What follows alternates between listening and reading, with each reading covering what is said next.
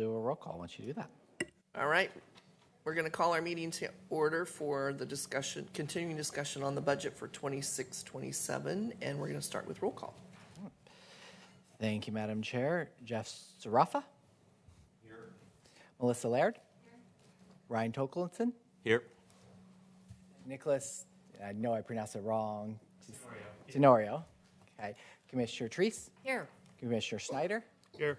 Chair Harrington? Here. And we'll be on the lookout for Commissioner Willie and Commissioner Fye, but you have a quorum, Madam Chair.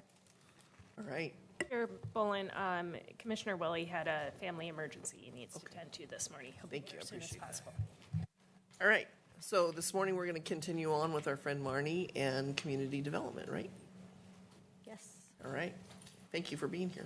thank you. Good morning, Chair Bolin and Budget Committee. Nice to be here with you for day 2. So I am going to start out with Housing, Health, and Human Services. This is a large portfolio, so I'll spend some quality time with you this morning.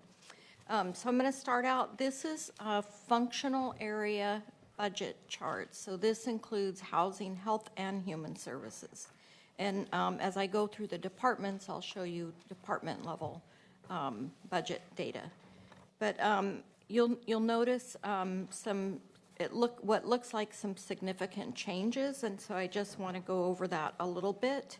With HHS, the requirements on the proposed budget reflect increases in contracted and professional services for the Beaverton Recovery Center and the crisis safety net system and other allocated costs. So while the FTE decreased by 4.5% in the proposed budget, increased personnel costs contributed an additional $1.5 million to the requirements in the coming year. That's because it's, as you'll learn, HHS is a very large department, over 450 FTE. So that is just normal sort of COLAs and salary changes, health benefits, those kind of things. So when you look at community development, there is a 23% decrease in requirements, and that is a couple things. The Home Investment Partnership is an intergovernmental resource from the U.S. Department of Housing and Urban Development that decreased significantly due to prior year completion of projects awarded under the American Rescue Plan, or the Home ARP program. The federal home program entitlement resources are not expected to increase or decrease compared to prior years. In addition, the Housing Production Fund and the Wood Stove Exchange Replacement Program are ending.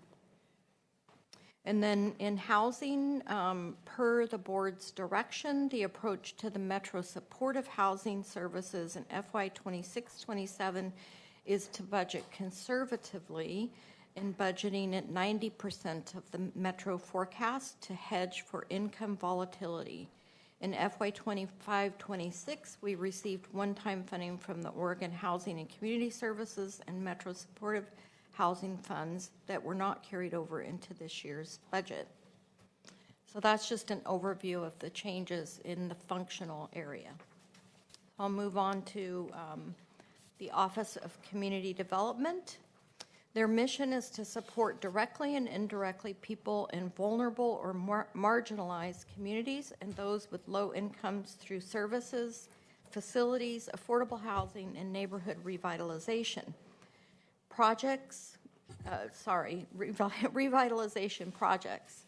In addition to the primary community development activities, the Office of Community Development conducts fair housing testing in rental properties and action called out in the federally required analysis of impediments to fair housing. And this budget, by the way, starts on page 276. In 2024, Washington County celebrated the 50th anniversary of the Community Development Block Grant.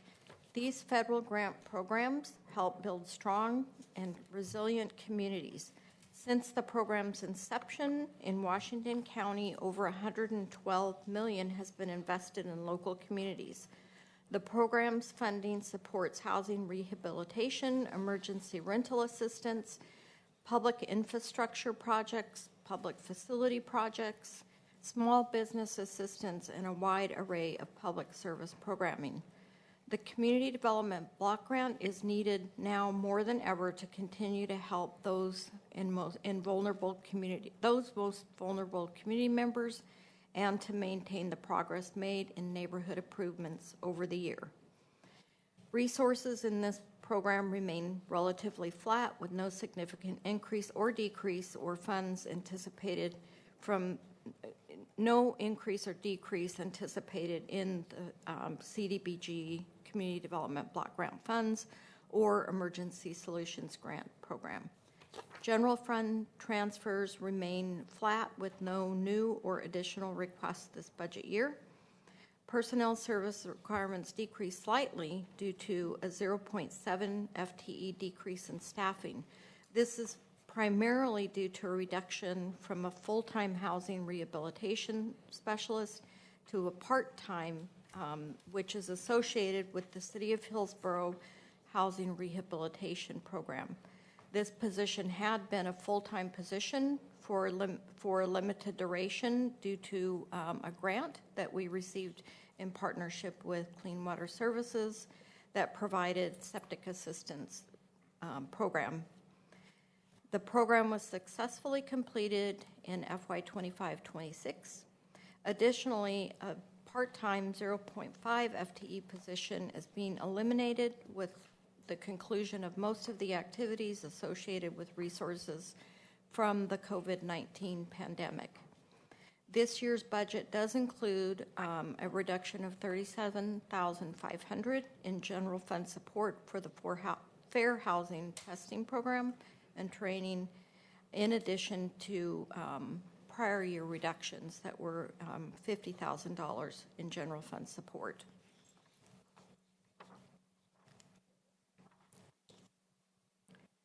So a little bit more about CDBG and homes specifically. CDBG funds are allocated to three types of activities, including public service, public facilities, and infrastructure. Home funds are primarily allocated to affordable housing development projects. The Office of Community Development manages the home program on behalf of the county and its 12 city home court consortium partners. Home funds are used throughout the county to finance the development of affordable housing, including rental housing, new construction, acquisition, and/or rehabilitation or home ownership. In 25-26, multiple large development projects are expected to be awarded funds, though most will not begin expending those funds until after the 26-27 fiscal year. These additional funds will be awarded were received as program income from the payoff of prior year home loan funds, as well as prior year unobligated funds. The emergency solutions grants are primarily used to pay for rapid rehousing activities through subrecipient contracts providing those services. The wood stove exchange program will end July 1st of 2026. As you see, the program exchanged over 800 uncertified wood stoves for cleaner heat sources. This has significantly reduced the PM 2.5 and other hazardous particulate. Office of Community Development manages a home program on behalf of the county and its 12-city consortium. Oops, I already read that. I'm sorry. Accomplishments. In 2025, the Office of Community Development was selected by the National Association of Community and Economic Development to receive an Award of Excellence in the Innovation category for support of safe parking program operated by Just Compassion. Office of Community Development also won a national award for our contribution to Alongside Senior Housing project, which was supported by the home funds. And you can see that that's a picture of that lovely facility in the slide here.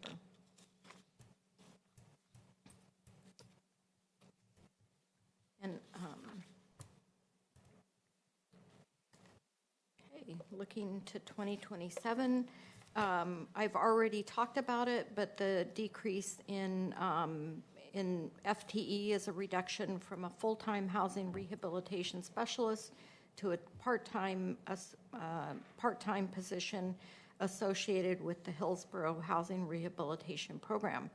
This position was full-time, limited duration, but due to a grant that was completed successfully in 25-26. One of the themes that you'll see as I talk throughout Housing, Health, and Human Services is the potential of federal impacts. In particular,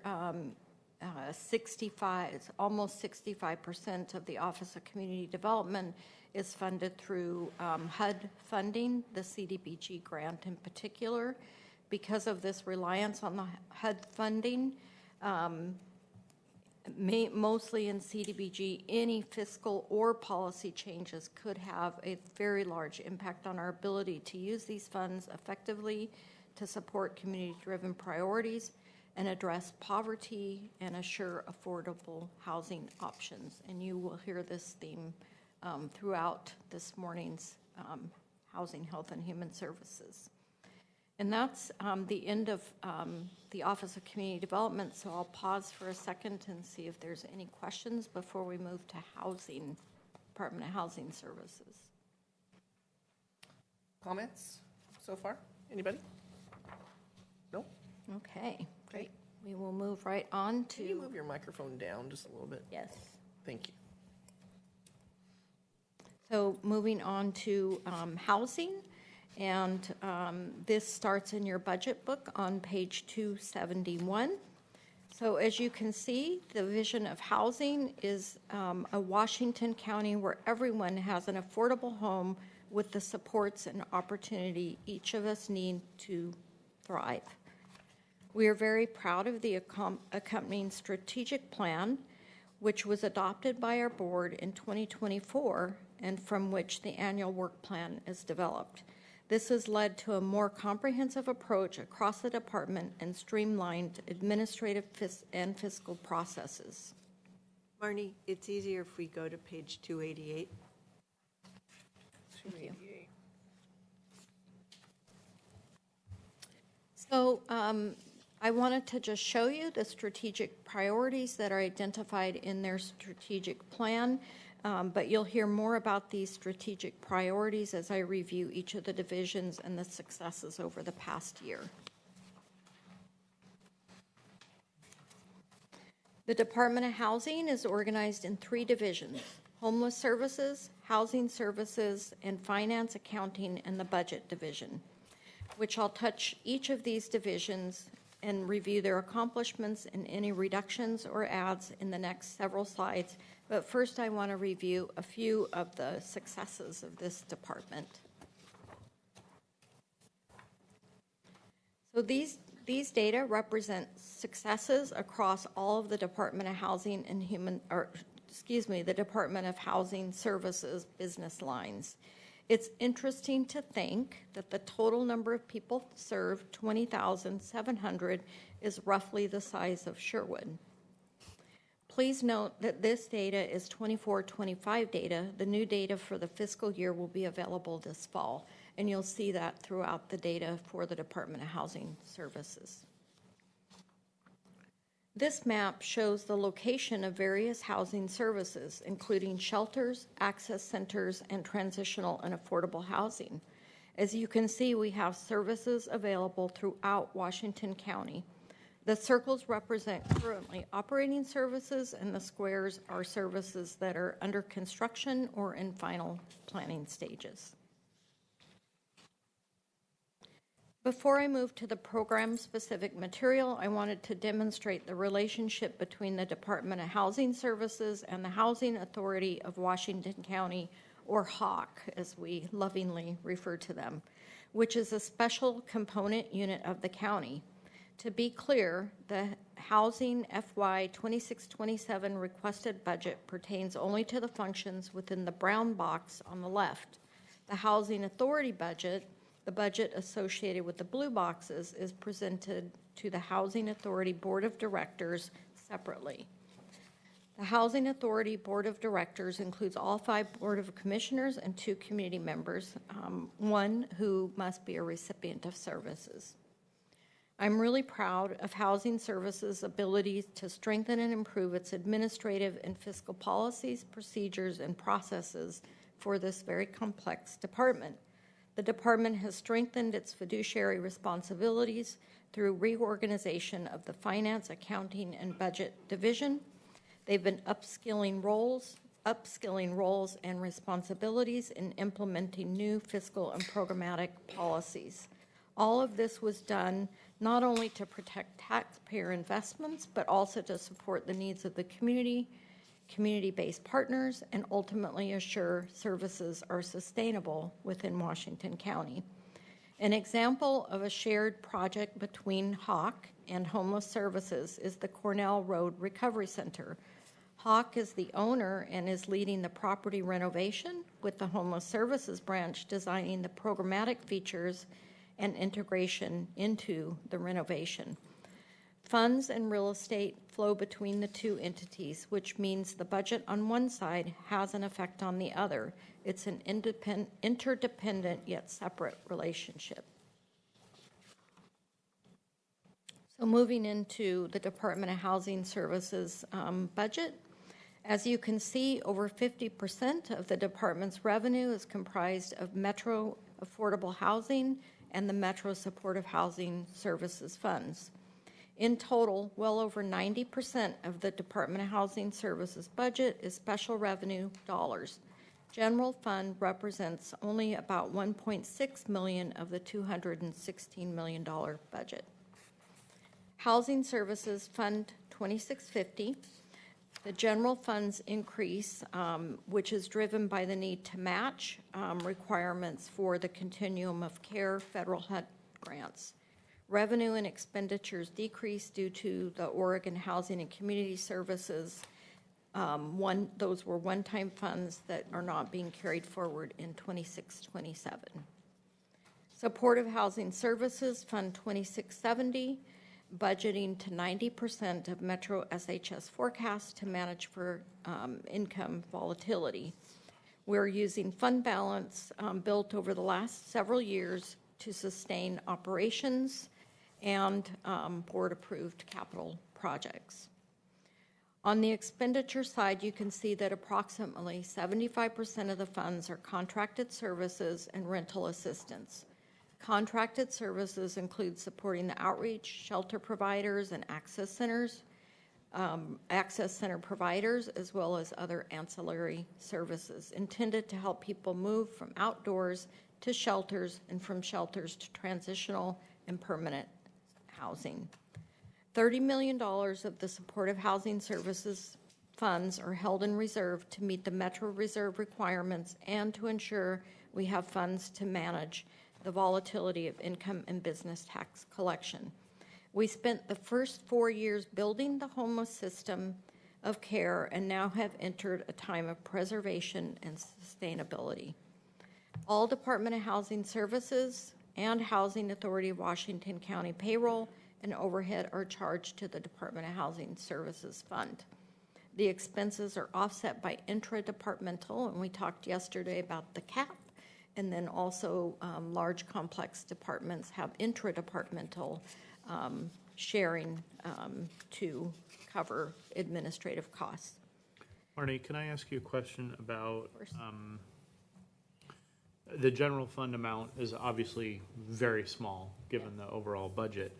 I think it'd be helpful for the public and our committee to know what that small amount is being, just a few examples of the kinds of things that's being spent on. I don't know if you know those off the top of your head or if that could go into a Q&A, but I think it's helpful to just have a little bit of context there for why there's any and what part of it is being.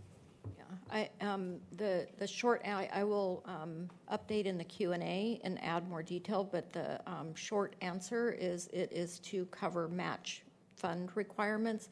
Mostly for the Continuum of Care grant.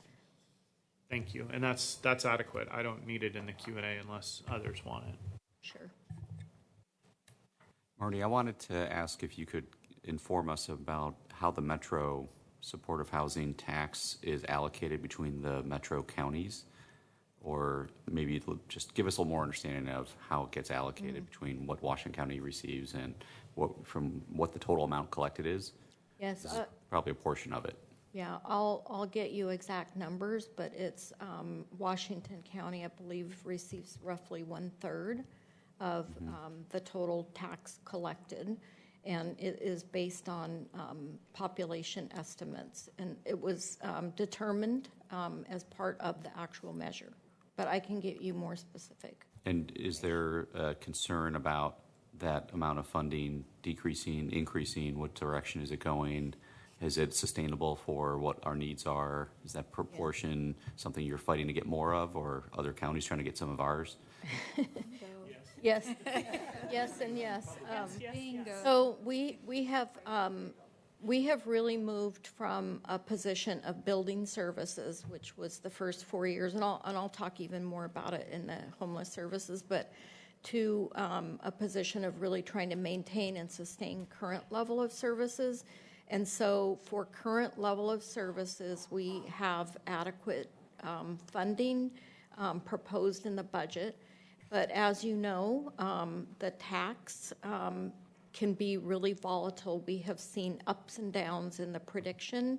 And so that's why our board has asked us to, because up until this proposed budget, we have budgeted to 100% of the predicted tax revenue. And there has been times when that has not been received. And there has also been times when there has been more funding received, and then we've been scrambling to put that funding into services. And so it is very volatile, and that's why we're budgeting more conservative. And it's also why we have contingency required by Metro, and also to address that volatility. Thank you for those questions. So that takes me right into talking a bit more about homeless services. So I'm going to start with some successes. The outreach team have had a great success rate. 80% of those engaged have moved to shelter, housing, or family reunification. That's just an amazing success. You can see the success also of the Housing Liaison Program. This is a program where the funds, SHS funds, are used to fund staff at cities to support homeless individuals in connecting and seeing successful transition to shelters, housing, and other appropriate living situations. The proposed budget, as I had mentioned, moves us from 4 years of building services to stabilizing and sustaining services, and finishing up a couple of large multi-year projects. The new facilities that are in the late planning stages and will begin construction soon include Transcending Hope, a mental health stabilization program in South Hillsborough, and the Cornell Road Helping Hands Substance Use Recovery Housing. So now I'm going to move into a couple of highlights from the affordable housing services. So the first is rental assistance. You will see $89 million has been spent in the 24-25 fiscal year towards rental assistance. And as I said, those statistics will be updated later this fall, so watch for our next annual report. This program combines federal rental assistance funds with an allocation also from the Metro SHS fund. Just to give you an idea of proportion, HUD is funding approximately $55 million of this $89 million. So as we take a deeper dive into who's being helped with the rental assistance, you will note that we are helping the most vulnerable of our community, senior and children. And then also, the success, 97% of participants remain stably housed for at least 1 year after placement. So next, I'm going to move into the Metro Affordable Housing Bond. So 13 projects were supported across the county with 7 different partners. Washington County is on track to exceed all metrics for production, including family-size units, very low income, and permanent supportive housing units. And I'm really thrilled to say I believe I've come here at least 3 years in a row and been able to make that statement that we are on track and we're exceeding all metrics for production. We have already opened 10 projects with 10 projects with 809 new affordable homes added. Three projects are still in progress. Woodland Hearth is under construction, and 2 projects are in the pre-development stage, one in Aloha and one in Forest Grove. As we talk about sustaining efforts we have built over many years, it is important to ensure that we have a plan for sustaining affordable housing. Without these efforts, we would lose ground and more of our community members would face housing instability. Washington County has leveraged $113 million in tax credit equity and commercial debt to preserve the affordable housing properties. As you can see, we have made progress in preserving housing with almost 600 units in 10 projects just renovated across the county. As you know, Hawk stepped in to preserve Woodspring Apartments in Tigard, which is currently under construction. But you will also note that this is an area we need to continue to invest in because there are still over 1,000 units of affordable housing that are at risk of losing their affordability over the next 5 years. Moving on to housing 2027 goals. They are very ambitious. One of the things that I think was on the slide when we talked about the Office of Community Development, but I didn't really mention, I'll mention here, one of our goals is to co-locate and integrate housing services and the Office of Community Development. And so you'll see that goal here, as well as it was on the Office of Community Development. Also plan to open and start inviting guests to our final Safe Rest Village and first transitional housing project. Complete rehab of the Wood Spring and break ground on a new affordable housing development. Support households affected by federal disinvestment to other modes of rental assistance or housing, and I'm going to talk about those concerns in a minute. Adapt to changing revenue streams to promote financial sustainability. In this budget, you'll see a proposal for 4 new positions. One is a senior occupancy specialist, which is essential to operational and stability and responsiveness within the rental assistance division. It's a huge growing division. This position is funded with a combination of SHS and federal housing choice voucher funds. There's also 3 new program staff proposed in the homeless services that are all paid for with SHS funds. One is a program coordinator to provide insight to ensure shelter infrastructure, maintenance, vendor coordination, and compliance, ensuring safety, compliance, and operational efficiency and sustainability. 2 senior program coordinators, one to create additional capacity for special projects to the program implementation team with a layer of an ability to float across projects to increase capacity for non-reoccurring or special project-based work that maintains homeless services. The second senior program coordinator will maintain current department data needs and ensure that the county is prepared for a new tri-county homeless management information system, HMIS, implementation in 2027. Our county's homeless services system has grown in size and complexity, and we need to devote the leadership capacity to integrate data, governance, and systems evaluation. In addition to the 4 new positions, there are 4 reclassifications proposed in this budget, with all of the funding coming from the SHS program. And then we have 2 vacant positions that are being eliminated as the program matures. These positions have been deprioritized, and they're both vacant positions. So moving on to federal impacts. We are really watching this closely, oftentimes getting weekly updates from our federal partners and alliances. As we discussed, a large portion of the Housing Department's budget depends on HUD federal funds, and several budget and policy debates are underway within the administration and Congress. These changes could have a significant impact on the department's funding and operational services.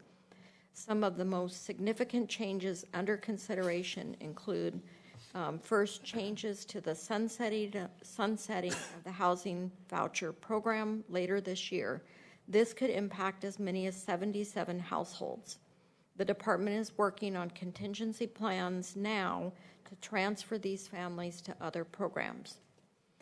If new rules were to go into effect related to immigration status, the second bullet up there, those served in to immigration status of those served in public housing, it could end rental assistance for as many as 39 households in Washington County.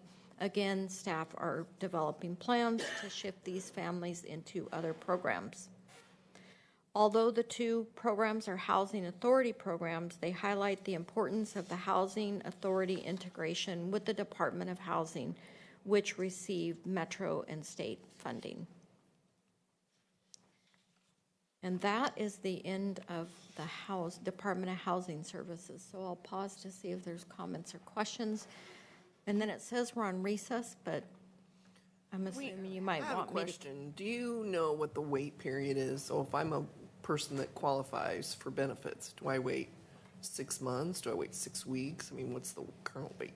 So I can get you that answer in a Q&A, because it really depends on which benefits you're applying for. Okay. And the availability of services. So Okay. I was just some, like, curious. some services, like moving from outdoor to a shelter, it's going to be less of a wait. Others, like getting into long-term permanent supportive housing, is going to be potentially a longer wait. Okay. So I will get you that. Okay. Anybody else? Questions? Yes, ma'am. So when I look back on page, on your map of all of the impact and all of the facilities underway, there's an awful lot of squares, which means they're under construction. And with the volatility of the funding and moving from growth to sustainability, I was a real concern of whether or not you can continue to sustain all this property. So like right now, you're building 2 new facilities that are just going to get started this year, and you're going to go right into sustainability of all of this property. So it just doesn't feel like there's a path to understanding in the future how you're going to keep all of these open, and a concern or fear that you'll open a facility in 2 years that needs to get shut down for lack of funding. So when we talk about sustaining, when I talk about this budget proposes a level that we could sustain services, it includes those properties that are under construction or in the end stages of development. And all of that is, of course, dependent on continuous success of the SHS funding. So for the life of the current SHS measure, we feel confident that we can sustain those services, including those that are under construction or in pre-development. Okay, so Some of those are affordable housing bond projects. Correct. Not A all mix. dependent. And yeah, some I of know them there's are a all mix. different places where you're getting the funding. Like the and it's a little Cornell confusing. Road is a HAWK project that has funding identified for that capital construction project. Thanks for. For how long though? So the department, so HAWK is providing the capital, and so the facility will be built. And then the supportive services is going to be part of the SHS funding. And those services are sustainable at least through the life of the measure. I can't predict what's going to happen after the measure, whether That's the 10 measure will years? be Is that correct? 5 more. 5 more years of it, Yes. okay. As opposed 5 more to years. the green triangle down in Tigard, that's one of the affordable housing bond projects that she spoke about. So this is the complete system, and it's a mixture, and some of these will remain in operation. All the affordable housing bond units will remain, so. And we can get you, the financing for those affordable housing is quite complex, so we can get you more information if you're interested in that. In the Q&As, we can also provide links to the most recent financial update on SHS to the board, where we had discussed, in essence, baseline stabilization of service, because you are right, Melissa, we have had this ramp up, and we know we need to stay. Yes. Yes, and there was significant community pressure and need to have that fast ramp up. And now we're leveling off into stabilization, looking also and projecting based on what we've experienced with income tax collections and what we expect in the future. And that's where Marnie had said budgeting only to the 90%, not 100%, so that provides some cushion. Yesterday, I spoke to how we use one-time funds versus ongoing funds. That is also a practice that we have in place as we look at our SHS funding too. So what do we need to maintain the system operationally, and then what can be set aside for one-time capital, whether it's construction or other types of projects. I will caveat all of this with this is assuming stability and no change in the existing measure. I'm really curious, though, what's your underlying information need? What are you really trying to understand? Just that we've put all of these facilities in place quickly, and funding is volatile. And once you put it in place, the expectation is that it's going to last over time, right, and serve the community. And you've put these in areas where you've affected the communities that they're part of. And I would hate to see things get implemented and then in 2 years run out of money, and It's 5 have to years, not 5 just- years run out of money, and all of that was. But it beats the frustrating. alternative of having no solution and having people out on the street. So it's just a balance, and it's a policy question. Melissa, I think it might be helpful also to understand fully how, so there's capital used to build these projects, and then the way that the financing and the cash flow and everything else work is, and this is where I'm starting to get a little bit over my skis, so I'm going to say that, but I think others may be able to clarify. The key point, though, is that there's a plan around, there's a mix of money that is being paid by the tenant, which may be a small amount or none. There is some that may be coming from some sort of a voucher that is in a more permanent space, or one that's tied to SHS. We're not just fully carrying the load Right. of the cost of having that property in place. Is that helpful to, there's cash flow coming in?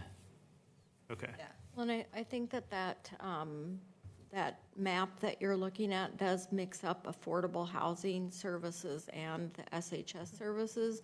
And so in the Q&A, we can give you kind of a summary of how are continued operations financed on both sides.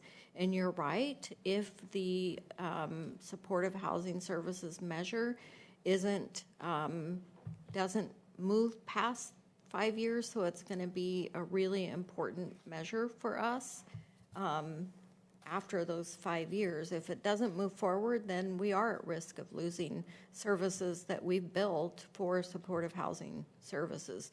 The affordable housing facilities has a different financing mechanism for ongoing operation of those affordable housing units, but some of it is intertwined with supportive housing services, and so it can get quite complex pretty fast. So I will ask staff to provide for the Q&A kind of a brief overview of how those two financing mechanisms are different and how they work together. And if the answers could also link to the reports. We've got great annual reports, we get quarterly reports, it's all open and transparent. Great, thank you. Okay. So, so the one and only other comment I'd like to make, so I did listen in on one of your work sessions and where you were talking about the SHS goals. And I did, and it was an interesting conversation that, for 10 years to end homelessness, we're 4 years into it, exceeded most of the goals. However, for every 10 people that are helped, 30 more people enter the system. So, there is also concern of this whole program and its goals and whether it can achieve them or not, and we're heavily dependent upon it, as you just told me. So just want to make sure everybody heard that.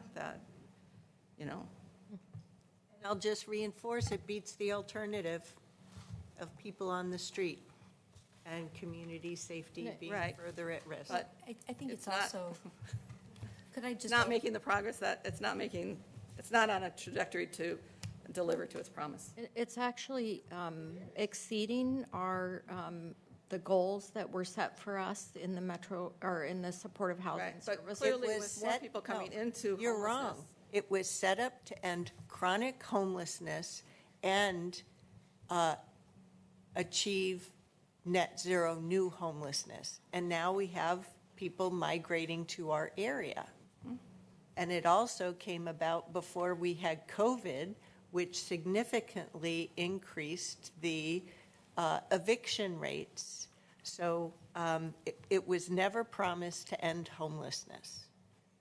I also think one of the things that I didn't highlight this year is we have no encampments in Washington County anymore, and I think that is just a really visual display of the success that we've had, because you can't necessarily say that across the United States or across Oregon or to our neighbors to the east. So we have been successful with these funds. Is there more work to do? 100%, 100%. I think also this conversation connects to me to our conversation around the public safety and justice ecosystem. Housing does not, in essence, live in a vacuum, and just like public safety and justice doesn't. And so there are other pressures that are impacting homelessness than a program itself can solve, such as what was mentioned, migration, also just cost of living change, so we are, as Marnie indicated, we are meeting and exceeding what the goals are, and we are also being faced with the reality of other factors that are impacting the program and our communities, just like all of our other departments are. And I'll once again stress that a lot of this discussion is about policy issues, and that is not the role of the Budget Committee. Pam, do you want to finish your comment? No, I'm fine, thank you. All right, we're moving on. I'm assuming you want to not take a recess yet, but offering that? Okay. All right, moving on. So now we are moving on to Health and Human Services. Begins in the budget book on page 301. Health and Human Services has 8 divisions and offices: Administrative Services, Animal Services, Behavioral Health, Developmental Disability, the Director's Office, Disability, Aging, and Veteran Services, Public Health, and Solid Waste and Recycling. And I will briefly touch on each of those after a few department-level slides. So the mission of Health and Human Services, as you can see, is to promote health and well-being by influencing policies, systems, and environments, providing education, programs, and services, and responding to the needs of vulnerable populations. Together, we promote the health and well-being by influencing policies, systems, and environments, and providing those services. Health and Human Services is a trauma-informed organization. Trauma-informed care is a guiding principle. This means that HHS employees strive to make their working environment and services appropriate for those who have experienced trauma. HHS recognizes the widespread impact of trauma on both the community we serve and on our workforce. We utilize trauma-informed care approaches based on knowledge from the impact of trauma, aimed at ensuring that environments and services are appropriate for all who are served. And this is really important as we think about the types of services that we're providing: health services, including behavioral health services, and substance use services. So Health and Human Services is a large, complex department with over 450 FTE within those 8 divisions. The department has over 400 reporting categories, 78 mandated services that are specified in county code, Oregon revised statute, administrative rules, or intergovernmental agreements. You will see a reduction of 4.5 FTE as compared to the 25-26 budget, related to reductions in funds from the Coordinated Care Organization. As you can see, the department has a lot to celebrate in 2026, and there are many more that are not listed. First, the much-anticipated Center for Addiction Triage and Treatment opened at both the Hillsborough and Beaverton locations. Our Deflection Team program celebrated its first birthday, and we authored our county's first climate action plan. We also negotiated a very complex, and I would describe prickly, IGA with the Oregon Health Authority to assure stable and community-responsive behavioral health services in Washington County, and completed the medical examiner's feasibility study in partnership with facilities. I'll share a little bit more about some of these accomplishments as we dive into each division after a brief summary of the department budget. So the purpose of this slide is to show the FY 26-27 revenue sources for HHS.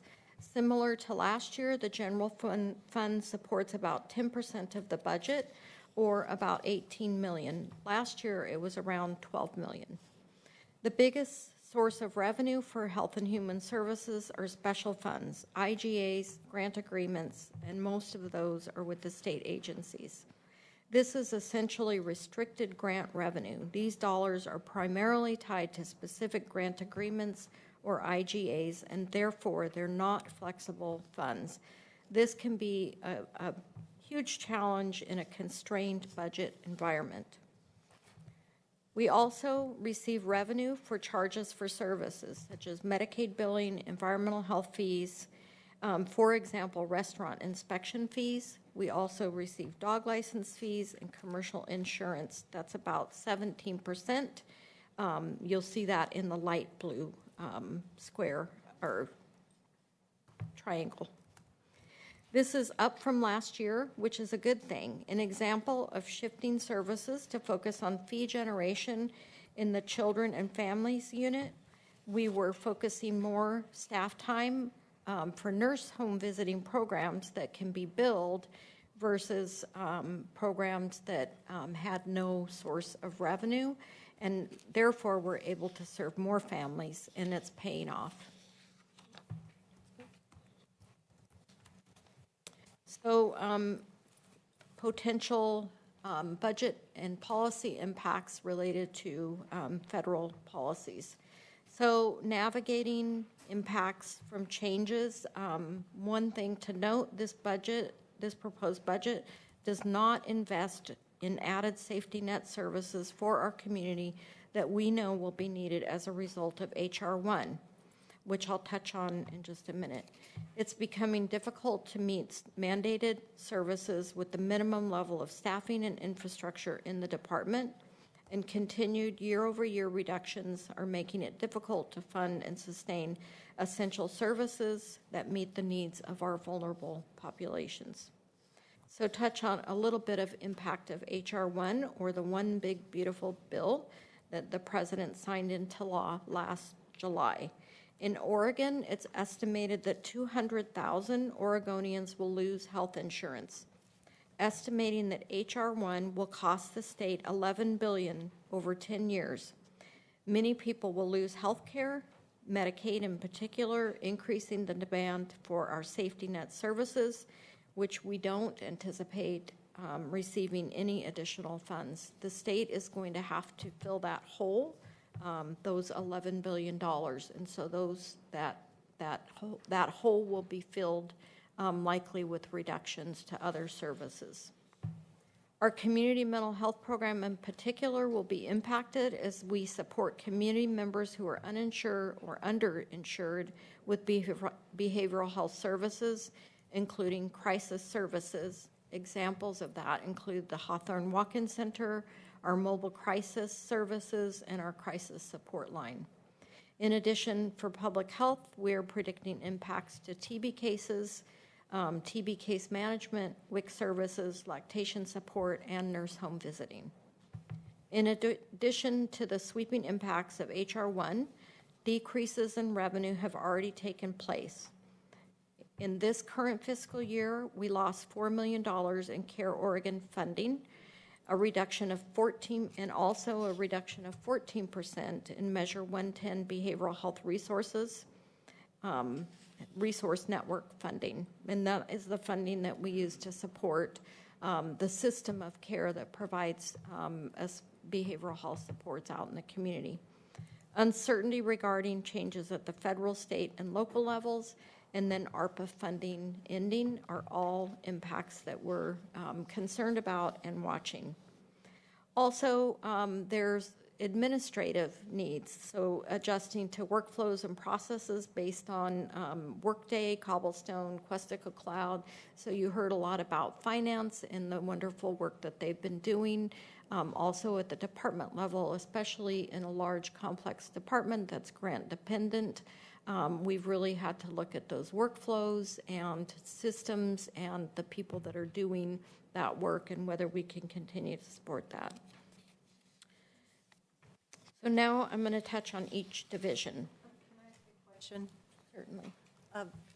It's not on any part of the budget books, but rather my brain is just tripping up on a sentence. The second bullet, decreases in revenue that have already taken place. Do you mean decreases in revenue that fund activities that have already taken place because some programs are reimbursable?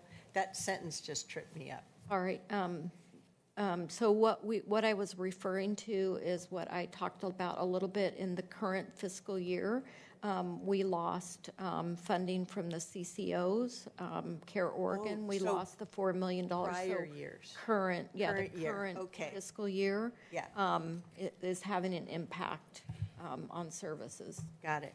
So, yeah. And if I can expand on that, the reality that we're living with is we celebrate once the board adopts the budget. Yay! However, last year, after the board adopted the budget, within that next month, we were making cuts to services because the state did not come through funding. And this year, the last couple of years, it just feels continuous, that whether it's loss of federal funding or state funding. And so what Marnie is highlight is just how disruptive that is to the workflows, staff, and the services that we deliver, because we feel like there's no the sands are always shifting, and we don't know in what direction they're shifting. So it can be very challenging to create strategy or plans. Nafisa, where do you go? You're up. Thank you, Chair Bowling. Marnie, good morning. I have a question about the first bullet point. And I went to Project Access Now, had their gala last night, I think, or fundraiser. And I heard State Representative Rob Nels really dig deep into the impact of HR 1 in a non-political way, in a way that really helps people understand what's upon us. And I didn't realize that this is upon us now. These changes actually go into effect fall of this year. And sort of, not that it freaked me out, but it made me really, it gave me some heartburns around our own budgeting and that anticipation, and frantically looked for, if there is a contingency plan, especially community members that are going to be impacted, specifically the certain non-citizens that are going to be impacted by this, especially around Medicaid and SNAP. So could you, I don't think you can respond to this now, but I'd like to see some plan around, how are we going to mitigate the impact to specific communities that are all of a sudden going to be impacted by this,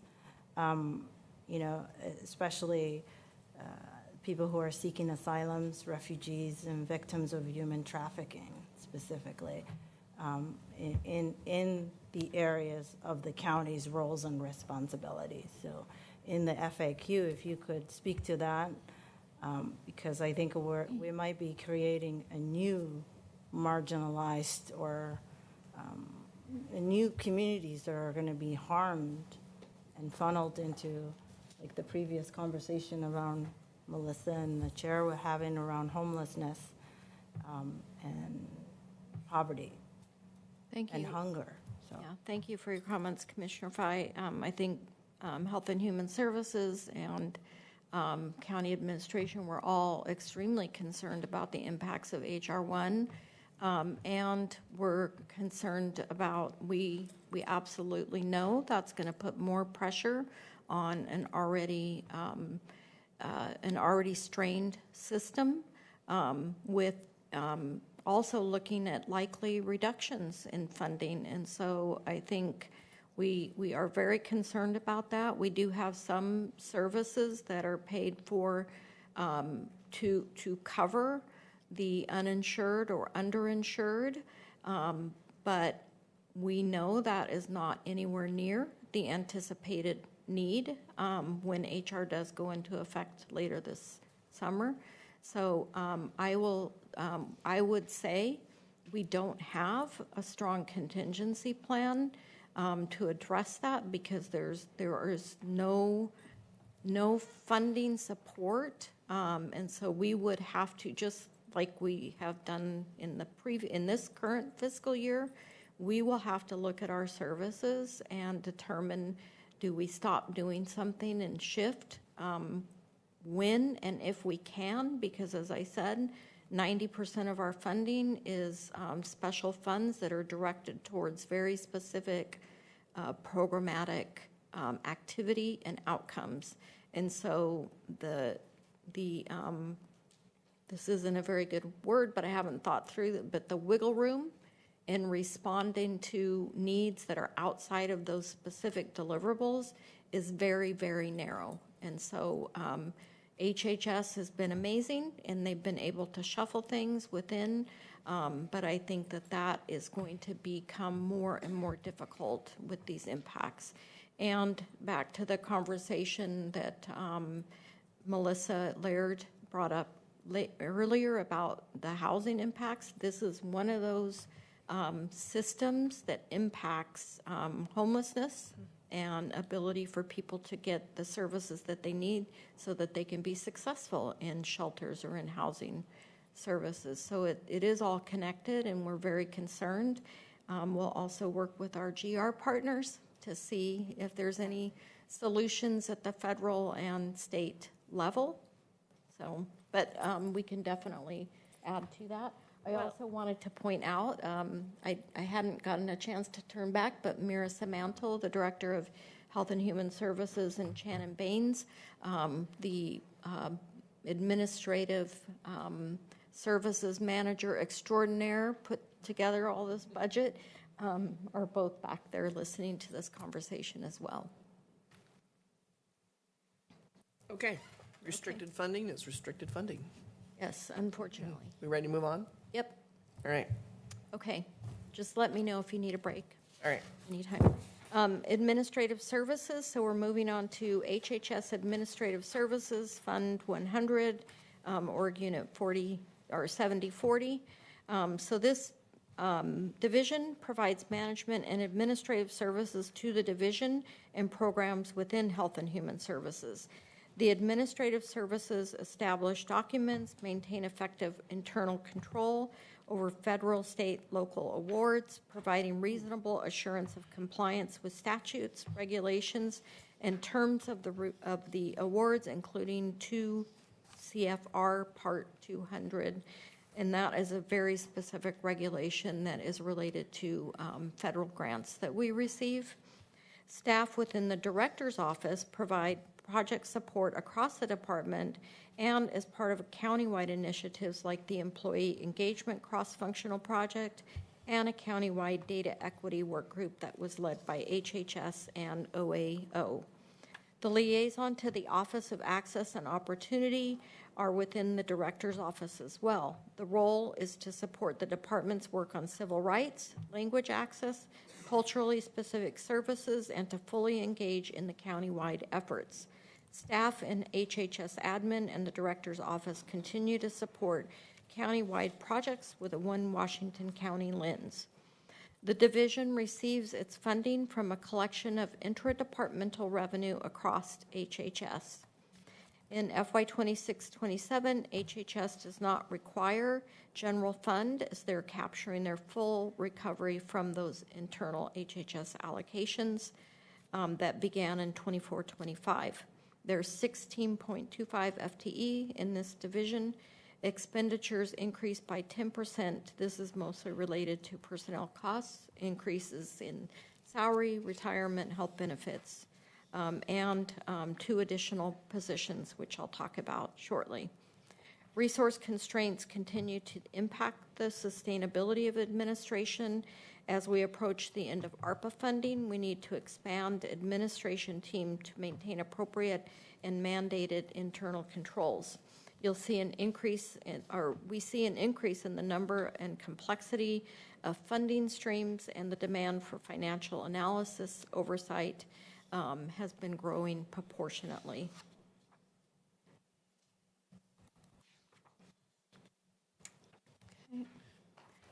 So in the administrative services division, you'll see 3 ad packages funded again through internal HHS CAP. So a senior program coordinator changes an existing position from a limited duration to a regular position. There's a senior financial analyst. This is a new position, replaces a limited duration ARPA-funded financial analyst position. An accounting assistant 2, another one that changes an existing limited duration ARPA-funded position into a regular funded position. The proposed budget shifts a senior program coordinator from a limited duration position to a regular position. This position provides the support related to accommodation needs, translation, and interpretation.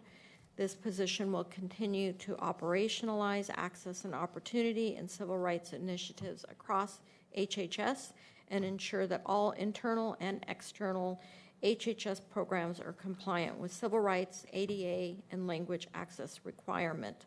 The role collaborates with the Civil Rights Compliance Committee, serves on the Access and Opportunity Committee, and supports development of countywide processes related to federal executive order implementation. Given HHS's broad community engagement, the urgency of civil rights requests, and the county's evolving compliance needs, a department-specific civil rights coordinator has been providing essential services to assure fair access to services and providing critical support to staff. In addition, the new financial analyst and the shift to the accounting analyst, replacing that ARPA-funded position. Like other departments, HHS is preparing for those ARPA positions to end on December 31st. So the total number of FTE and HHS admin would potentially shift from 15 to 8. But since 2020, HHS has managed a growing portfolio of federal grants and contracts, many of which fund services for community with persistent gaps. So that's why we're requesting those positions. HHS grants and contracts have grown more complex, requiring greater scrutiny to ensure alignment with federal policies. The county relies on HHS financial analysts for expertise in federal grants and contracts, and the current team has played a key role in developing countywide guidance. These two changes will help ensure that we can meet the department's increasing need for financial management and budget support moving forward. We'll move on to animal services. Comments?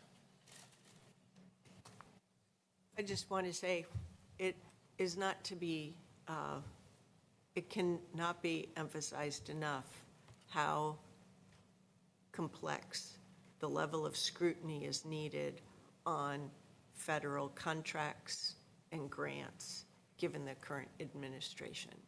Every single word, every single phrase has to be checked. And that includes with a large volume of executive orders. We don't want to have to pay stuff back just because we, didn't catch something that we could have fixed. Precisely, and it's a load not just for the department, but especially including for our county counsel's office. And then this discussion was on page 336, HHS Administration 100-7040. This shows FTE of 18. Is that what you said?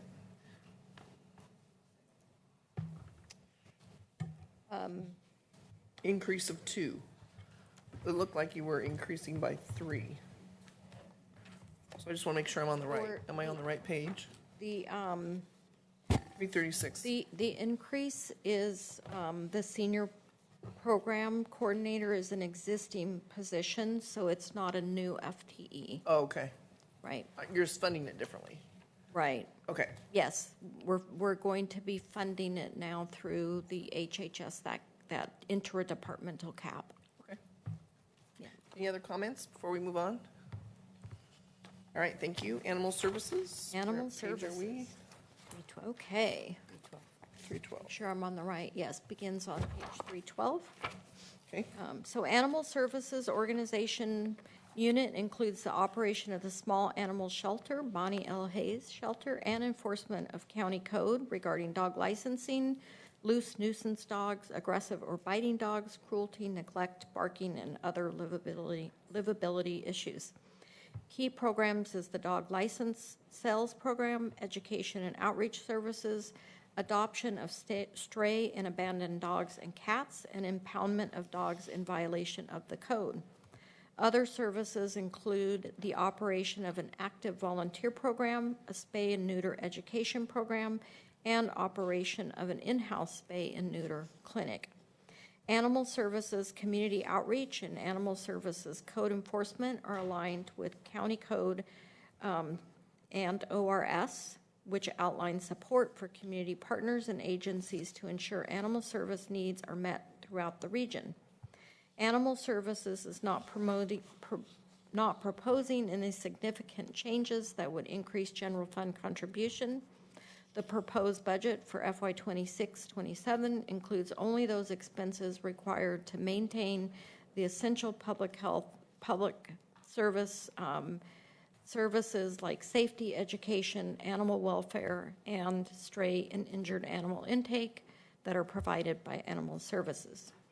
Total revenue is just over 1.9 million. This is a slight increase from FY 25-26. The general fund transfer of 2.9 million represents about a 4% increase. Expenditures are increasing about 2% from last year. FTE remained the same at 24.0. The proposed budget will allow us to maintain a relatively flat general fund contribution and still cover the necessary increases in material and services related to skyrocketing costs of animal care supplies. Dog license revenue, this is a significant revenue for animal services that are tied to those cells. We keep a close eye on the current and future trends of community compliance with dog license requirements. We've implemented an online dog license revenue partner called DocuPet, which we hope will increase that revenue. We continue to see increases in costs for supplies and emergency vet costs. So we will also monitor those animal care expenses, and in particular, emergency medical needs and supplies. Public safety partnership within animal services. Animal services has noted an increased demand for partnership with local law enforcement and greater court involvement. So a few accomplishments over the years. Animal Services works hard to ensure the community's animal services needs are met. And here's a few of the numbers. So you'll see that we serve the entire county, so cover over 600,000 people. Last year, there were over 9,900 field responses and follow-up calls. Intake, boarding, and disposition for 1,718 stray, sick, injured, neglected, abused, or quarantined pets, totaling about 8,590 boarding days. We received 41,000 calls from the public and other partner agencies related to a variety of requests such as animal welfare concerns, requests for assistance, looking for information, witnesses to animal code violation or animal crimes, law enforcement coordination, 911 dispatch, the district attorney's office, courts, animal shelter alliance, so all sorts of partners that we're working with. I did want to highlight one success story, and I'm not doing that for every division, so but I wanted to share this story. So in June, the Animal Services team rescued 30 cats and 2 birds from a very serious neglect situation. These pets were living, as you can see in the picture, in unsanitary, unsafe, and uncomfortable conditions that no animal or human should ever live in. All of the cats were underweight, and many were suffering from skin, ear, and eye issues that required specialized medical care. Following the initial investigation, the team worked with Washington County Sheriff's Office to secure a warrant to enter the home where the suspected neglect was taking place. Then, after removing the pets, conducting exams, and documenting evidence, our partners at the Oregon Humane Society provided long-term care and housing for those animals. We are happy to report that nearly all of the cats and both birds were adopted into living homes. Animal neglect cases are complex. That's why many people and agencies work together to ensure that they are handled properly. The animals receive the care that they need. A solid case is built to support any related citations or animal criminal penalties, and Animal Services works with the DA office to build the case. Recently, the suspect in this neglect case pled guilty to 10 counts of animal neglect in the first degree and 1 count of animal neglect in the second degree. In January, we reached a stipulated agreement with the defense, at court, resulting in a court-ordered restitution of about $100,000. While the bulk of this will go to the Oregon Humane Society, who housed the cats after their initial seizure, exam, and observation, it is a strong testament to the recognition given by the courts to animal crimes and the significant cost associated with holding animals while cases are pending resolution.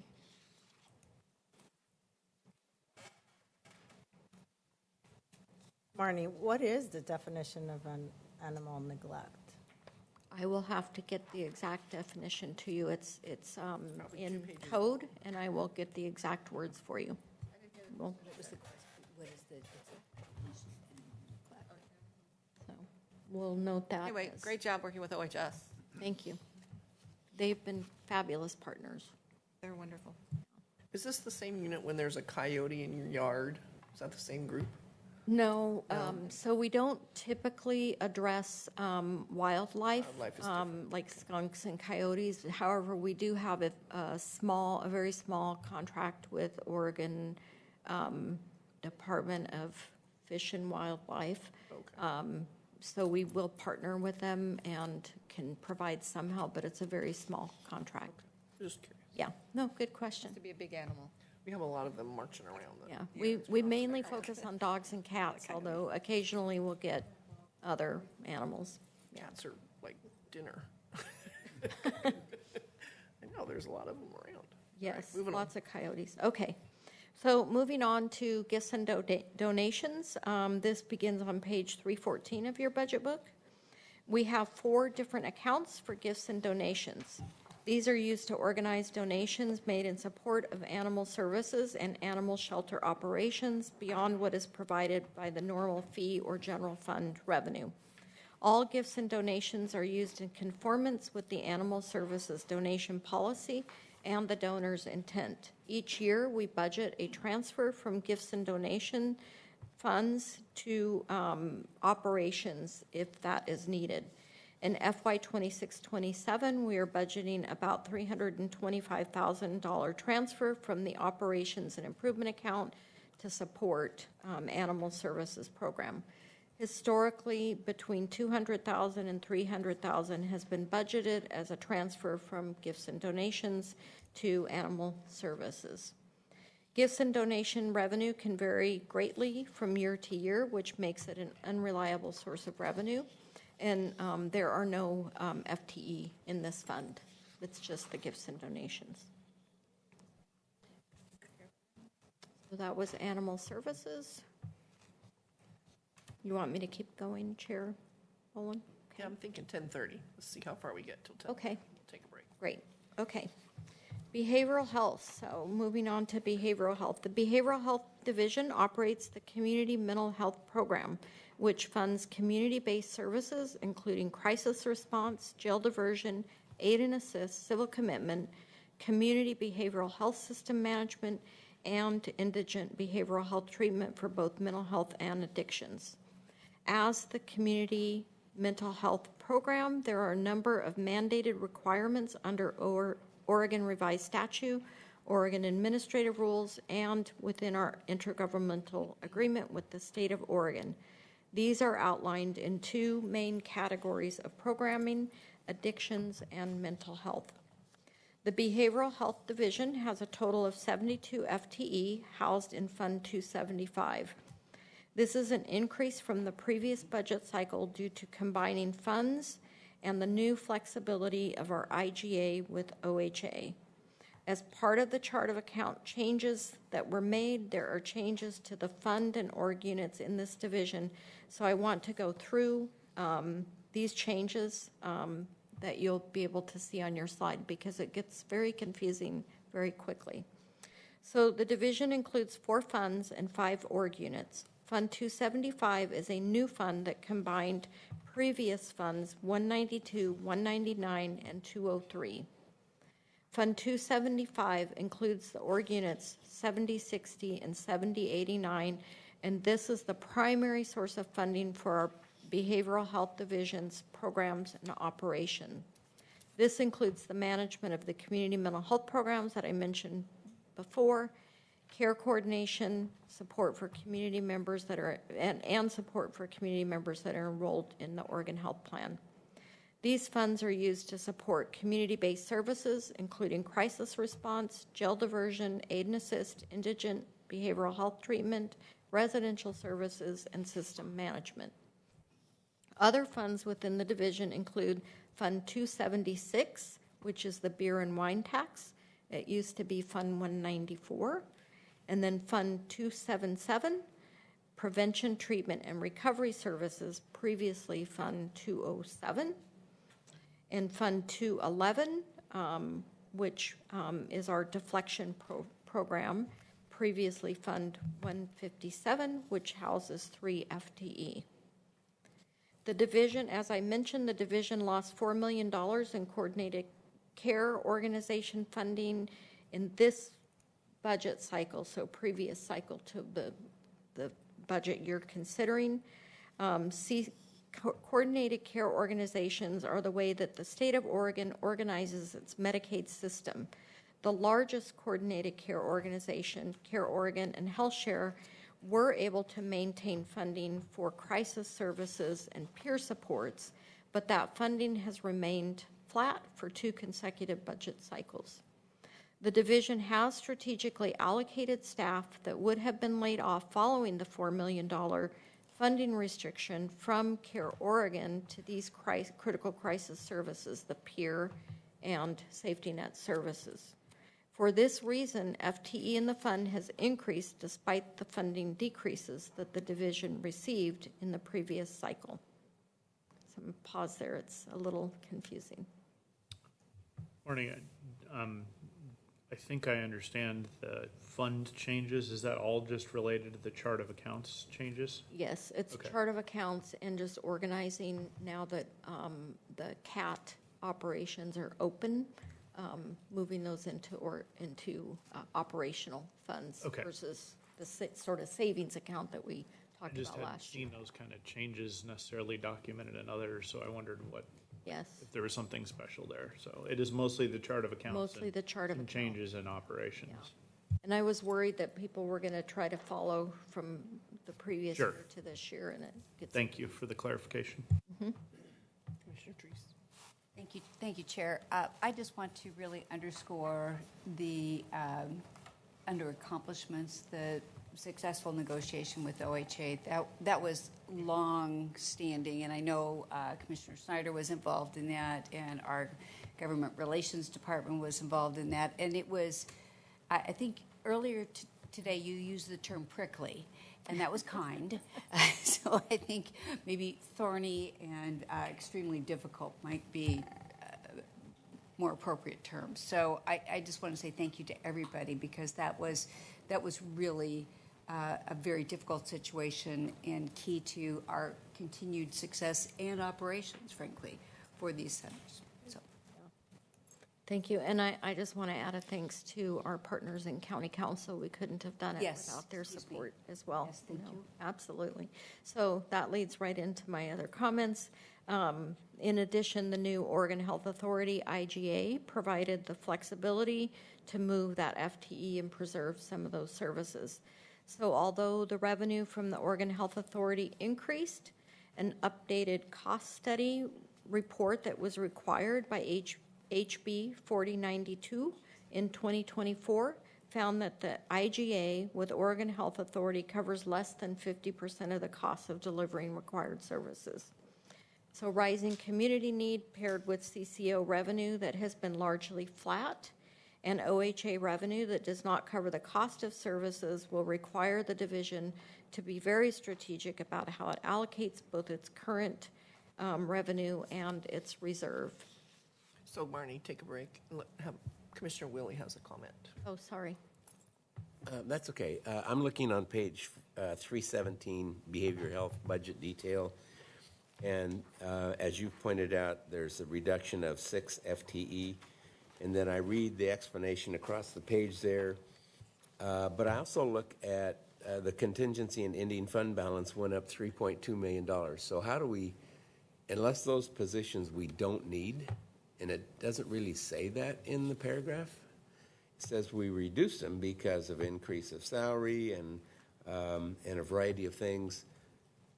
So why would we, if we need those people, why would we eliminate those positions and increase our contingency by 3.2 million? Sentence says to reserve for future appropriations. Well, I know, what I want to hear is, we what don't is need that? those positions anymore. Oh, So if it sounds like you want to take a break about 10:30, so if I can connect with Shannon and look at that actual page, because it helps Okay. me to like look, and then I can answer the question when we get started. When we come for the back from break. Is that, is that okay with you? Yeah, absolutely. I don't think I understood the question. yeah. Can you tell me the Well, page number again? Or- In the personnel services decrease, it doesn't say, we don't need those positions anymore.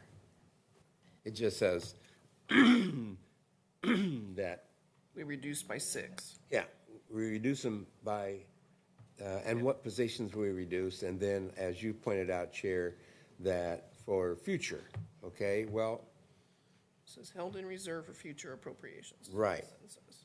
and I'm saying, if we need those positions, why would we eliminate those positions and increase our contingency by 3.2 million?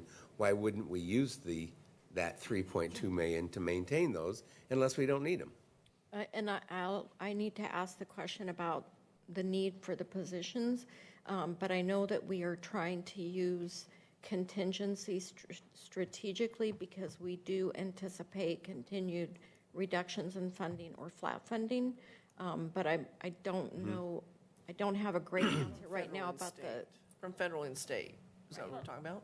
right. We'll come back and we'll answer that question of really the trade-off. nugget of that question Trade-off. is why is the contingency level where it's at, given it's a 10% increase? I mean, we have $36 million in contingency here, so, But remember, some of those may be opioid dollars or grant monies from particular sources that are earmarked for only a certain class of activity. So they really do need to check in yeah, with one that's another. an excellent start to providing an explanation, so yeah. I wasn't trying to provide the answer, but rather really the importance, the complexity of why Marnie wants to sync up to give you the correct answers. And luckily, we have Shannon and Mary here. Is this a good, I was going to move on to Kat. Is this a good? So what's the will of the body? We've been here for an hour and a half. We ready for a break? Yes? Yeah. 10, 20, 15 minutes? 15 minutes, they'll come back at 10:45-ish, 10:45. Let's go to 10:45. How's that sound? All right, so we're going to take a break till 10:45. Good? Are we on time? No. That's amazing. Of course there is.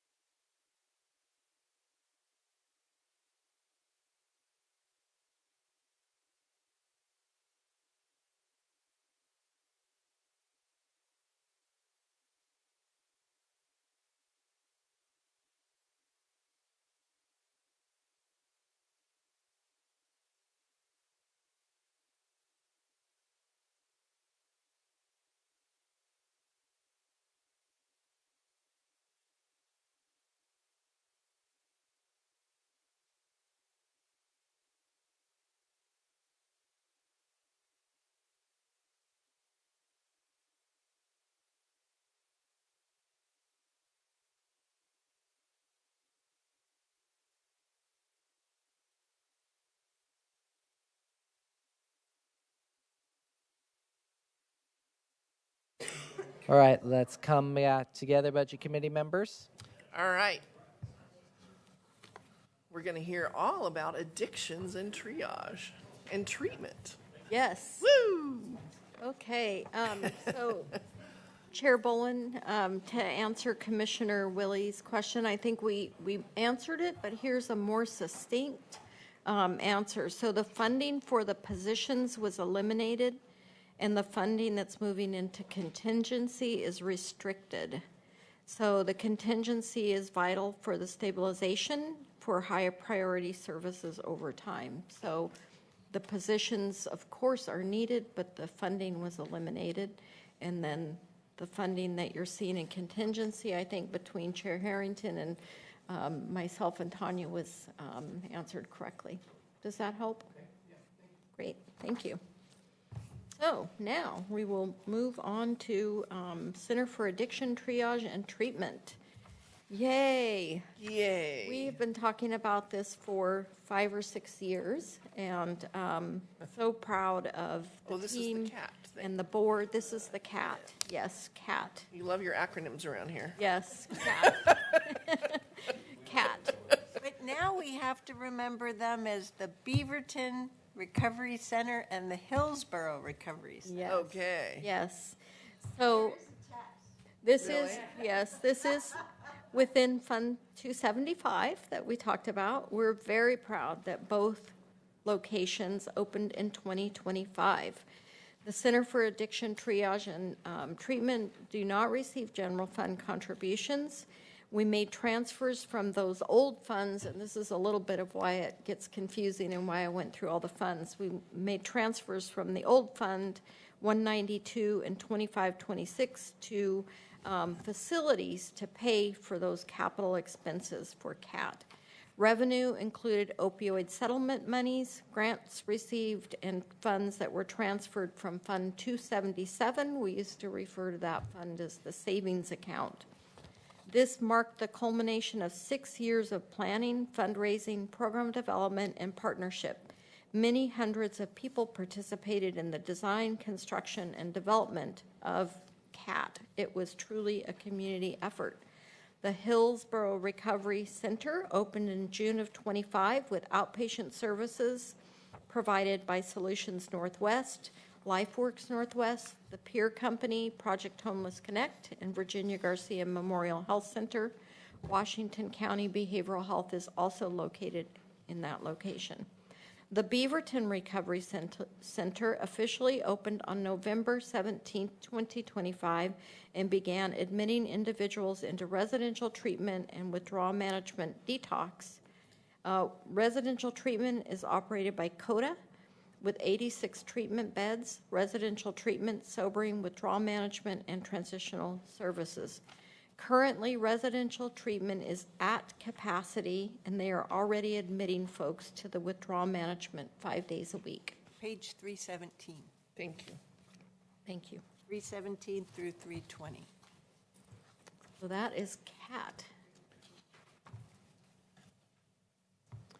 So now moving on to a new partnership, a new formal partnership. We have had a long-standing partnership between Health and Human Services and Public Safety and Justice, but this is a new formal partnership. This is one of the ad packages that was proposed in the 26-27 budget. The proposed budget includes new positions funded by public safety levy dollars. 1.0 FTE program coordinator is a new position. They will provide project coordination for large capital projects, including the jail capacity expansion project and the new courthouse. And then 0.5 FTE of a full-time mental health services coordinator, supervisor, will serve as one of 3 project managers for the jail capacity expansion project and the new courthouse. This position in HHS will supervise that program coordinator. This package will improve access to for populations experiencing service disparities. The mental health services supervisor and the new program coordinator will support major capital projects, including the expansion of jail capacity in the new courthouse. The mental health supervisor is the same supervisor, many of you know, Kristen Burke, who envisioned and brought CAT to life. So we're using her exceptional community-focused project management skills for these projects. These infrastructure improvements are intended to strengthen the ability for correctional staff to meet the needs of a growing and increasingly complex inmate population, particularly individuals that are experiencing acute mental health crisis, managing chronic medical conditions, or experiencing substance use detoxification needs. Both of the behavioral health positions will collaborate on assessing service needs, ensuring workflows and staff wellness are prioritized, and identifying operational specifications necessary to align building design with the provision of appropriate care for individuals in custody. These positions will be funded by a quarterly transfer to Health and Human Services Behavioral Health from the Public Safety and Justice local option levy that was passed in November of 2026. This is another wonderful example of the importance of the One Washington County approach. The two capital projects will benefit from this partnership across the public safety and justice departments and HHS. So happy to have Kristen on the projects. Yes, Great. we're thrilled to We're all have thrilled. Kristen. Yes, thank you. Yeah, Marty, I just want to take a moment, and I know you underscore, but I just want to underscore how thrilled I am that this is happening, because as we have faced year-over-year reductions, we really need to look at how we deliver services and work differently across departments and really look at workforce as a whole, not in individual silos. And so this coming forward is just one example. Another example specifically to project management was when Ann Ober yesterday was talking about ITS and how they're supporting countywide projects. So I just think that is just how we can be just best use of public dollars, and in some cases scrappy, but also using individual talent and skills across the county. Marty, I also want to call out the fact that GR, our government relations team, worked hard with all of us to make sure that we retained that $1.25 million from the state. That was at risk this last session, and there was quite a concerted process to ensure that that stayed. So call out there as well. Yeah. Thank you. Pablo. One Washington County. Yes, thank you. Okay, so moving on to Hawthorne. Hawthorne Walk-In Center. The county continues to use our funding to support the critical services offered at the Hawthorne Walk-In Center, which is now located at the new Hillsborough Recovery Center. This org unit also houses the funding for the mental health response team and mobile crisis team. Both are operated by LifeWorks Northwest. So beer and wine tax. This is unrestricted revenue and one of our new flexible accounts, unrestricted within the behavioral health realm. So we can't use this for roads or something different, but it is unrestricted behavioral health revenue. This accounts for a portion of beer and wine tax collected by the state, which is distributed to counties to support local services and supports. The fund is statutorily required, so it's not at risk of being redirected to fill funding gaps in other areas, like Measure 110. The revenue is unpredictable. The amount the county receives is dependent on tax revenues received by the state, and they can vary from year to year. The fund contributes through a fund transfer to 275 to portion of positions that focused on county-wide approaches to the opioid epidemic, provide gambling prevention, training, and administration of the addictions programs. This fund also supports a variety of housing programs for individuals with substance use disorder. The beginning fund balance is $15.739 million. The reserved amounts held in this fund are significantly lower than in previous budget cycles due to the completion of the CAT. So the revenue was shifted over to the operations. Revenue increases 2.2 million due to rental income and opioid settlement funding. Expenditures increased 3.9 million to support the contracted and professional services for the Beaverton Recovery Center, and contingencies increase and represent funds held in reserve. There are no FTE held in this fund.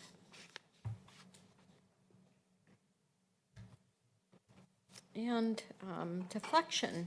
So deflection is a statewide program that began in September of 2024, celebrating our first birthday. With each county operating its deflection program in a way that best suits the community.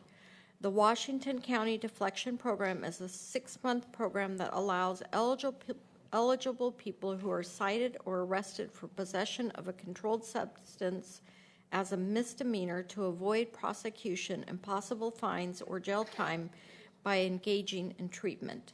It's a collaboration among several county departments and many partner organizations. County Administrative Office, Behavioral Health Resource Network, the District Attorney's Office, Health and Human Services, County Council, and the Sheriff's Office.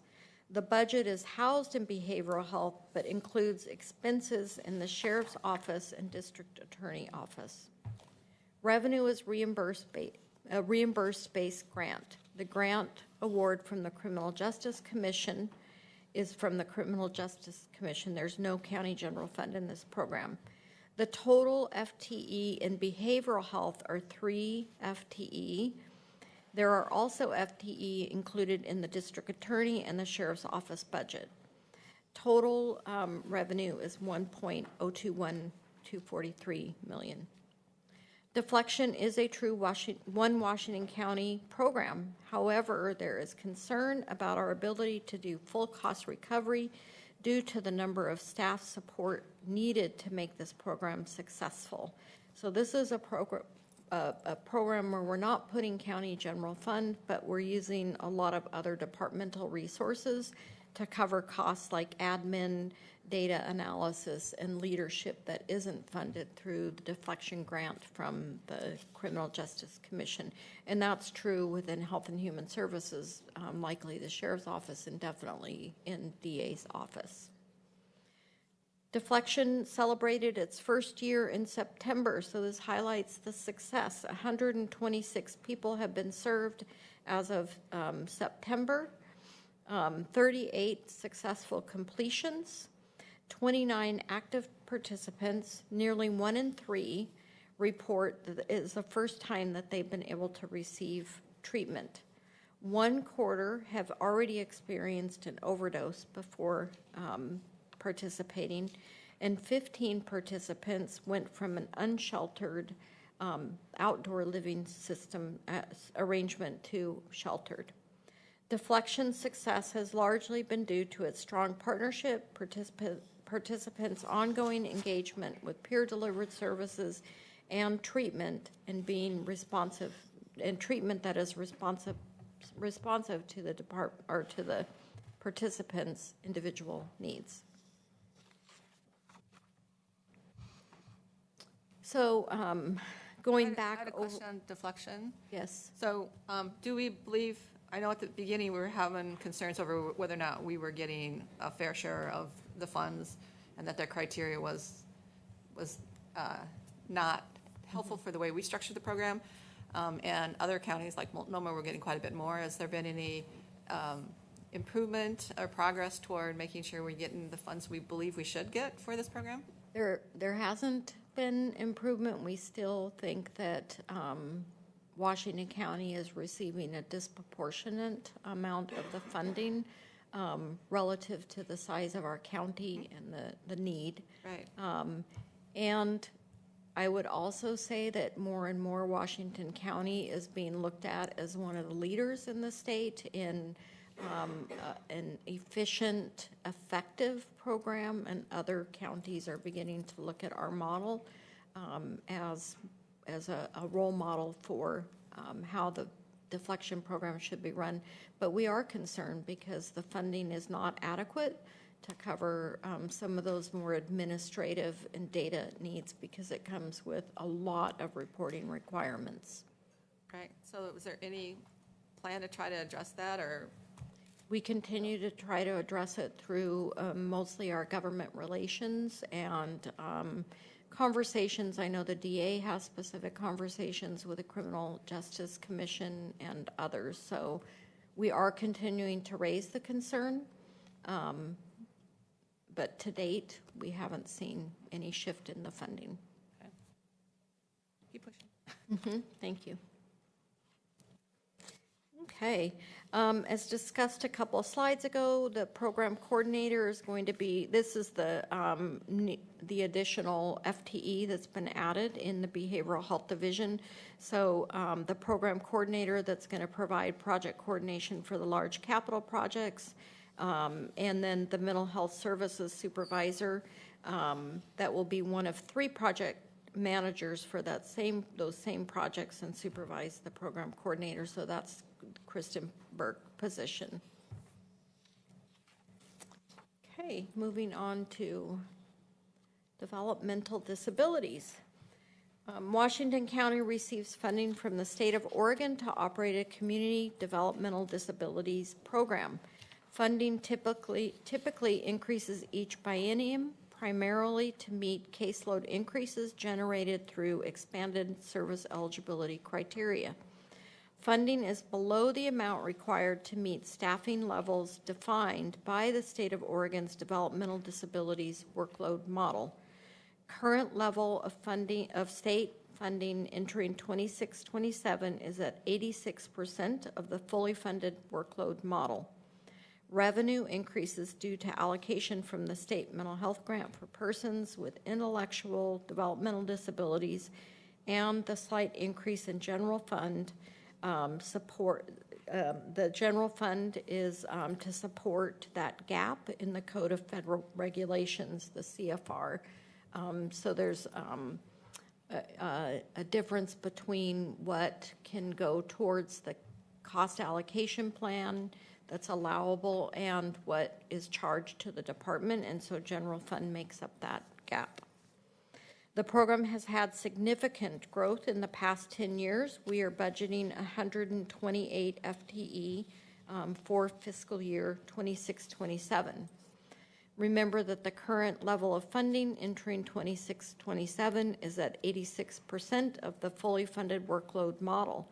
So while it looks like we are receiving additional funding and can afford the additional FTE, this is still well under what we would need to be 100% of the workload model. Also, bear in mind that the cost of delivery of these services has gone up in terms of personnel expenses and other materials and supplies. So as mentioned, this program has had significant growth in the past 10 years. We are budgeting 128 FTE for 26-27. You can see over the years the caseload that's been added and the FTE. Okay.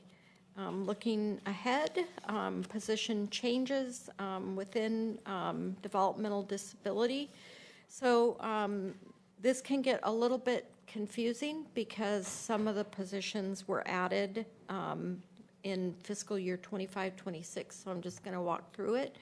So fiscal year 25-26, 12 new positions were added, but they were budgeted for 10 months to account for recruitment timing.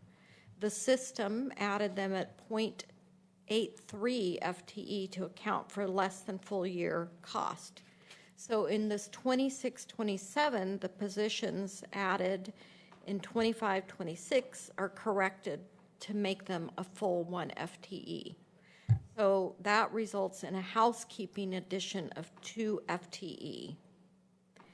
However, one of the new positions, a program coordinator, has been eliminated, so the net increase is 1 FTE. So I I hope that makes sense. Not seeing any cards go up. Okay, moving on to disability, aging, and veterans. We call this DAVES. I'm going to start with the Aging Fund 270. It begins on page 308 of your budget book.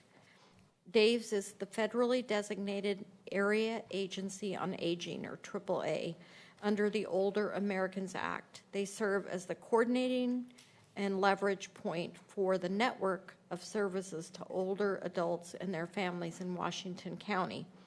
The funding comes from a mix of Older American Acts, or OAA funding, Medicaid waiver, and state general funded project, Oregon Project Independence, grants and contracts to provide programs such as senior health insurance benefits assistance, money management, and No Wrong Door. The revenue overall decreased by 31% to $1.5 million due to spend down of the remaining ARPA and other one-time funds. Expenditures decreased by 30%, $1.5 million. The total FTE 19.5 includes elimination of 2 administrative specialists in the aging program, which you will see offset a bit with the addition of 0.25 FTE in the veterans program. In 2025, staff developed an educational program called Aging Attitudes, which tackle ageism by identifying, by helping us identify and address our own internal ageism and debunk the myths of aging. Aging Attitudes received a U.S. Aging 2025 Aging Achievement Award at the National Conference in Chicago. And I was able to get a brief version of the training with a lot of our county leadership group, and it was a really interesting training that really helps you think through some of the stereotypes we have about aging and the impacts of aging and what it means to age and what is going to happen just because of age versus different, all the full spectrum of aging and what it means. So it's a fabulous training if you ever have an opportunity and see it. Marnie? Commissioner Fye? Well, then, I feel like you should go first. Go ahead. No, go for it, because I think you. Okay. So, being a numbers geek that I am, we look on page 308. In 24-25, we ended a fund balance of 117,000 negative. So the first question is, how do we do that? And then the second question is, we begin this year with the beginning fund balance of a negative 1,700 when last year's ending balance was supposed to be 248,000. So what happens in there that it would seem to me that if we stay within budget, I can see that number increasing because it does often, because we don't spend 100% of our budget. In this particular case, it went the other way. So maybe you can just put that on your FAQ list and get We'll back. put it on the FAQ because I know what happened, but it's not coming to the tip of my tongue, so, Okay. yes. Yeah, that would be great. Thank you. and then Commissioner Fye, did you have a comment? Yes, thank you, Chair. Marnie, I am, as you know, I sit on the Behavioral Health Council, and I think not last month, but the month before that, we've gotten a really great presentation around the aging population, not, nationally, but also statewide and locally as well. So I'm trying to understand in the aggregate the impact of the FTE reduction and this population. So and I understand why we have to do this cut and the issue of starting out with the numbers that we have. But are we setting ourselves up for failure by this reduction? And did you really do the hard math? Because through that presentation, I really got convinced that this is an area that we need to strategically and tactfully invest to sort of prepare. And I think when that tomorrow arrives, it will include many of us, right? So I think we're in that population that are going to be contributing to that pipeline. So I just wanted to put it out there to see if you actually did do the hard math, or was this an easier cut? Well, Commissioner Fye, thank you for the question. I would say we did the hard budget math. There are many and growing unmet needs within our community, both now and into the future, based on the aging population, based on the reductions that we talked about related to HR1, based on flat funding. So we did the hard budget math. Most of this reduction is related to ARPA funding that's ending. And then there were some shifts in the OPI Medicaid funding that partially will be go towards the answer of Commissioner Willie. So I guess from a perspective of math, we did the hard budget math. Are there unmet needs in the aging population and across the county? 100% absolutely. And we will be able to provide fewer services with less funding and less FTE. Thank you. Kind of the story of budgeting. A hard reality, yes. All right, anybody else? Comments before we move on? Are we moving on? All right. Okay. So continuing on with aging, looking ahead, future challenges. Speaking of future challenges, reductions of services and or staffing will likely be necessary in the future without additional investment because of uncertainty with the Oregon Project Independence Medicaid and Oregon Project Independence overall. Impacts of HR1 are still unknown. Continued uncertainty and unpredictable nature of allocated costs are limiting our ability to sustain grant funding, such as Care Transition, Oregon Money, and Project or Oregon Independence. Priorities for the year are focused on meeting obligations with reduced funding, the ARPA spend-out in particular, and in keeping with the findings of the Community Needs Assessment conducted in 24-25. So part of what we do is really through strategic planning process, looking at our Community Needs Assessment, really focus some of the strategies based on that Community Needs Assessment. So we have budgeted to increase nutrition spending by 7%. Dave's 2024 Community Needs Assessment, we discovered a high prevalence of falls among our clients. In response to this needs with veterans, family caregivers, and older adult population, Dave's has included a goal in 2025 through 29 area plan to create evidence-based falls prevention resources available for clients. And falls prevention in elderly populations, falls has a very high mortality rate. And people lose their mobility, and it can affect the rest of their life from a disability standpoint, and oftentimes leads to premature death. We've included also higher class pay opportunities, which may lead to reclassifications of current positions to support the development of a more robust volunteer coordination program. Dave intends to increase capacity through volunteers to fulfill the goals outlined in the area plan, such as continued and expanded outreach, support for family caregivers, education, and training about elder abuse.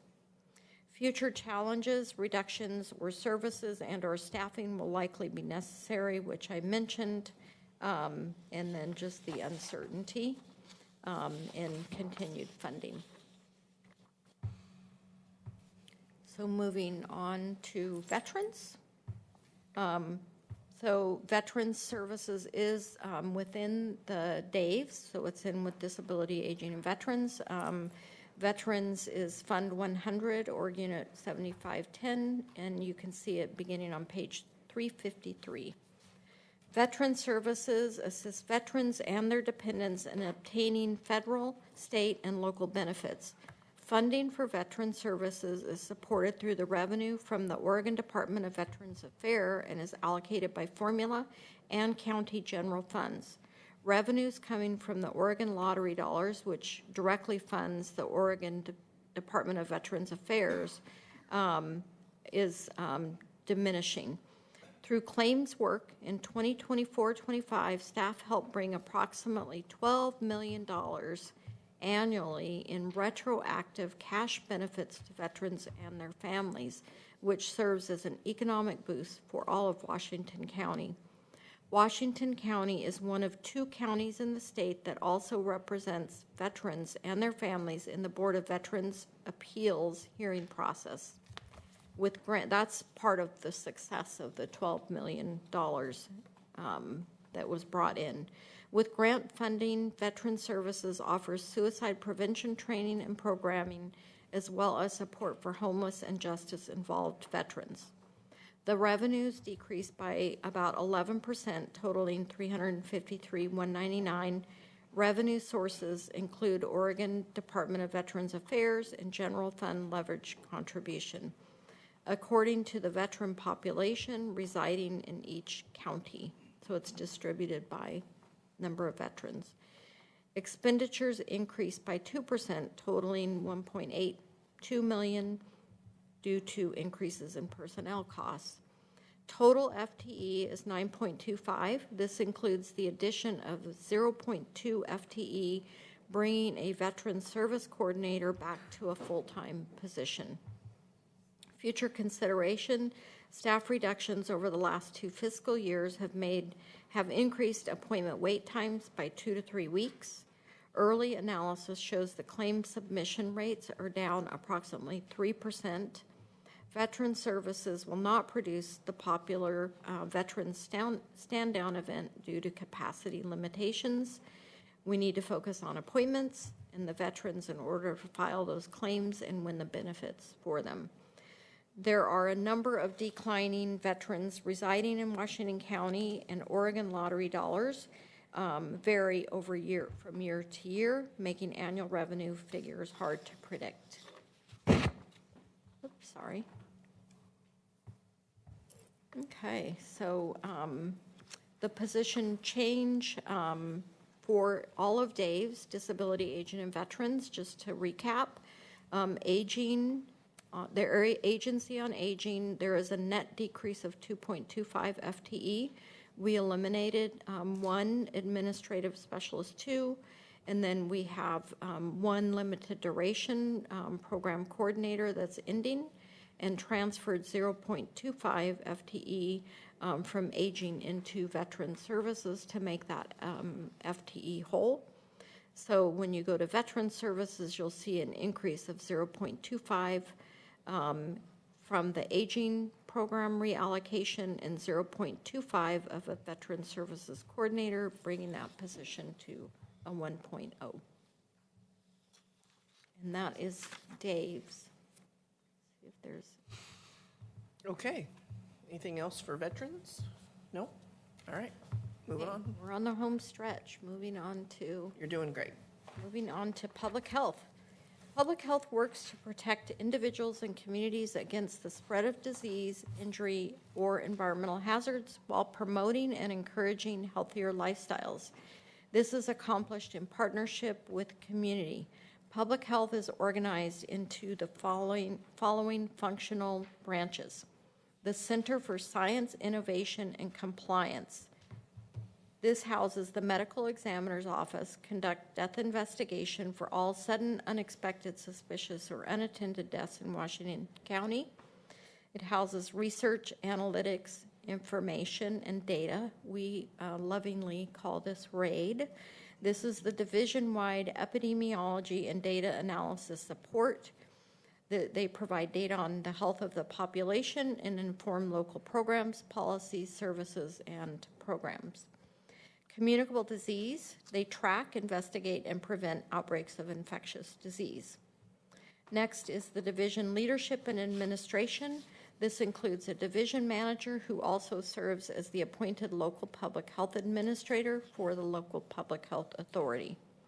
And then we have environmental health. They provide restaurant and water system, pool, spa inspections, and disease prevention. Climate adaptation, vector control, like mosquitoes, smoke-free workplace enforcement, and birth and death records. Infection prevention and access to care. They provide vaccine access, tuberculosis care, and case coordination, including STD, HIV testing, treatment, and prevention. We have our maternal, child, and family unit that provides nurse home visiting for prenatal, postnatal families, supports healthy development, sleep, safe sleep, wellness checks, postpartum support, tobacco prevention, early learning supports, and family resilience. The Public Health Emergency Services houses public health emergency preparedness, prepare and support communities to respond to emergencies, including natural disasters or public health emergencies, lead and coordinate key support for disaster response. It also includes our emergency medical services, which coordinate emergency medical services for the county and manages the EMS franchise agreement with AMR. And then we have the strategy focus area. This division provides metrics, mandates, reports, and plans, public health workforce communication. They're the ones that make sure that we maintain our national accreditation, providing workforce training, partnership development, and coordinate the required community health improvement plan. They work on public health policy, traditional and community health workers, coordination, and our prevention strategy. And then the last unit is WIC, Women, Infants, and Children. Includes lactation, provide nutrition education, healthy food referrals, public health programs make an impact in our community. WIC provides economic benefit with an estimated $7 million of WIC spending at local stores, and lactation rates exceed the state average. So rates of lactation, which also prevents illness and promotes healthy development in infants. Highlights of the Public Health Division from the past year include completion of required plans, the Public Health Modernization Plan and the Climate Plan, which I'll talk a bit more about, partnering with community-based organizations to support vaccine access and emergency preparedness, issuing over 5,000 farm direct vouchers, improving access to fresh local produce, significant EMS efficiency building projects, conducting a comprehensive update to the emergency response plans, communicable disease and medical-related emergency response plan. Public health programs make significant impact on our community. Oops, I already talked about that. In 2025, staff and our community partners provided over 1,279 syphilis tests. There is an increase in syphilis cases, so really important that we get out and do testing to prevent long-term impacts, including impacts on unborn babies. Provided 1,450 HIV tests, 177 hepatitis C tests, exchanged 10,079 syringes, 2,326 naloxone doses were distributed, 1,540 fentanyl test strips, 41,000 syringes were collected, and 46,000 syringes were distributed. There were over 74 overdose reversals that were reported to the team. In 2025, the communicable disease team supported the investigation of 401 vaccine-preventable infections, including pertussis and mumps and others, among others. 229 animal bites were addressed, 425 GI, gastrointestinal tract infections, and 687 other reportable infections, such as lead poisoning and vector-borne disease. They also manage 88 outbreaks in settings such as schools, daycare centers, and long-term care facilities. Environmental health specialists provided over 900 inspections of public pools, 3,600, 45 inspections of restaurants, mobile food units and other food facilities, and 687 inspections of temporary food units used like in fairs and festivals. This is all done to prevent foodborne illness caused by harmful bacteria and other pathogens. The Mosquito Control District Mosquito Surveillance Program conducted over 800 mosquito inspections and collected more mosquitoes than any previous year at 35,000 mosquitoes. So there are mosquitoes in Oregon, all of you Minnesotians. And we collect them, why?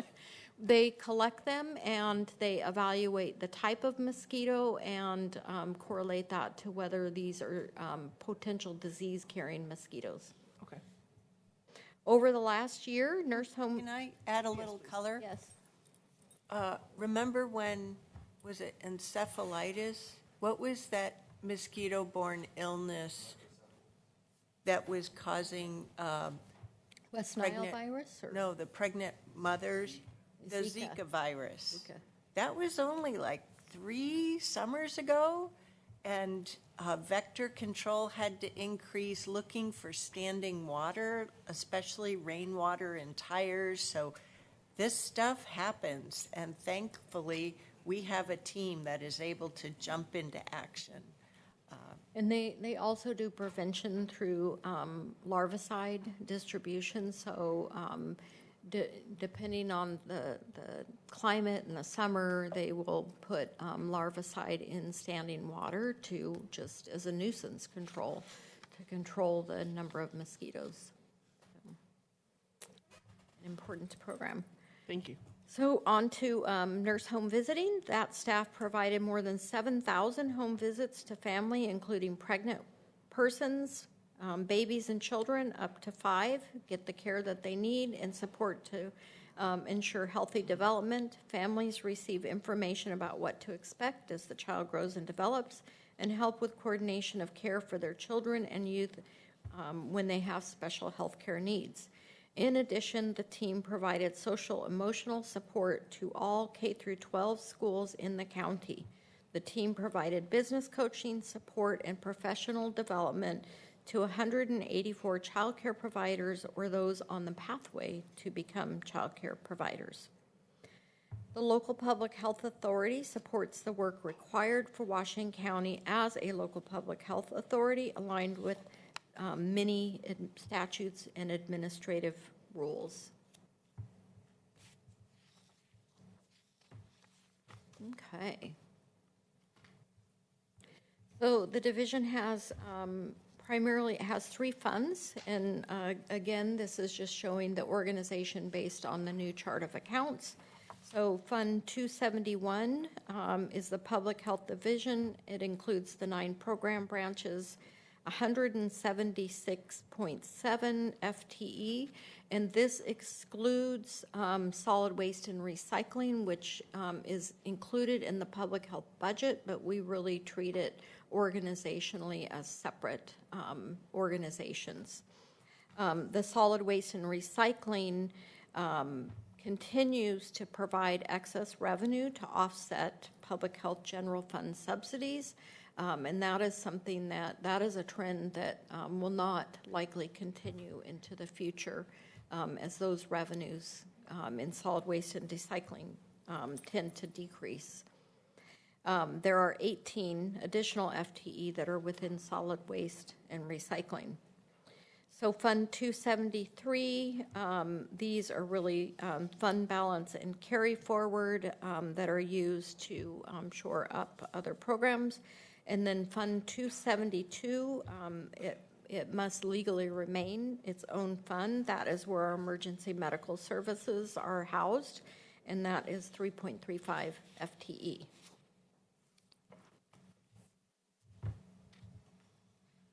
Okay. Yes.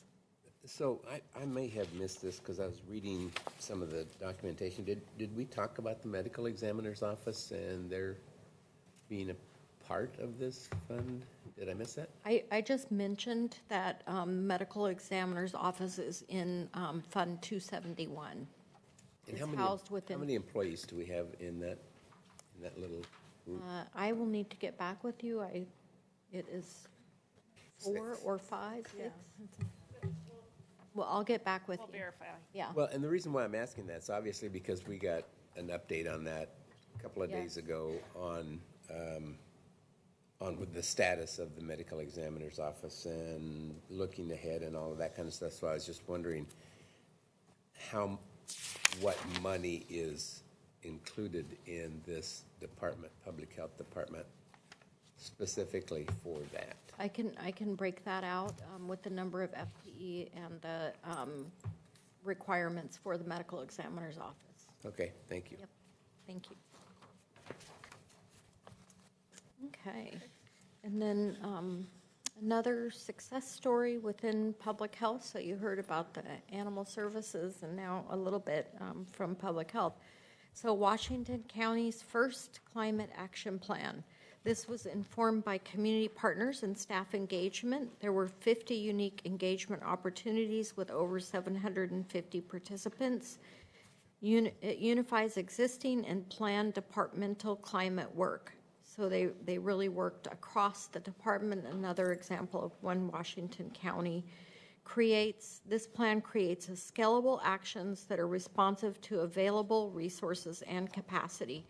For example, as part of our goal, community engagement and capacity building, we refer clients to internal direct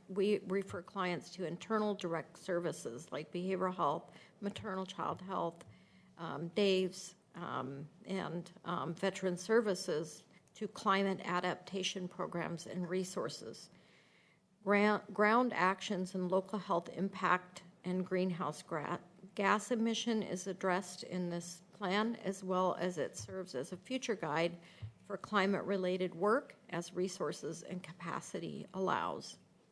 The planning framework prioritizes communities and people who have over time been excluded from services and resources, grounds action and health impacts and community engagement data, and connects to statewide indicators and metrics where possible.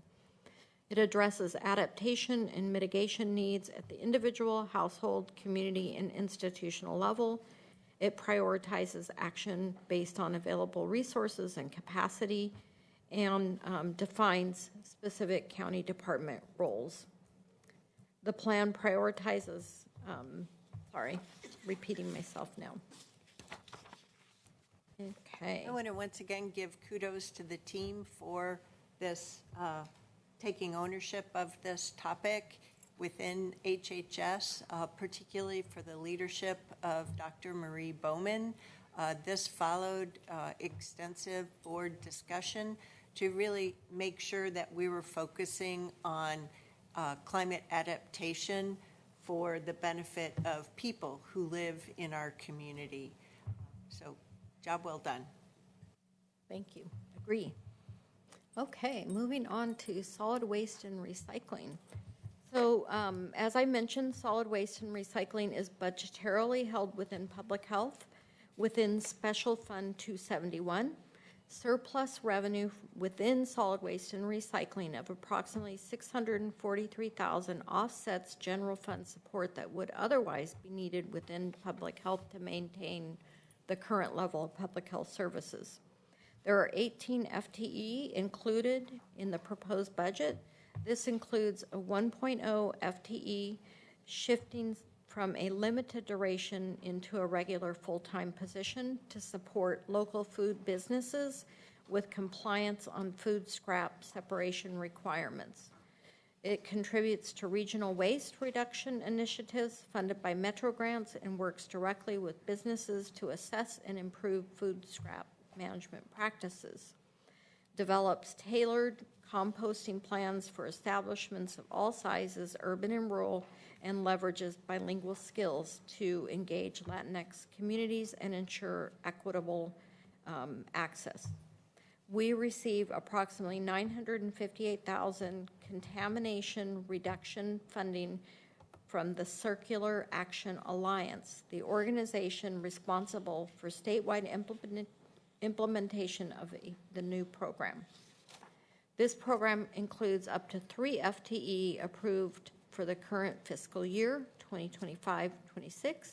This funding is exclusive and must be used for the contamination reduction work per statute. Revenues also increased because of increased hauler fees that were approved this past year. So one hot off the press item, as of April 9th, we are watching Metro's proposed budget for FY 26-27. Commissioner Treese mentioned this the other day in our work session. Originally, Metro had told the regional local government that they were going to fund the 26-27 business food scrap requirement program at the 25-26 funding level. However, on April 3rd, they announced that they would be cutting the program in addition to laying off several of their own staff. We did not know that this funding would sunset, and originally it was going to sunset in the next fiscal year, but Metro assured us it was going to be continued, and now they're saying it may not. The supplemental local government funding for food scraps requirement is not included in the 26-27 proposed budget, citing current budget pressures by Metro. Metro notes that it continues to support broader system efforts to reduce food waste and expand organic recovery through other strategies. What this means for us is that we could lose about $300,000 in Metro grants plus overhead, so roughly $400,000 to $500,000 for this program. Those staff will be transferred. We will transfer the staff over to that new contamination reduction team that we have budgeted for. The contamination reduction is a requirement of the regional modernization work. DEQ is the regulatory body, and the Circular Action Alliance provides the funding for this program. So we have 2 FTE under the Business Food Scrap Metro grant. Under the CAA grant, we're hiring a program coordinator and 2 specialists because they're in the same spec. So the specialist position is unfilled at this time, and we'll keep them unfilled in case that Metro funding is pulled. So that was a lot. But it was a last-minute change, but we're going to keep those unfilled until we are assured of what's happening with the Metro grant. Okay. So wrapping up public health, there is a net increase of 1 FTE. We're transitioning 1 FTE management analyst from a limited duration to a regular position and adding 1 new FTE senior financial analyst. And then you'll also note a reduction of $248,000 in general fund support for nurse home visiting, and that is because we are shifting towards the nurse home visiting programs that I mentioned can be charged a fee and will help to cover those costs.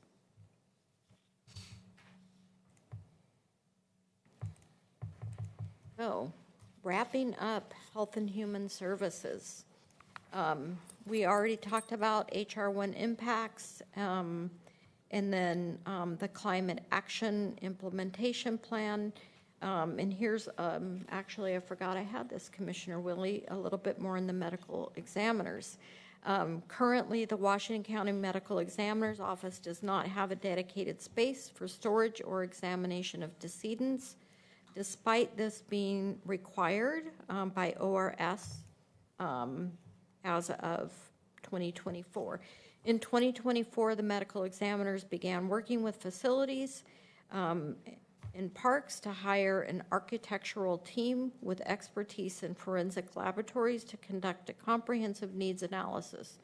That analysis has been completed and was just presented to the board on Tuesday, and included cost estimates culminating in a report that will inform county administration and the Board of County Commissioners. The project is expected to continue in 26-27, with future steps likely to include securing a dedicated location and appropriate space for the medical examiner's office to conduct the examination. To be clear, this budget does not reflect any funding to begin acquisition, construction, or any tenant improvements. So this is will show up on our capital improvement project list as an unfunded county need at this point. Also, just to wrap up EMS, in the 26-27 budget year, the EMS team looks forward to implementing the EMS Alliance strategic plan with a focus on projects that strengthen the system efficiency, such as improving how children are treated in EMS and reducing 911 calls driven by gaps in access to services through our nurse advice or transportation options. Additionally, EMS will continue to monitor the 911 transportation environment across the metro region and partner with metro counterparts to identify solutions and further system enhancements. And that is all of Housing, Health, and Human Services. Okay. Comments? Concerns? Moving on to Culture, Education, and Recreation. We have our friend Ann back. Hi, Ann. Back. Nice job, Marnie. Oh, good try. You're staying. Well, I'll be back. I have to go get my other folder. This is actually the Ann and Marnie show, so we will be back and forth throughout this. We even have a little bit from John here in a few minutes. So thank you all for the opportunity. You should play that song, Guess Who's Back, Guess Who's Back, every time one of you switches seats. 100%. I can see having a theme song next year. Just know I've warned you. The Oregon State theme song will work for me. Absolutely. All right, we're moving on. Thank you all for the opportunity to talk to you about our culture, education, and recreation programs here at Washington County. Today, we are going to be starting with the Fair Complex. We'll be moving into libraries, parks, OSU Extension, and tourism development. I say that, but actually it's backwards. We're starting today with OSU Extension Services. Okay, so first and foremost, Ag Extension Services are the services we receive through OSU Extension Services. It's an incredible partnership, and I really appreciate that today Nadine is here representing OSU. It has been a really wonderful experience, I know, throughout my entire career, working with different OSU Extension community services. They provide everything from soil testing all the way through to master gardener programs in our communities. They really help us remember our connection to the land, and it's been a really wonderful experience watching them here in Washington County. The board is aware, but for those of you who are from our community, we are having conversations with OSU Extension Services about them creating their own independent district. The district would still report in through the board. It would be a separate taxing agency in the future. This is because they are general fund funded, and they've seen cuts across multiple counties over the last several years, and are looking for stable funding to make sure that they can continue to provide these great services. So this year, we've been working with them a lot, actually, on trying to figure out what that would look like and how that would function as Washington County. I really appreciate that Nadine has helped us connect with other government agencies who have already gone through this process around what those rates could look like and what could be served. This year, the budget is flat, so this is a consistent budget to what we funded last year. It looks like it's a reduction in the budget, but that's because of a mistake in last year's budget. We ended up funding them at the lower rate. They were a part of the budget cuts last year, and that just didn't get immediately reflected into the budget. So that is where we are this year. This just gives you a little bit of feedback about what that property tax rate would look like. It's probably 5 cents per thousand if they do proceed with the plan as we've discussed. I also want to be transparent that a few weeks ago, I received an email from them a little concerned about what happens if they do not get the special improvement district. We had assumed that this was the last year of this relationship. We also fund a facility for them, so their offices are funded by the county. And we are just starting to have conversations about what would happen in a following budget year if, for some reason, a special improvement district did not pass. But I am here to answer any questions from you all about the services they provide. Is the special servicing district to be taxed something that they would do just in Washington County for OSU extension, or all Correct. counties in Oregon? They already have it in most counties, so we are just behind on that front. Clackamas County is one of the counties we've been talking to. We've also talked to Deschutes County. So this is a way that they are funded in other spaces. And do you think that the tax would be greater than the amount of their budget today, and we would have more services offered through OSU extension as a result? Yes, and we can actually connect you with the presentation that was made to the Board of County Commissioners in the Q&A document, just to talk about how that fund would be onboarded. There are two proposals. One is that they would immediately take the 5 cents per thousand and possibly partner with us on some capital funding for the fairgrounds. The other option was doing sort of a over time increase. They would set their primary rate at the 5 cents, but only leverage it at 1 penny per year of growth, just to make sure that they could actually spend the money that was coming in. So we're looking at different models in partnership with them, but yes.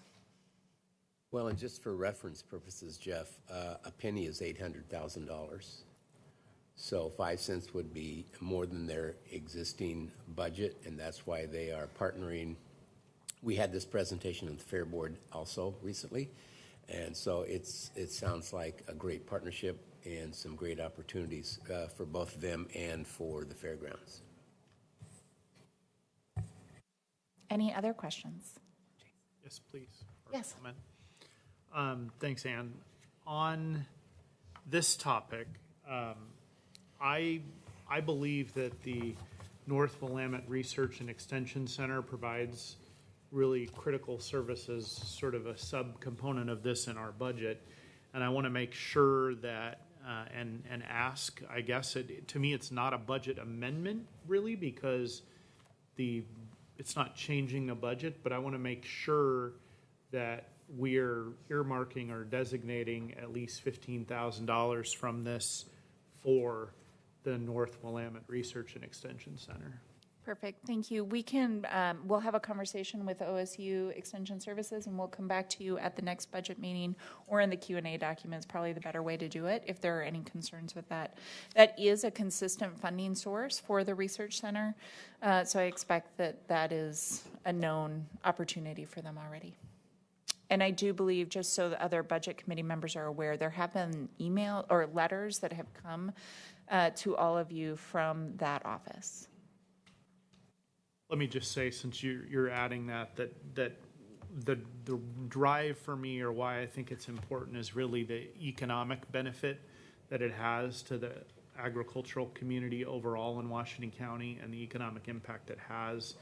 And I think that's actually underappreciated, so that's why I'm adding that. Perfect, thank you. Okay.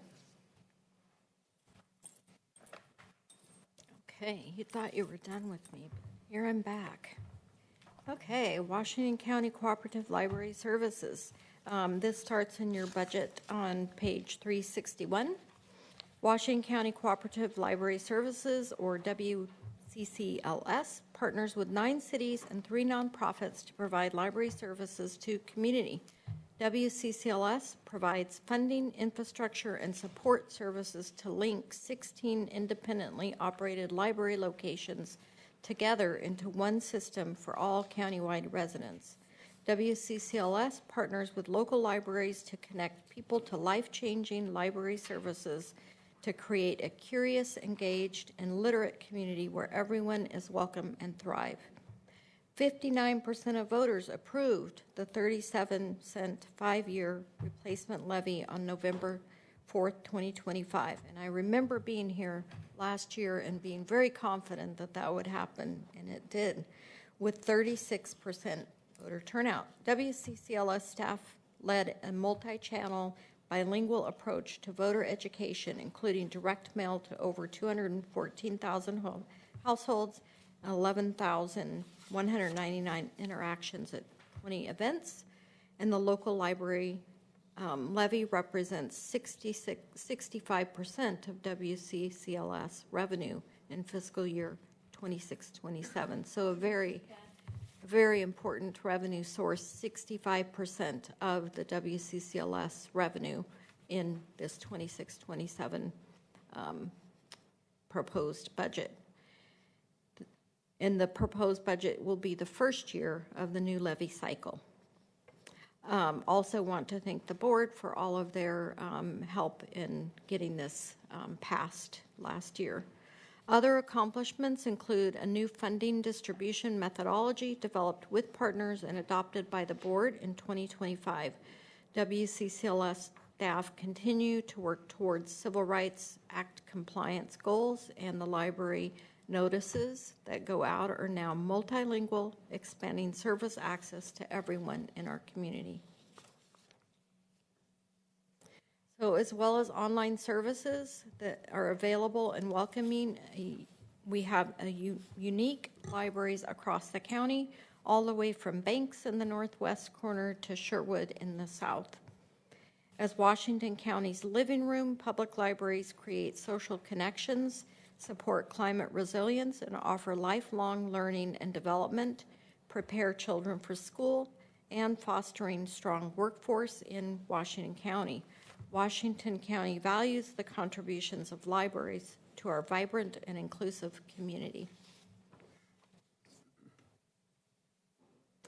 Libraries continue to expand the services they offer in a time of reduced resources and increasingly complex community needs. Libraries continue to play our traditional role as places that support childhood literacy, lifelong learning and development, places for free family activities, and community gathering spaces for civic engagement. Libraries provide access to broadband internet and computers for access to healthcare jobs, healthcare searching, job searching, and much more. They provide spaces for civic engagement and community building, as well as workspaces for students and remote workers. Libraries increasingly provide support for accessing social services and offering climate-controlled facilities accessed by all residents during inclement weather or hazardous conditions. WCCLS provides the primary operational funding for libraries in the cooperative, distributing over $29 million in the current fiscal year to our partner libraries. In fiscal year 26-27, WCCLS will be distributing over $34 million to libraries. In addition, WCCLS provides core infrastructure that library staff rely on to do their work and that community members depend on each and every day. These services include information technology infrastructure, broadband access for all libraries, the inventory and user account software system that's the background of the operations, public-facing web interfaces, and the sorting and delivery of library materials 7 days a week. WCCLS efficiently provides digital library collections, including ebooks, audiobooks, and streaming videos to the entire library system, and also offers mail delivery of library materials to community members who are unable to leave their home or care facility. In addition, WCCLS provides marketing and communications to increase awareness of library services for our community members.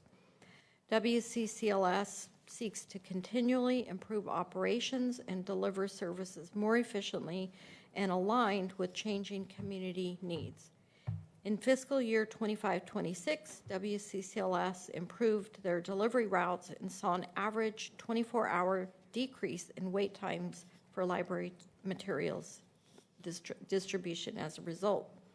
We continue to see increased demand for digital ebooks and audiobooks, with checkouts continuing to grow over 20% year over year. Since 2024, WCCLS has been engaged with city and nonprofit partners in a multi-year process to improve service consistency across the county and to create a library system with a fiscally sustainable future. The structured process under the board's leadership has identified mutually agreeable solutions to funding and governance challenges, enabling the library cooperative to continue meeting community needs for years to come. The board-supported process goals were to improve service consistency across the county by establishing a common understanding of current service levels and total costs, establishing base library service levels available for all county residents, and evaluating and refining partner roles in providing these base level services to the community. We identified a levy rate to fund base level library services, which the voters approved in November of 25, and we established metrics to allocate funding for partners operating libraries. In addition, the cooperative identified that centralizing the selection, acquisition, and cataloging of physical library materials rather than having each library do that independently would create long-term cost savings for the partners and increase the consistency and efficiency of services across the county. We are working with our city and nonprofit partners to ensure that we have a collaborative process for centralizing collections to ensure we continue to honor the specific needs of each community library. So as we implement this change, we will be forming a steering committee with our library partners to ensure that each of the local, independent, unique needs of different libraries across the system are addressed. So a quick budget overview. In fiscal year 25-26, a supplemental budget reflects this expanded service portfolio for WCCLS, which will include taking on centralized physical collection management. A one-time 11% AV increase in levy revenue allowed WCCLS to pull forward some of the work to expand the organizational structure to provide these services. WCCLS was able to pull forward some of the work to expand. Sorry, I'm repeating myself. So in this current fiscal year, we were able to increase our FTE by 8.5 FTE to support the necessary organizational structural changes that are needed for the increased capacity to take on a significant body of work that will benefit the entire cooperative. WCCLS is currently engaged in a collaborative process with our library partners to develop that central collections approach and support service efficiency while reflecting the uniqueness of each community. And I know I'm repeating that a lot, but it's really important that as we move into the centralized collections process, that those two things are happening, that it's a collaborative process that engages all of our partner libraries, and that in the end, the uniqueness of each community is still reflected in the collection that is distributed to the different communities. So that was, just to be clear again, that was a supplemental budget in 25-26, and I'm highlighting it even in this budget committee because it is very different than the budget that you approved last year because we added those positions through the supplemental process. So this fiscal year, we're requested budget reflects an increase in the levy revenue due to the approval of the replacement levy. In 2025, in the fiscal year 25-26, the levy rate was 22 cents, And in fiscal year 26-27, the levy rate will be 37 cents. And so levy revenue increased by 76% from the supplemental budget. The general fund transfer to WCCLS is reduced in the proposed budget by $1 million after applying assessed value increases from the fiscal year 25-26 transfer amount. Service outcomes are not negatively affected due in part to a planned efficiency gains and the improved property tax revenue environment in the current 25 tax year and next tax year 2026. Miscellaneous revenue also includes delinquent property tax interest and miscellaneous income from fees. Personnel costs increase due to additional FTE added to support the centralized collection work, which allows local libraries to realize those efficiencies. Library funding allocations, and this is really important, library funding allocations to our partners increase due in part to the increased levy revenue. Expenditures increase to support delivery of the centralized collection, including increased expenditures on library material, as well as facilitation and community engagement support. People like their libraries. People love their libraries. Question. Yes, indeed. Yes. It's great that the local option levy passed, and I love my library too. We heard yesterday a lot about the law library and the challenges with the resources there. Has it been considered in the past, and is it possible to shift the budget for the law library to be part of the WCCLS budget instead, as a way to create more resources and permanent funding? So we are engaging in early conversations with the law library to see if that is a possibility to merge those two departments. So it's early conversations, yes.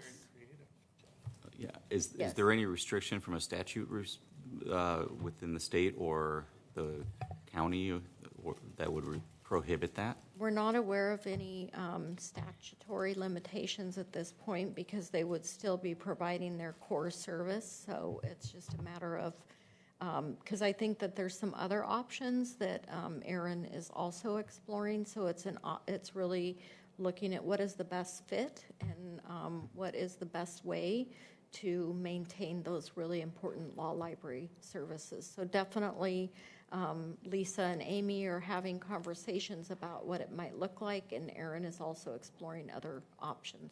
Would that require a vote by the commissioners to enable that? Or is that just a department change? So I would suggest at this point we put it in the Q&A because there's also intersection of the law library with the courts, and there's an advisory committee. It gets complicated quick, but we are exploring, similar to, as Marnie had illustrated earlier today, there can be efficiencies sometimes when we do combine, especially smaller work groups or departments such as community development with housing. So we're looking at what those efficiencies could be. And also, the law library is a state-funded function, and so this would absolutely have to go before the board. We have to stay true to what was passed by the voters for library services, and we're talking about the law library, which is a very specialized use. Thank you. And the other libraries might not want to share. Well, it could be put into the next local option levy as the part of what goes in front of the voters. Okay, thank you. Option, thank you. Okay, quickly on fee increases, staff have proposed the library card fee for non-county residents to increase from $140 to $195 per year starting in July of 2026 in alignment with the levy rate increase. People who live in Washington County and contribute to property tax revenue are eligible for a free WCCLS library card. The non-resident fee is a way to charge users who do not pay property tax in Washington County but wish to have a WCCLS library card. Most metro area residents are eligible for a free WCCLS library card through reciprocal borrowing agreements with Multnomah and Clackamas County that are not subject to the fee. Other regional library systems, including Multnomah County, Fort Vancouver Regional Library District, have or are considering also raising their non-residential fee to align with tax rate increases for their residents. Yes. In looking at that, we have miscellaneous revenue that fluctuates a lot over the 4 years. Could you shed some light on what that is, or at least put it on the FAQ? We go from 24-25 as $1 million in miscellaneous revenue to last year's 23,000. So, and this year it's 425,000 in the proposed. So, lots of fluctuation there. Could you shed some light on that? I will put it on the FAQ. Thank you for the question. Okay. And then moving on to future, WCCLS will be focused on recruiting, onboarding, and developing the new teams to support centralized collections and engaging with our partners in a facilitated process to develop the new model and support the change. WCCLS will be working with our partners on developing a roadmap to implement the new accountability structures and governance refinement agreed upon in our new contracts with partners, including convening the WCCLS Executive Board and Library Leadership Group. The Executive Board consists of city or assistant city managers that represent the libraries or the nonprofit board members. And then the leadership library group consists of the library directors in the different libraries. And they provide advice to WCCLS and also through WCCLS to the board. There's an 18% increase in library partner funding distributed using the new funding methodology. The general fund transfer to WCCLS is reduced in the proposed budget by $1 million after applying an assessed value increase from the fiscal year 25-26 transfer amount. Service outcomes are not negatively affected due in part to the planned efficiency gains and the improved property tax revenue environment in the current and next year. So I just want to repeat that because you heard the $1 million reduction, but I want to repeat there is an 18% increase in library partner funding. So compared to the adopted fiscal year 25-26 budget, there are 10.5 FTE added in fiscal year 26-27 to support centralized collection. 8.5 of those were added in 25-26 through the fall supplemental budget process. So you'll see an addition of 2 additional FTE in this proposed budget. And that is WCCLS. Oh. Jeff, you want to make a comment? No, I'll say. Put your card down. Oh, sorry. All right. previous Anybody else card. on libraries? People love their libraries. She wasn't just calling you out, Jeff. Yeah, your All right. card was up there. So. All right, we ready to move on? All right. Okay, let's keep All going. yours now, Annie. Parks. So we have a small but mighty parks team here at Washington County. With this budget cycle, we are focusing on some really big new improvements out at Hag Lake and at Scoggins Park, and those are a new campground and a new visitor center. Those have been a high priority for our community for a long time. Over the course of the last 2 days, we've talked a lot about places where there's a lot of fear around federal dollars. This is one of the places where Carl's leadership continues to bring in federal funds in a way that's really impressive.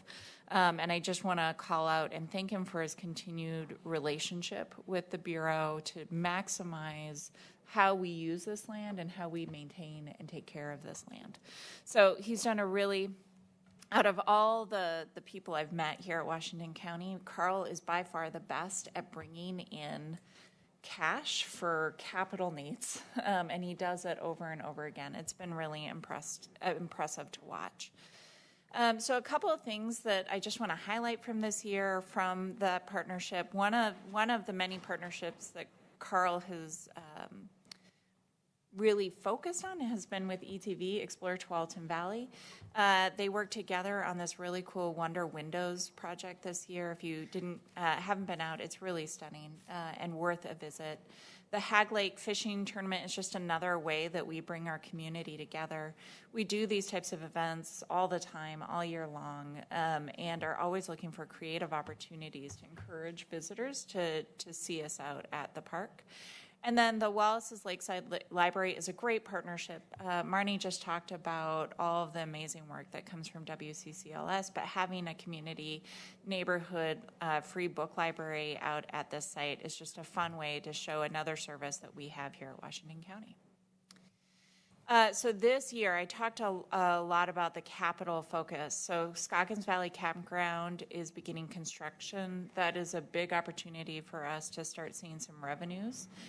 For those of you who aren't internalizing this transition, we are general fund exempt. We do not take any funding from the general fund at this point. These are funds, that's why our fees go up. This is why we charge what we charge, is to try and make this cost neutral to the county for this service. That is very loud for anyone who's in this room. And welcome to the Oregon International Air Show this weekend. There you go. The air show is this weekend for anybody who's watching. So the next piece of this that is exciting is that we are doing an accessible boat launch and landing at Eagle Landing in Tualatin. We're excited about that project. We are working to secure an additional $1.7 million for the Bureau of Reclamation grant for the Visitor Center. And then we're going to complete the $6.2 million flap grant for Visitor Center construction. So it really is a focus on how we create better amenities out at Hag Lake. But if you haven't spent time out there, it is well worth a visit. I was absolutely floored the first time I went out to visit the lake. Any questions on sort of the general parks overview? Okay. Metzger Park, we were before the board about a month ago talking about an increase for the assessment at Metzger Park. For everyone's knowledge and information, this is a local improvement district funded park. It was a parcel of land that was granted to Washington County, somewhat close to Tigard. So if you ever get the chance, it's actually quite a lovely park. I had a chance to go out and look at it this week. And the board has approved the operations funding for 1 year and asked for us to go back and talk to the community in more depth about some possible improvements at the site for park amenities like playground equipment. This year, we worked on a loop trail at the site. We also did a plant demonstration garden, partnered with Tualatin Water and Soil Conservation District, and did our annual park egg hunt. So this coming year, it's going to be a community discussion around what the community really wants to see on this site. We do have a couple of facilities on the site, so there is a building as well as a shed. There are cap costs that have come up during the Metzger Park discussions, and I did just want to touch on that a little bit more in this discussion. So the Metzger Park does not have a bunch of staff assigned to it. It is a park and a community center, but it's largely for rental. And so the CAP funds are based on the use of that, on the footprint of that facility, as well as on the footprint of the shed. About 56% of those funds are for things like 24-hour response when there's a problem at the building. So for instance, we had somebody throw a coffee mug through one of the windows. We had a teammate who had to go out and actually fix the window, replace the window. We also have things like roof replacement. That's another portion of the BRRR funding. We're going to talk about BRRR funding later today, the building replacement fund. We had to replace the whole covering for the main building. So the funds are based on the facility uses at the site. not on staffing per se. And then we do have a little bit of money that comes on the whole parcel, mainly for the plumbing and the sprinkler system that we have on the site. Who has the insurance? Well, we are self-insured. Oh, okay. So we do have insurance that we cover for that, and they do pay a portion into that insurance. Any more depth you'd like? Well, just for the Budget Committee's knowledge, because I think it's important context, part of why the discussion around the cap and its application here came up, and I've continued to ask questions, and Ann, I appreciate you covering it the way that you did, is because the cap amount is almost as much or more than the entire sort of operating budget for the Metzger Park Local Improvement District, and that struck both me and frankly the community members that pay for the Local Improvement District sort of needed some more explanation, and I think we've gotten it now. I feel confident in being able to explain it to other people, but I think that's important context.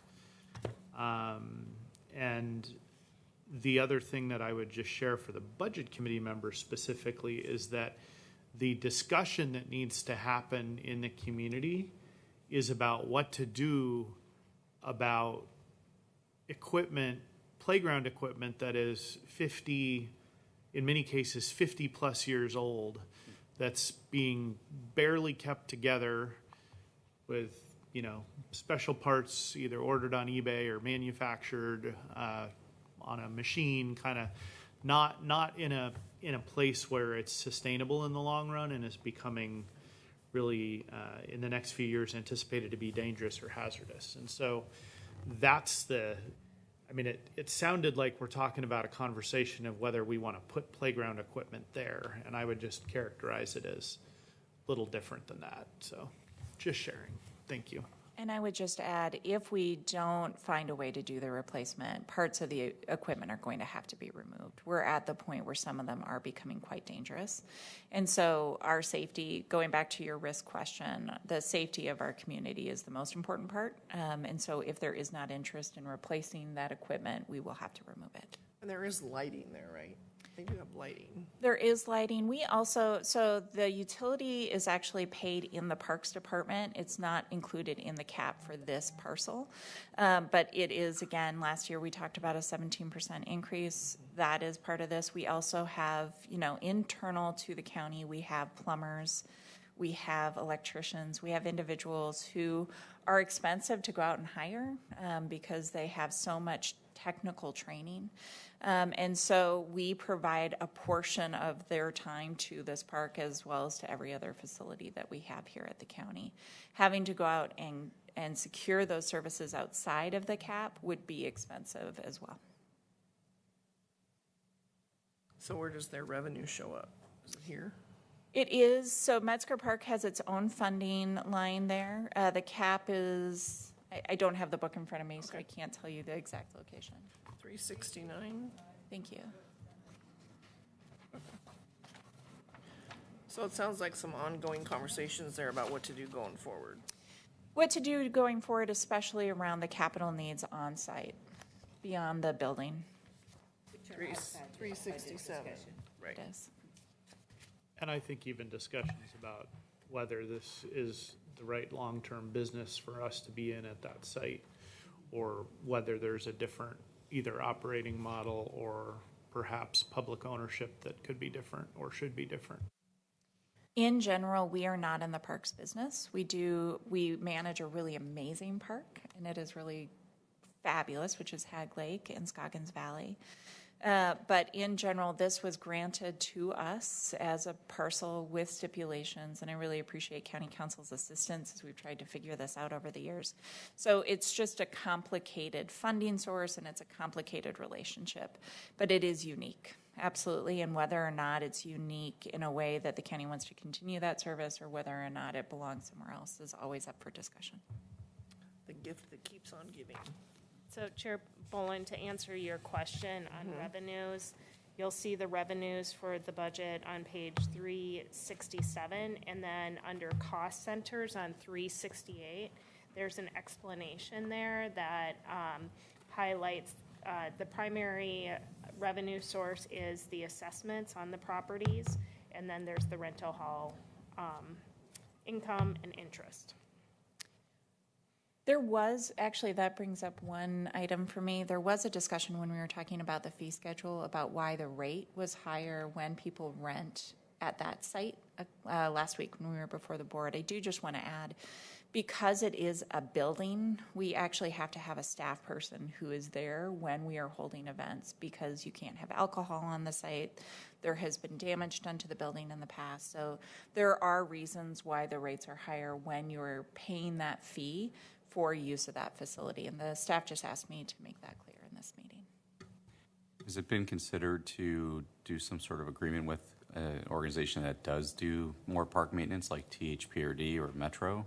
Or Tigard, because it's right next to Or City of Tigard, yeah. So I have been here for exactly 2 years. Budget cycle So, is and when I I'm going to started. jump in here. So we're going to let We have tried to have those conversations, and there has not been openness. However, I think it's time to try to have those conversations again. always. Sharing. Well, just to give you a perspective of the cost of the playground equipment was going to have to be phased in over 5 years, and we were going to have to immediately double the fees, the taxes that those people pay that are in that district. And we didn't want to do that as a commission, so we were basically saying, let's hit the pause button, let's raise them a little bit, but let's hit the pause button on the overall plan so we can talk about maybe a new plan. Thank you. All right. Moving on. TLT, page 374. And I think this is John's first time at the table this week. John, welcome, Yeah, John. I'll get to close this out. There's 2 slides between you and lunch, I guess. So this is a big topic, and I'll try Lot of to walk dollars. us through it. A lot of dollars. A lot of dollars. A lot of dollars. So just on TLT, it's a tax collected from short-term lodging guests in Washington County. A tax was enacted in 1972, starting at 5%. It has increased twice and is now at 9%.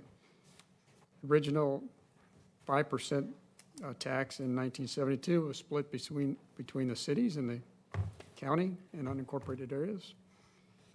And then in 1985, the next 2% provided 1% for the fair and promotion of maintenance and operations of the fairgrounds, and 1% for promotion of tourism. In 2006, the last 2% increase to get us to 9% was split between agreements with Explore Tualatin Valley to promote tourism, and also debt service on the event center. And so the cities may also assess additional tax, and the state currently assesses a tax of 1.5%. The county serves as a collection agency for the city and county tax collections from throughout the county. We do collect some administrative costs for this service.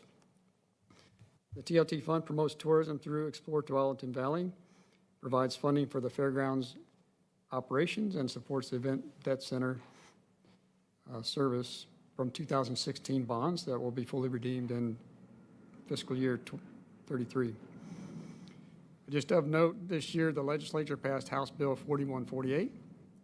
The bill is set to take effect on June 5th, 2026, and will be applied beginning January 1, 2027. It revises division of permissible use of transient lodging tax revenue. It reduces the tourism earmarked share from at least 70% down to 50% and allows the remaining 50% to fund city and county services. This change would be effective for us or could be applied retroactively if we implemented an increase to the current tax rate. The current split between tourism and general fund is more flexible for us currently because our splits are grandfathered in, as they were in effect prior to the 2003 legislation that implemented the requirement to use 70% of the new or increased tax for tourism, promotion, and facilities. Additionally, the bill introduces mandatory biennial reporting by local governments on TLT collections and expenditures to the legislative revenue officer, who will aggregate the results and report back to the legislature. The main reason for the legislation was that local leaders advocated for this bill to give coastal and tourism-heavy communities more flexibility in using transient lodging taxes to support critical local infrastructure like roads, parks, and public safety, which often strain under seasonal visitor surges. We'll just note the bill also added two components. One was resiliency grants. TLT revenue may also support grants for small restaurant and lodging businesses in times of crisis.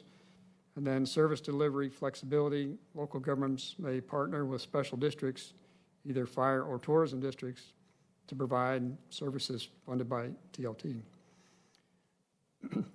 I had presented this information to the board in April, and we don't foresee any changes in our TLT use at this point. Our current distribution is grandfathered in, and new ratios could apply going forward. On to the accomplishments, some of the background in our interfund loan from Strategic Investment Program. I'd like to give some background on that. In February 2024, the county approved a resolution and order authorizing the use of future transient lodging tax revenue to help the city of Hillsborough develop a minor league ballpark.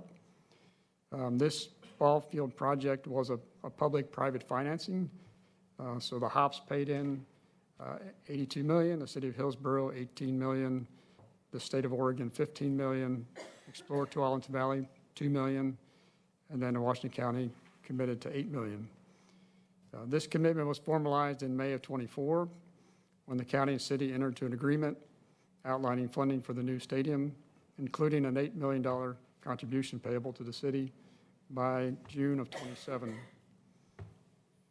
In March of '25, we updated our grant award with the Explore Tualatin Valley to continue tourism promotion through fiscal year '29.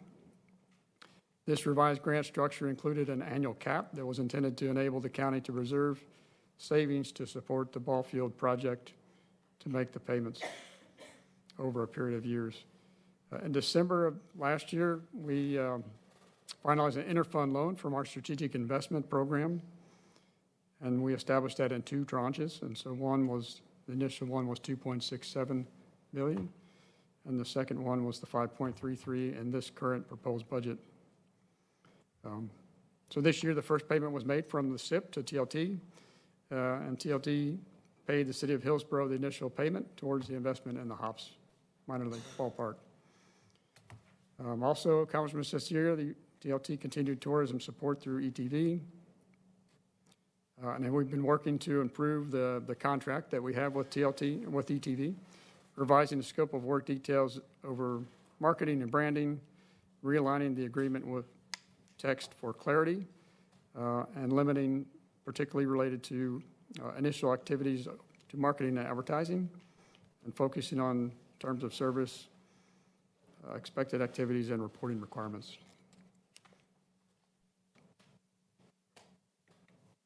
All right, last slide before lunch. Just going forward, we'll continue to support promotion and tourism and provide support for the fairgrounds and the fair.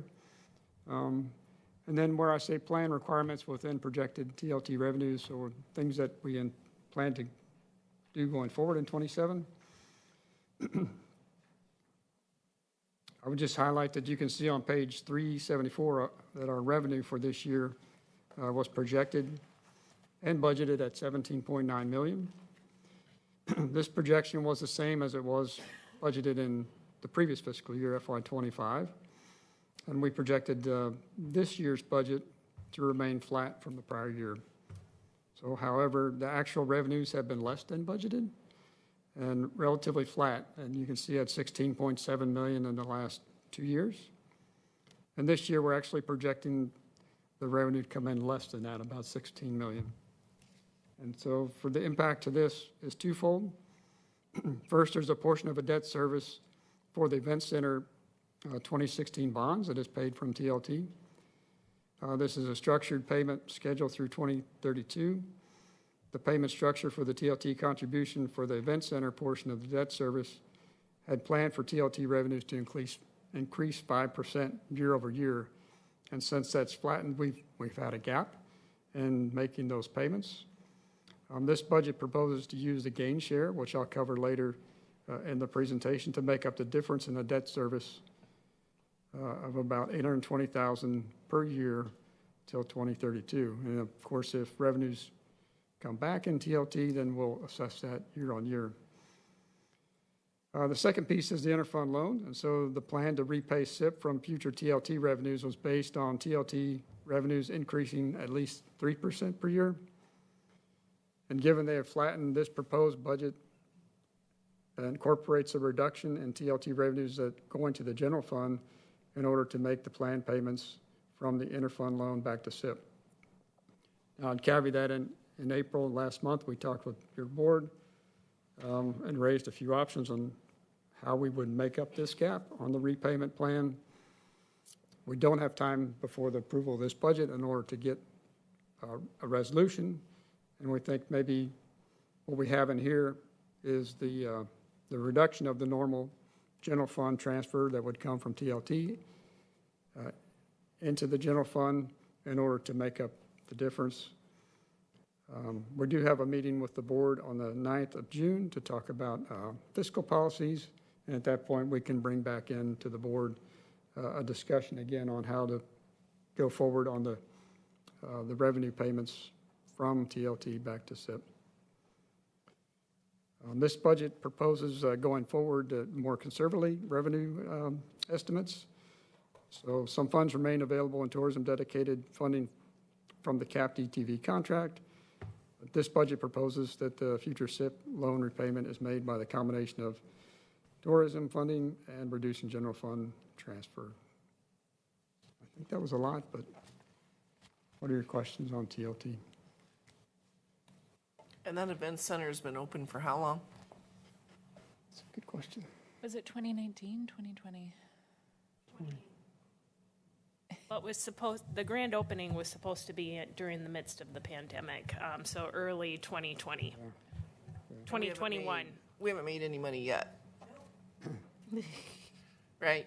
For 5 years, we're operating a facility at negative. Correct. Correct. Mhm. I remember when all the hoopla was about building it and all these great things it was going to do for us. It's very disappointing. I will say it is very typical. I'll call this is a small market venue. And I say small market because it's not surrounded like by hotels. It's not in a downtown area. So most small market venues do have some type of revenue subsidy from some source. When Westside Commons was built, there wasn't that revenue source identified either for operations and or capital needs, routine maintenance and or major maintenance on the facility. So it is an issue with what was thought to be the business model at the time. I would just add that we're going to talk about this in a few minutes. So we do have some speaking points around that very specific point. It is actually also typical, even in large markets, that there is some subsidy to these types of facilities. They serve a community purpose, and I think the bigger issue is that we didn't have that portion of the conversation at the time. That's fair. Thank you. Can I add something to that, Please. too? When all of this was in discussion during the teens, we were also in communication with the Port of Portland in running the airport, and they had anticipated building a nice hotel right across the street from the terminal there on Cornell. That still is in the plans, but obviously the economic environment over the last 5 years have put that on pause. If that were to occur, and they contend that it is still in the drawing board, that would enhance the attractiveness of Wingspan. Yeah, because it's very important that you have a hotel close by, because people don't want to commute back and forth, and some of them don't bring a car. So that would enhance that considerably as well. So, but as Tanya has pointed out, if you look at nationally, most of these kinds of organizations are subsidized by the government in some form or fashion. All right. Anybody else? Comments? Well, the challenge just being that that's not how this was originally sort of framed, right? I mean, No, that's, it was I not. was there 10 years ago. It was going to bring us all this great revenue, and the businesses were going to fill it up, and all these great promises were made, and I didn't agree with it at the time, so I just love being right.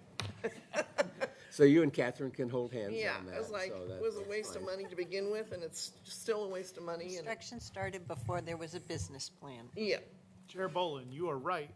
I am right. The county should not be in the business of hospitality. Go ahead. We'll put it on the sale block immediately. Yeah, let's find a buyer who knows how to run it. Go ahead. Thank you, Chair. Different conversation, John. Thank you for this presentation. I have a quick question, and I'm on page 374 on the big budget binder, and I was trying to help myself understand what happened to the fund balance. And I think you give, in terms of the budget analysis, total resources excluding beginning fund balance increases, and then you gave the percentage of 4%. Beginning fund balance decreases, and then the amount is 100% decrease.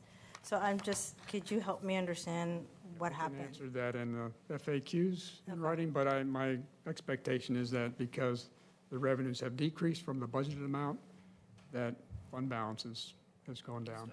Yeah. Their savings is all gone. And can I was going to follow up Yeah, on that yeah. too. The TLT formula allocation is complex, Yes. and in it is, I will say, commitments of where that money goes. Anything above, what is ours, 10 and a half, 11 and a half? What is, Or 9% is what and then the state adds up. it adds 1.5. Yeah, so 9% is basically what we get to play with. So they can say, okay, yeah, we're going to reduce the tourism requirement from 70% to 50%. That doesn't automatically mean that we just picked up 20%, because there's requirements of where that money goes, like the fairgrounds gets 1%. 11%. Yeah, 1% goes to them, so that's a dedicated fund already. So it's not as easy as just saying, wahoo, we just picked up 20% of whatever TLT is, because it's not. And anything above the 9% plus the penny and a half for 1.5%, don't use pennies, 1.5% for the state, anything above that is all cities, because they have bumped up their own TLT in their hotels in their jurisdictions. So again, it's a very complex formula. And so anyway, it isn't automatic, and it's going to require some more thought process to go as to how we would look at, if we wanted to reduce that 70 to 50, what that would look like. All right. Anything else? We're ready to take a break for lunch? Yes? All right, so comments before we go? Lunch is just out the doors. There's your meals, beverages, and chips. We would ask, I did bring a garbage can over on the side of the table here. There's also a garbage can to throw your trash in outside. We are scheduled for a working lunch, so I would suggest that we come back to presentations. It would put us half an hour behind schedule, but at 1 o'clock. So we'll take a break until 1 o'clock, and then we'll continue on. Yep. All right. Yep. And which is known, some of you may be eating while we're presenting. Recess. And then we're having public comment at 3. Is that like a hard stop? No. No? Okay, all right. Okay. All right, so everybody enjoy their lunch. Thank you. Well, all right.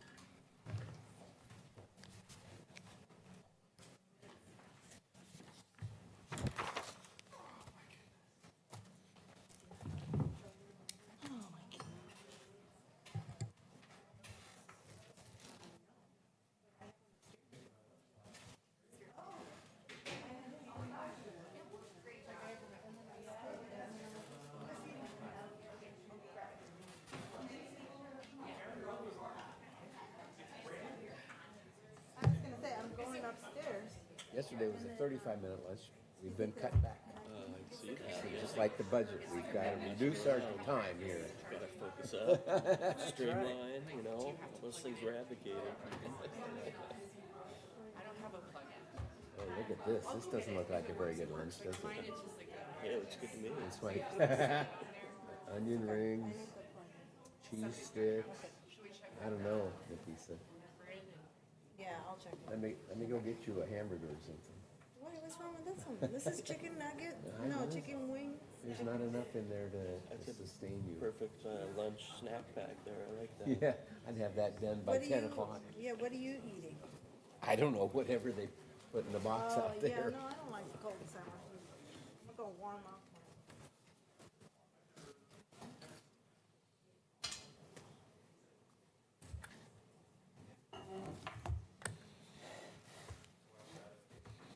So what do you really think about the wingspan? We had a Washington County Chamber event, and we had it at some farm, and I asked them why, and they said because the Wingspan Center was 3 times more expensive than where we had it. We're looking That at, is ridiculous. we're looking at pricing. And I was there for a job fair with my Edward Jones business. We set up at 8:30. They didn't start any food service, coffee, water, anything till 11, and they shut it down at 1. They had an event from 8 to 3, and they had food service from 11 to 1.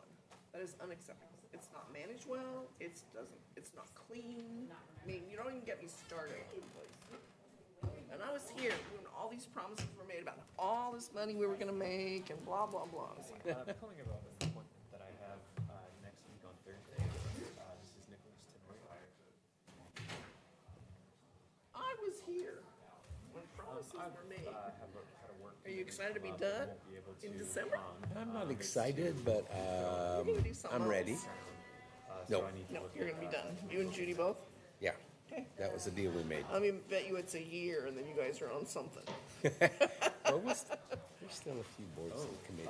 So you're still on things. Yeah, well, and she's really active in Rotary, and she's a little bit involved. No, I'm sorry, I wouldn't be able to. Have your hand in it, but you're not chairs of things. No. That's different. I want to teach financial literacy at the Family Justice Center in my room, my Karen's Corner room, and I'm buying window treatments for them next week, because they have all this the sun comes in and makes it really hot. I don't know if you saw that during the open house. At my own room, Karen's Corner, Well, there you go. for financial literacy and empowerment. I'm pretty excited about it. Yeah, it's a great idea. I know, I'm so excited. Yeah. What were the time options you said there?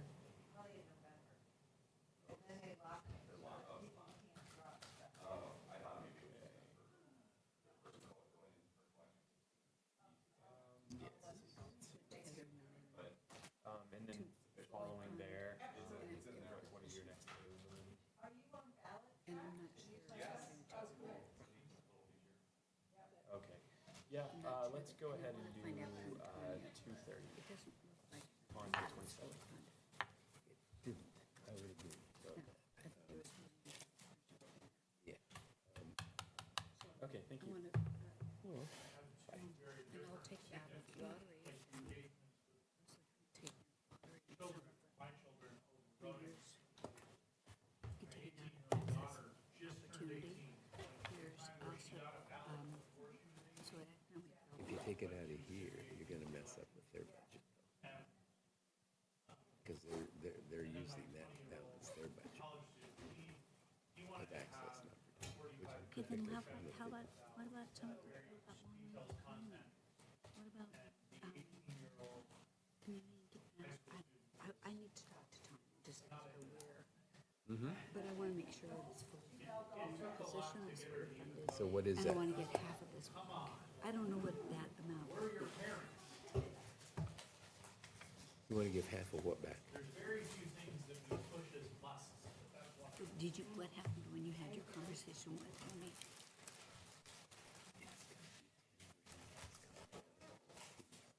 Okay. You want an amendment here. Just a little bit, yeah, I got fail. Okay, all right. That's where it's gonna be. But, Okay, so it's going to stay off of there. yeah, Okay. but there's, And then I want to make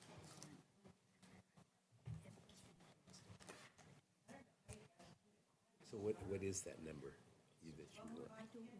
I think it,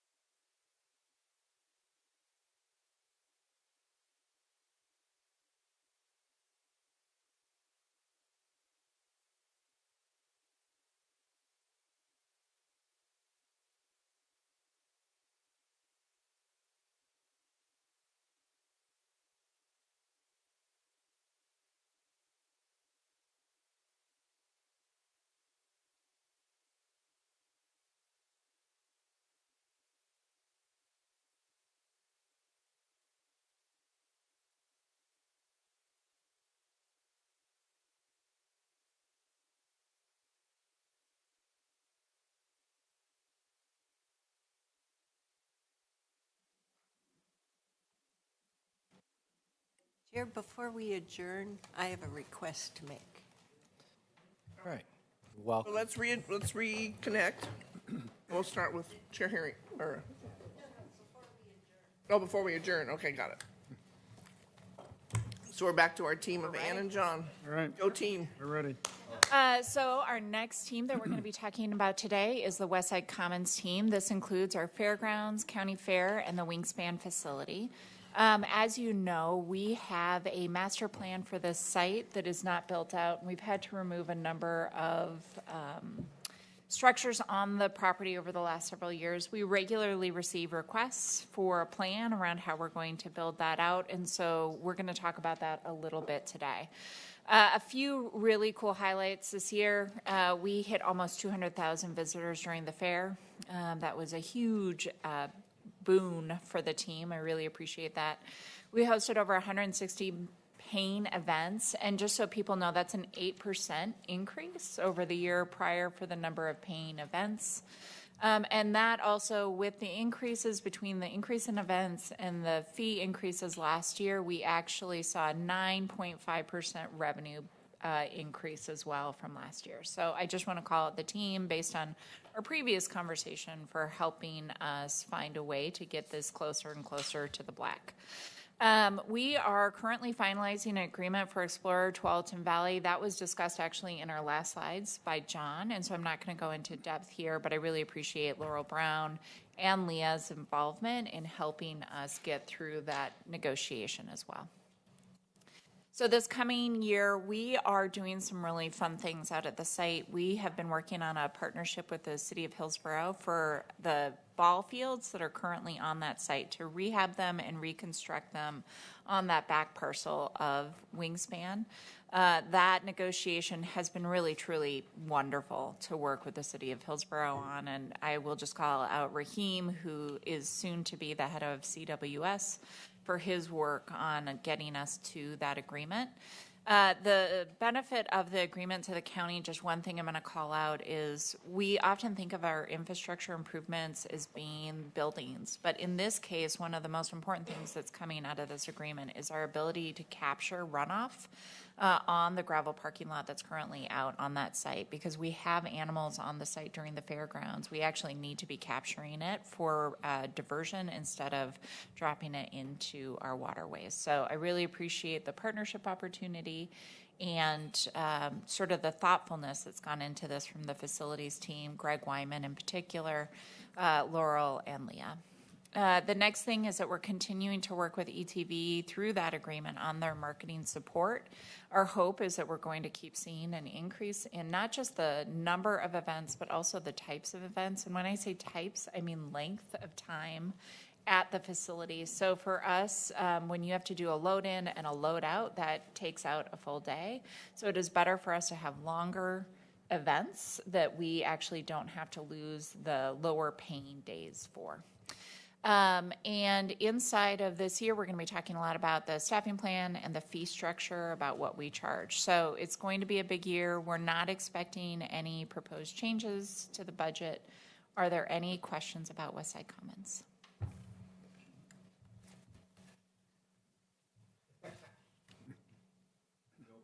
Okay. No comment. Did we get caught? Okay. Now on to non-departmental. And just so you all are aware, John and I are interspersed throughout for the rest of your day, so we're just going to hang out here together. All right. All right. Go back one slide. So non-departmental starts on slide, 390. or page 384, I guess. It's the non-departmental section. And so just some highlights on non-departmental. It encompasses all countywide miscellaneous expenditures that are not attributable to a department, as well as the general fund reserves. These budgets do not include any full-time equivalent positions. Of note on the slide, the Community Network Program is discontinued effective 26-27. This cost center accounted for general fund contributions to various nonprofit community organizations. Also have in this section the general fund transfers. They're decreasing this year about 4%, primarily due to the reduction of debt service payments with the maturity of our 2016 miscellaneous obligation bonds, which I'll talk about in a few slides. And the general fund contingency increases to meet the general fund reserve requirements to make sure we have 4 months of property tax revenue on hand and reserve until property taxes are received in the fall. So general program management is houses the general fund revenue from property taxes, charges for services, et cetera, and it houses the general fund contingency and executes general fund transfers supporting the county services housed in other funds. General fund contingency and general fund transfers, these programs were combined into general fund program management organization during our workday transition. This change moves the general fund transfers and another program we had PERS Employment Stabilization Rate Program, which closed in 2024, from the non-operational into the non-departmental. So a change from last year's budget process. The general fund contingency is the general fund reserve. These contingency funds allowed for 4 months of property tax revenue to be on hand before taxes come in, like I mentioned. The purpose of a stable contingency accommodates cyclical variations in revenues, provides for unanticipated and intermittent or future planned expenditures, and also preserves our bond rating and ensures we can meet cash flow requirements. I'll talk to the changes in revenue on the next slide. So in revenue, there's an $8.4 million decrease in general fund revenues this year. To highlight on the pie chart, 84% of our general fund revenue is from taxes, mainly property tax at about $210 million and $6 million in real property transfer taxes. 14% is a transfer in from strategic investment program, that's $25 million, and from the transient lodging tax, $3.9 million. The biggest reductions come from 2 areas, miscellaneous revenue and operating transfers in. Starting with the miscellaneous revenue, there's a decrease primarily because the PERS debt service payments have been completed. In addition, investment interest income is dropping as projected interest rates decline. These items together create a noticeable downward shift, about $1.7 million decrease. For operating transfers in, they're lower for several reasons. A decrease in the transfer from SIP. We are shifting SIP funding to support priority facility projects this year. Transient lodging tax revenues in Fund 207 are also trending downward, like I spoke about earlier, both because revenues are down and the TLT commitments to repay the interfund loan to SIP. Also, last year we had a one-time transfer from the Library Service Fund when the West Slope Library transitioned to the Garden Home Community Library Association, and that transfer won't repeat, so it contributes to the decrease as well. There are a few other areas where revenue is falling. One is licenses and permits. Both liquor license and cable television franchise fees are decreasing. Intergovernmental revenue, cigarette tax revenues continue to decline. Fines and forfeitures, we're seeing fewer circuit court fines combined with higher court surcharges. And while these decreases add up, the overall drop in total revenue is partially offset in a few key areas. Number one, tax revenue is generally improving. We're expecting steady growth in assessed value and continued new home construction. The one exception is a real property tax transfer, which I mentioned was trending downward. Intergovernmental revenue is also increasing, driven by stronger revenues from liquor, marijuana, and amusement device taxes. We're also seeing small increases in state timber in Oregon and California land grant revenues. And finally, the last category, charges for services are up, largely due to recording division fee revenues. And so in sum, while several revenues sources are declining, most notably in transfers in, miscellaneous revenue, and certain tax and fee categories, those decreases are softened by gains in tax revenues and service charges. Any questions on revenue? All right. Just on the contingency. Contingency is a non-spendable account that may be accessed during the fiscal year to transfer appropriations into a spendable account when they're needed. This action must be approved by the Board of Commissioners through a supplemental. The goals of the general program management are, number one, to maintain stable general fund reserves, and also to reduce reliance on SIP for ongoing operational requirements. Transfers from the contingency are approved by the board via the supplemental process, like I mentioned. The budget contingency reserve policy was adopted by the board in February of '24, and we amended it this current calendar year to reaffirm the policy and also administratively change the policy number. So last year it was 405, this year it's 411. That's part of our finance policy revamp to make sure that we're in GFOA standards, and we're renumbering some of the policies that we have and updating them. The policy establishes reserve amounts by type. The general fund relies on property taxes for day-to-day operations of the county departments. The contingency requirement for operating funds reliant on property tax revenue are a minimum of 4 months of estimated annual property tax revenue to ensure adequate funds on hand at the beginning of the fiscal year in July, and when property taxes are received beginning in November. The 26-27 contingency is calculated about $48.3 million. This is an increase of 5% from the current fiscal year, and as I mentioned, it's primarily due to both the reduction of the transfer in SIP to the general fund and also a reduction in the general fund transfer to the WCCLS.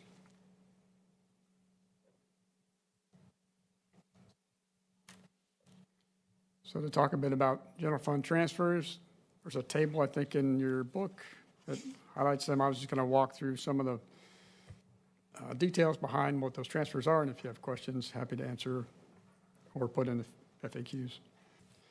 I'll start with the transfers to parks. So the budget proposes a continued transfer to the Parks Fund to support parks operation. This transfer functions as a subsidy to ensure stable operations and general support for park services. Transfers to the Board of Commissioners. Allocation covers membership and dues funding for the board. And these memberships support policy engagement and regional coordination efforts that benefit the county. For the CA's office, we have a transfer that includes 3 position-related adjustments, and these are all tied to transition of ARPA-funded roles that are going to be funded ongoing beginning in 2027, like we talked about earlier yesterday, which is Senior Management Analyst, 1 FTE, proposing to convert this position to ongoing funding beginning January 27 to preserve our analytic capability. And then a CEO, Public Affairs and Communications, FTE, and a Senior Management Analyst that supports access and opportunity work. And that also, this position will convert in April of 27 to keep that capacity going within the office.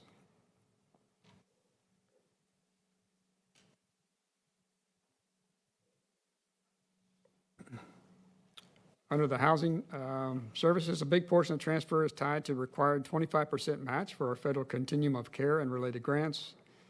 That includes programs like the Hillsborough GILP and Transitional Living Program, Clover Court, and Rapid Rehousing for Families. Together, these add up to roughly $880,000 in match requirements. We also have another set of continuum of care grants that require 25% match. Planning HMIS, and the Reentry Program and Sojourner House. These total a little over $1.2 million required match funds. And then per our prior agreements, we continue to provide general fund support for housing bond administrative fees, which is about $281,000. In aging services, the general fund support aligns directly with the HHS budget. We have allocations for administration, housing and homeless coordination, in-home service administration, and Older Americans Act programs. That includes the OAA, administrative match, and altogether these items total about $384,000.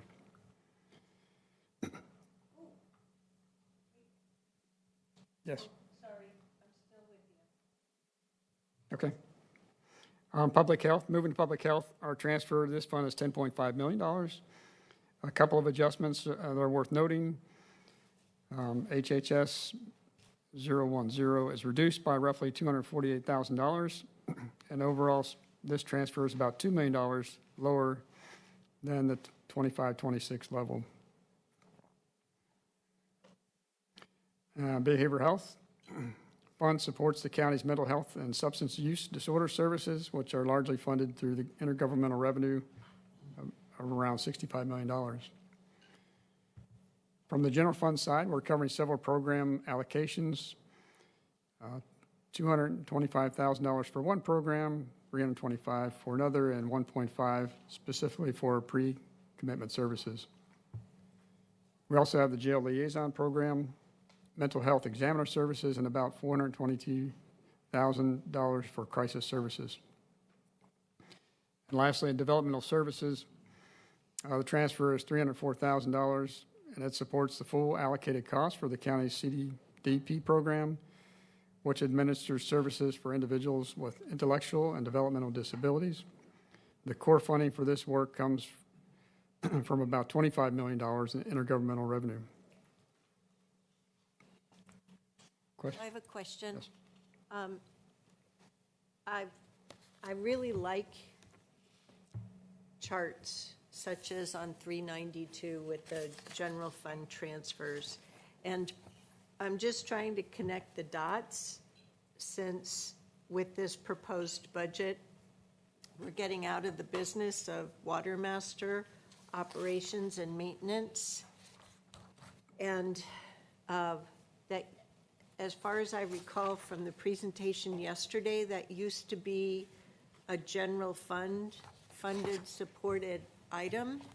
And so I'm wondering, why don't we see it listed in here? Because the LUT items I see don't reflect that. I'll have to check that. Okay. You can put that in the FAQs, but I'll get an answer for them. Okay. Any more charts, or this is the only one? You have any more charts, or this is the only one? That's the only one for the general fund transfers. Okay, got it. Yeah. Yeah, so just some of the things aren't lining up for me, that's all. I don't have my book in front of me. So, that's all. We'll take that as FAQ, Yeah. and I may be able to just verbally follow up in a few Thank you. short moments. Yeah. Yeah.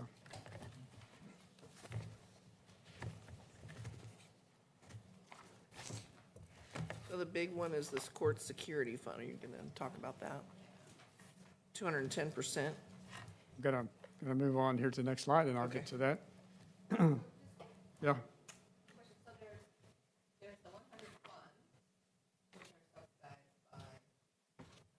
Oh, here they are.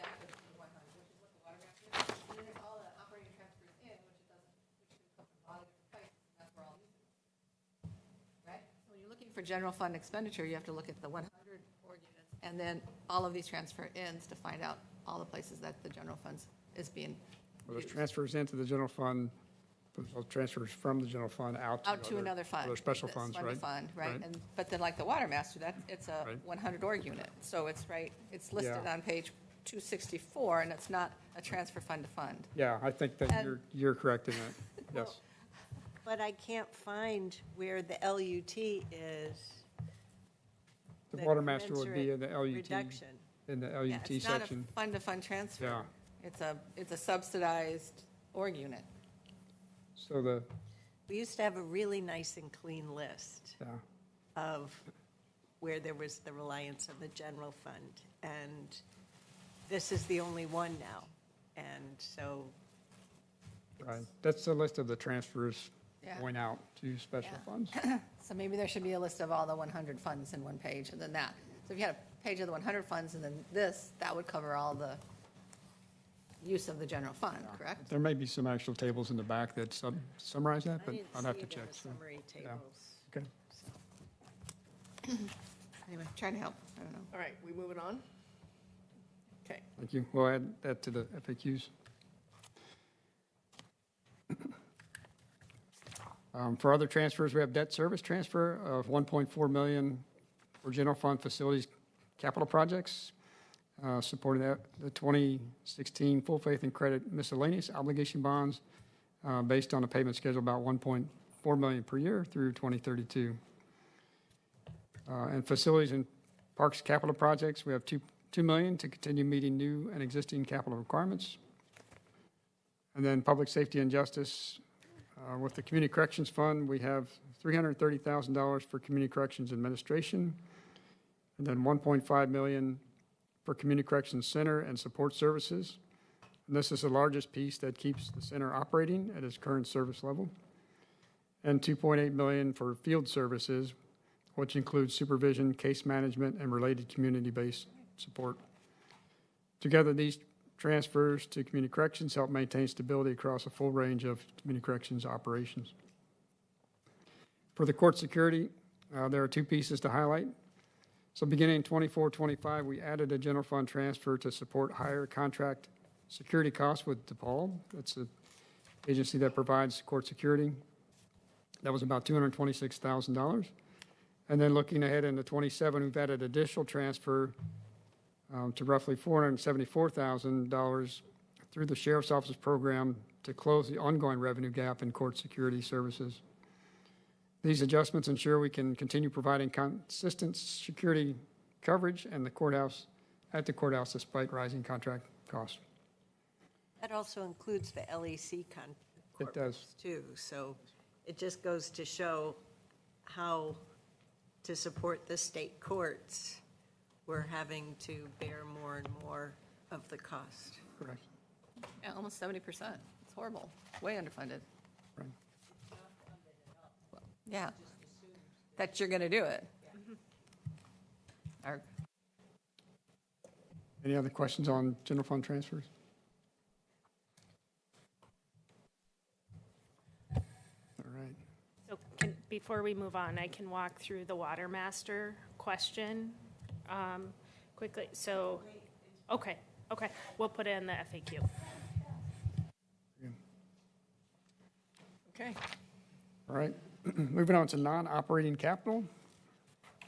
And so 81% of capital requirements are land use and transportation, about 12% are facilities and parks, and 5% to building equipment replacement, and about 1% to ITS. In the Emergency Communications System Fund, the Emergency Communications System improvement projects are complete, and the remaining balance is fully appropriated to maintain flexibility as the fund's prepared for closure. Thank you. On the pie chart, you can see there LUT other is about 21%, and that includes the Bonnie Slope West Transportation SDC, System Development Charge, the North Bethany SDC, Transportation Capital Projects, and the Transportation Development Tax Fund. The facilities parks is about 12%, and it includes the 2016 full faith and credit obligation facility capital projects, Emergency Communications System Fund, the Facilities Capital Projects Fund, the Tualatin Hills Parks and Recreation District, SDC, and the Parks and Open Spaces Opportunity Fund.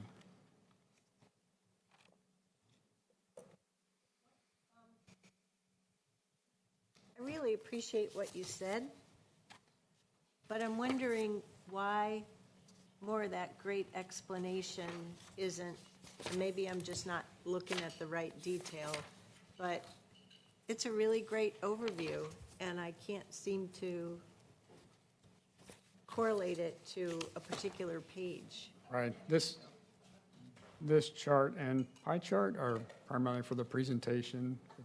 Oh, So so it's not we'll get into matching up details with and we'll match with the 398. next slides. The table itself should match the table in the book, That's what I'm saying. but I don't think we have a You description grouped about it. things together. Yeah. here. Yeah.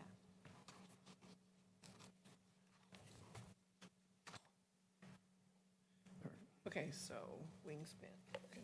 So this is an ongoing fund that we have here in Washington County. It was set up for the construction of the conference center, and we still have some remaining funds inside of that fund. The reason that I'm talking about this today is because as much as we opened that building in 2021, we continue to find, as is normal, I'm going to be honest, with new facilities, some areas where there were deficiencies, and we need to keep making improvements on the site. So we're using those funds this year in order to make some improvements on things like the roofing and some carpeting issues, some other stuff. But the short thing to note is that if we do not have deficiencies, we can't use this just for deferred maintenance. It actually would have to go back to the construction of the facility. And so we will be using any remaining dollars towards the bond debt payment, and we would come back and have that conversation with the board at that time. Any questions? Perfect.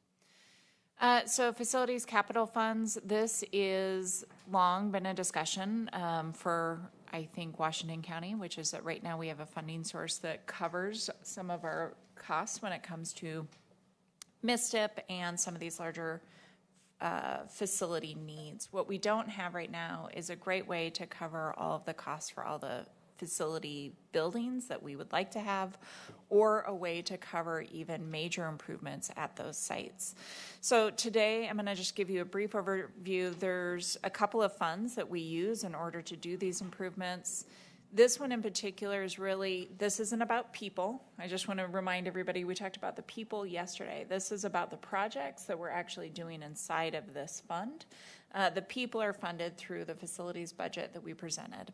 And so this year, we're really focusing on things like the courthouse capacity study and planning, the jail and community corrections expansion design, justice service building, storm drain repair. There's just a lot of large facility needs that we're going to be addressing this year. There's a couple of things I do think are unique. We added one courtroom to the law enforcement center. We talked about that a few minutes ago. We also have the medical examiner's office that was presented during the human services presentation. The team at facilities has been leading that study. And then we've been working on the critical facilities infrastructure projects. The staffing and some costs are coming out of this fund. Those, as I mentioned before, are mostly funded under ARPA, and those ARPA projects are about to be concluded. So I had a question. Sure. I was reading the material about the exterior roots to the trees were creating problems, so the trees were going to be removed and different trees added.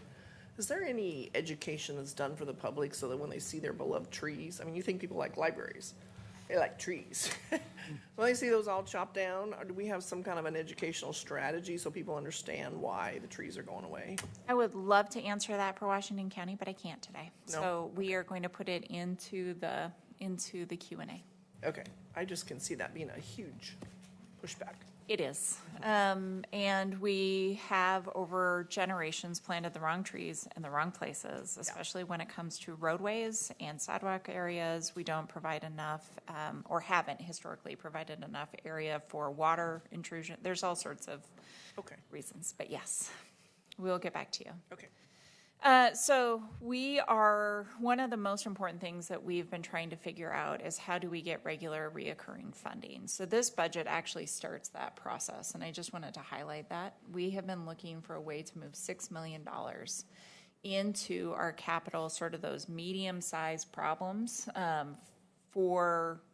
so we stop the crisis. We stop that line, that little barely making it line, and start getting closer to the quality experience we want for our community members and our staff.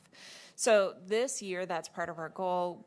This is the first year where you're going to see the SIP transfer of $6 million in order to try and address some of these needs, but our intention is moving forward to use SIP dollars for a $6 million transfer annually to help start getting at some of those longstanding issues. There are some really big or medium-sized quality projects that are upcoming that I just want to highlight here. So it sounds strange, but dirt walls are one of the easiest ways that we can help make spaces more usable. So that's putting up sort of those walls that aren't load-bearing inside of offices to make sure that we have enough space for the new needs that we have. You saw that in our HR budget, we proposed an increase in the number of staff. That means we need more space for the staff coming in. So this is included inside the facilities capital funds. Sound mitigation, really important in interview rooms for the sheriff's office. So that is included in this budget. security-related modifications to elections facilities, again, keeping our voters and our ballots safe. Add storage and shelving to tax payment processing for A&T. These are things that everybody thinks are really cheap, but end up in the six figures. So I just really want to highlight that there is no such thing as a cheap process in a building. They end up costing us usually in the $200,000 to $800,000 range, and so having a pot of funds that allow for us to better use the spaces we have is really important. Any questions on that? No, I'd just like to add to what has happened over the last 5 years as we've had cuts over cuts is there had been some, I will call it contingency or funds within departments to help move small capital needs forward. Those dollars are now gone out of department funds. And so that's also the compounding impact to this. And that's why you don't see what one may think as a smaller improvement, such as the HR not in the HR department, because across the board, every department has had to eliminate these types of funds. So I have a question. So on page 408, is that the list of, it says fiscal year 2026 facilities capital projects? So this is the complete list on page 408? Facilities capital projects, it says. Yes. We're pulling it up. Hold on a moment.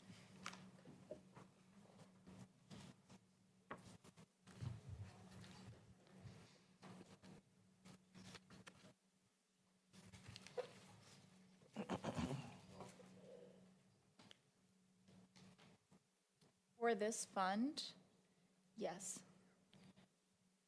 Okay, so that means there's probably more, at least for this fund, then it shows $10 million plus of general fund going for these projects. Correct. As well as other ones.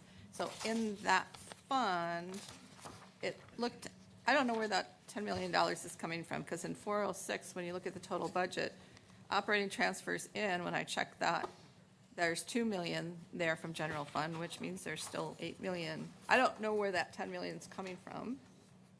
And also in our press release that you guys did, which was a great press release for the budget, by the way. So this year's proposed budget introduces a new approach to using the general fund revenue to support proactive maintenance and targeted upgrades. The proposed budget includes $10 million in capital investments to address key facilities beyond the county's typical level of investment, and then it mentions some of these projects. Correct. So That was actually Where's that the 10 SIP million? funding. That is SIP. So this 10 million, 6 million of it will be SIP? The $10 million is SIP. So we're going to walk through that inside the SIP discussion, but we have some key projects that are being funded out of the SIP. It was actually in the budget message is the clearest place where we outlined what those projects are. It was in the press release. Yeah, it was great. And I went, this is clearer to me than any other place I've been looking. Correct. So the projects that we're funding out of SIP were things like this building, the water intrusion discussion that we had, the improvements to the juvenile building, some of the locker rooms that we're making improvements on. Those are the projects that are being funded by SIP. Okay. So that's listed here. So it's listed here as Jail special fund? expansion design, No. 800,000, so it's right there. So you want to know where the money's coming from? Is that your, Oh, you're on a different page. oh, well, 408. On 408. So there's, So under that strategic investment program Program. column, it shows, okay, All the SIP, so that's the 10 plus the 6. which total, but that column totals to 31,000 and,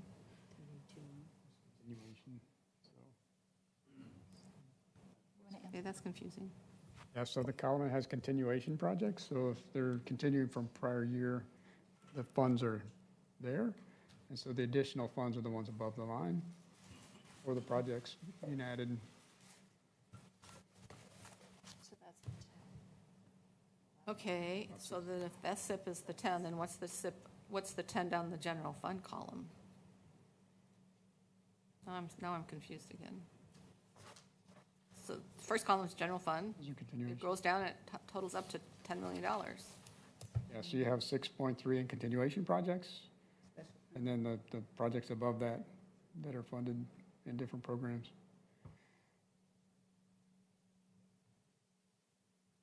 Okay, so they're also shown somewhere in different budgets. Okay. Yeah. All right.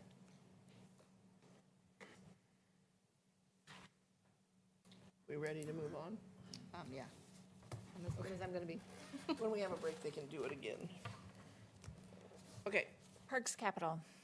So this is, again, external grants that we're either managing or bringing in order to try and build out things like the campground, the visitor center, and Eagle Landing. I've talked about these a couple of times, but this is just the capital money.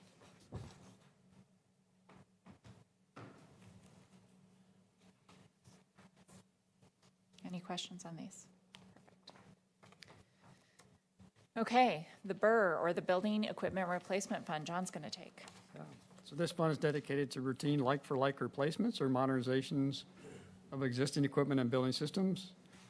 These are essential upgrades that help keep our facilities operational, safe, and compliant. Essentially, systematic replacement of various buildings and equipment components of the county's buildings. The fund is supported through our cost allocation plan that Ann described yesterday. Each department contributes based on the square footage of space it occupies, ensuring that costs are distributed fairly across the organization.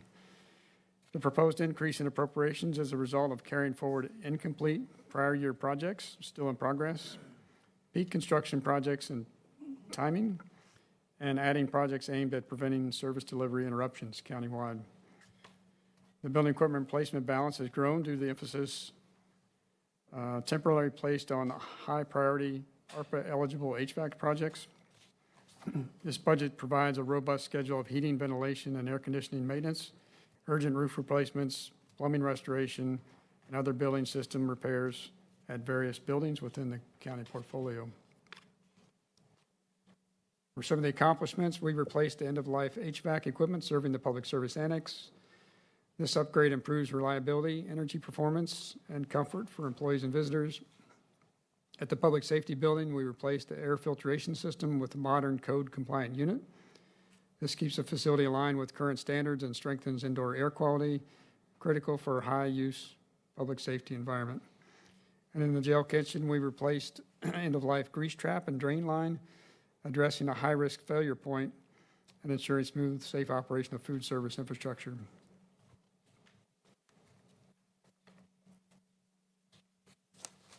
The goals going forward in fiscal year 27.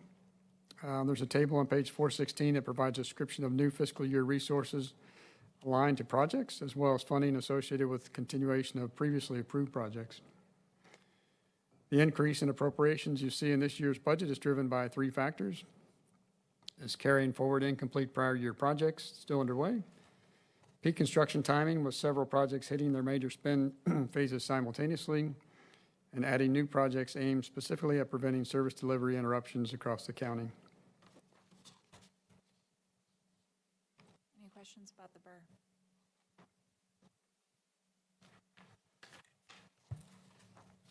Right. For ITS capital funding, the Department of Information Technology Services provides comprehensive technology services to Washington County departments and offices. The capital budget for ITS is divided into functional focus areas within the fund. The Office of Chief Information Officer, Client Service Infrastructure Services, Enterprise Systems, Information Security, and Business Application Support Services. The Department of Information Technology Services is responsible for providing and supporting a reliable and secure end-user technology, business applications, internet and intranet technology, county websites, graphic information system functions, and information security for the county. Some of their accomplishments have achieved implementation of Workday and upgrades to budget system, Questica, and improvements to contract management system. And these are foundational tools that departments will use every day to to make our business go better. We also used available capital fund balance to help move forward the county's phone system modernization project. Phone system is critical to daily operations and public service, and this investment ensures we replace aging, unreliable technology with a system that meets today's needs. We funded major enterprise initiatives. This includes redesign of Horizons, our primary internal communication platform, and upgrades to county's internet connectivity pathways. These improvements strengthen the county's overall technology backbone and support more secure and reliable services. And we also supported several department-level technology initiatives.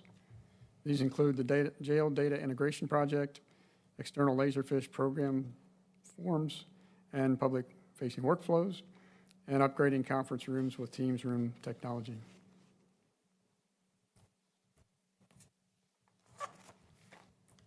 Going on to the 27. Since fiscal year 23-24, the Capital Projects Fund has seen ongoing reductions in dedicated funding.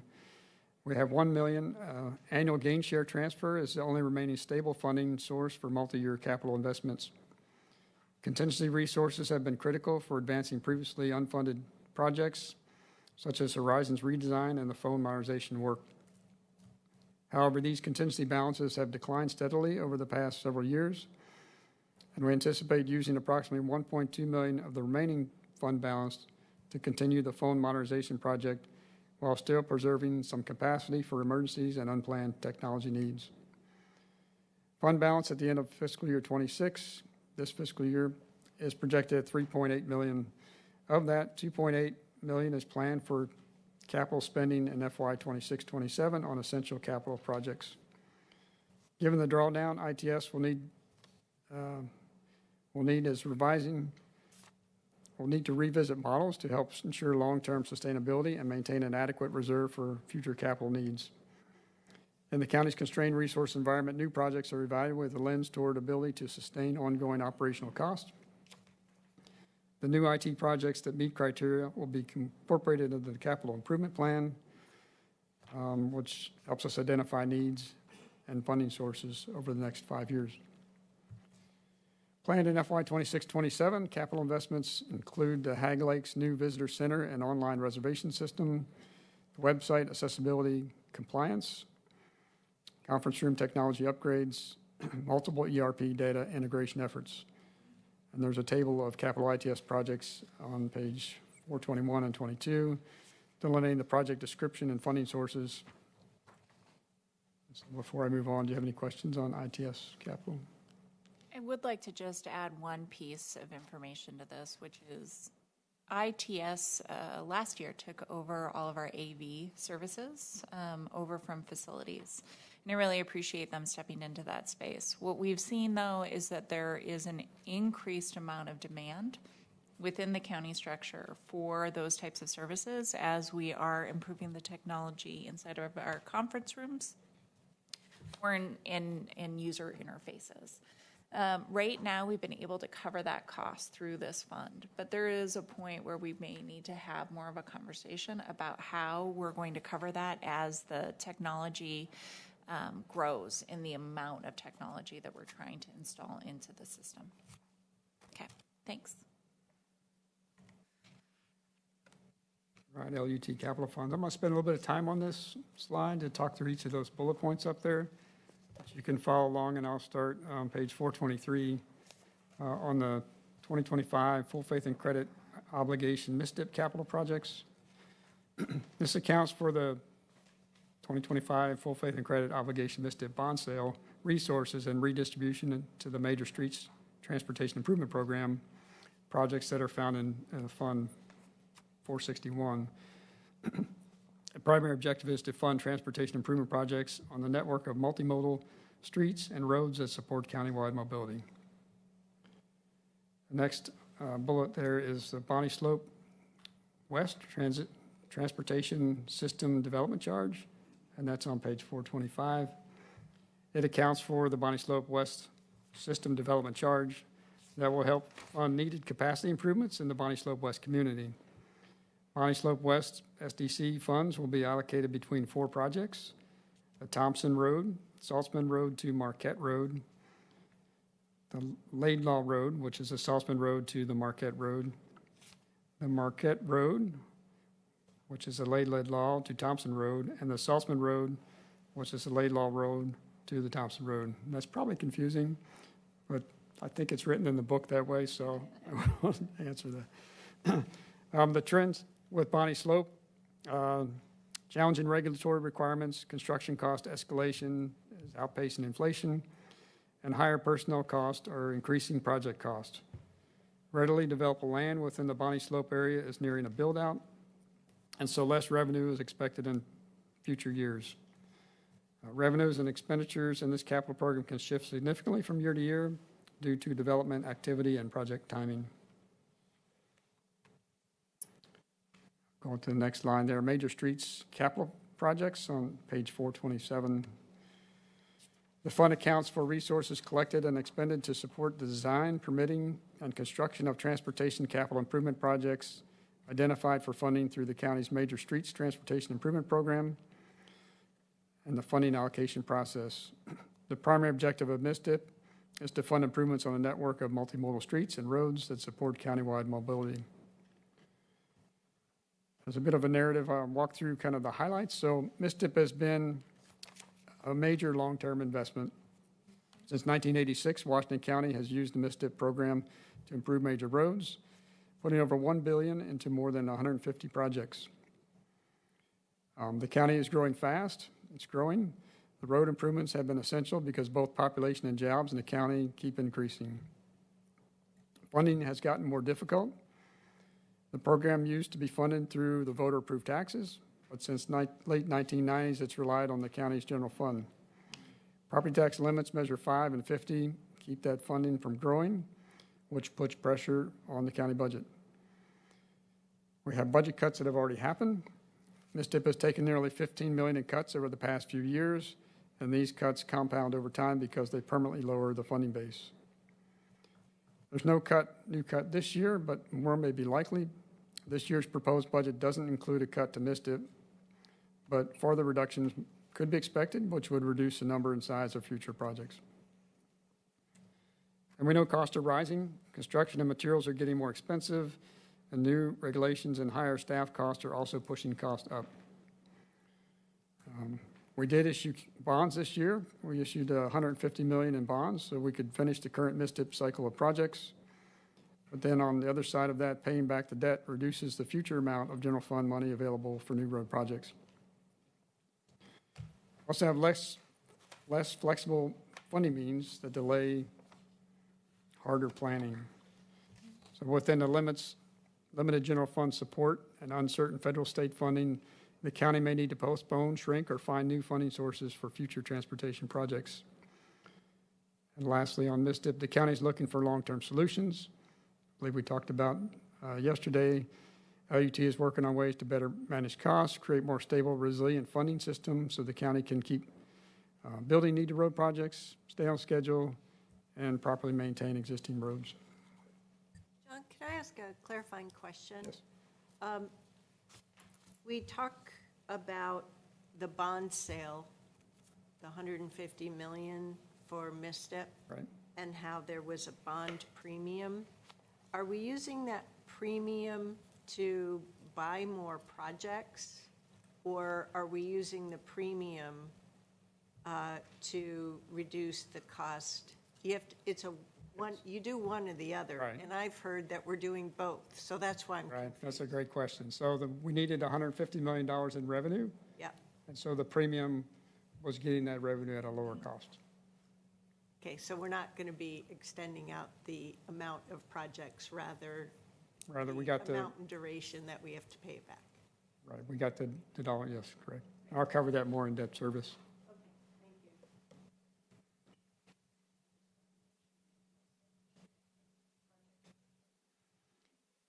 Just moving on to a couple of words on North Bethany System Development Charge. So the fund was established in 2011 and 12 to receive funds from a supplemental system development charge on development of North Bethany.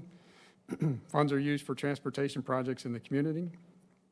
The changing regulatory requirements, construction cost escalation, outpacing inflation, and higher personnel costs are increasing project costs.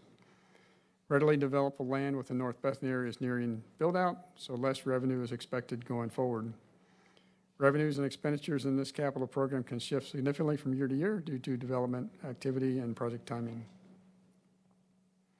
On the transportation capital projects, this fund accounts for activities necessary to construct smaller transportation improvement projects.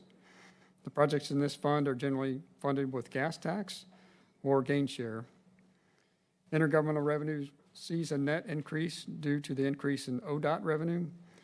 These revenues are primarily based on project statuses for Council Creek Trail, the Council Creek Trail and enhanced street crossings, and 175th safe routes to schools. The increase in other federal grants is solely attributed to the Rebuilding America Infrastructure with Stability and Equity grant is awarded to Washington County for the Council Creek Regional Trail Project and the project progression. There's a table on page 437 that shows the program design, construction, post-construction of projects by funding sources.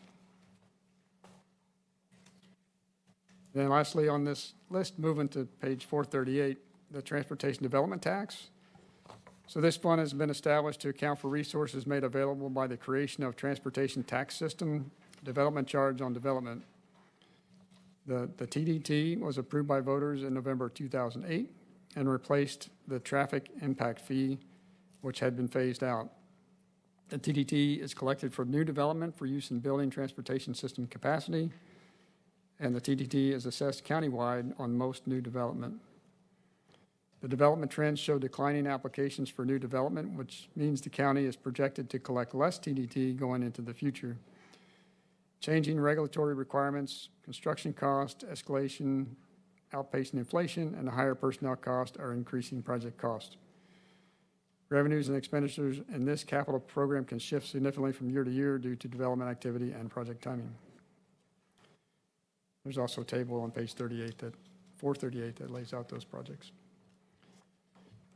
So any questions on LUT capital funds? Comment? Jerry, Commissioner Willie.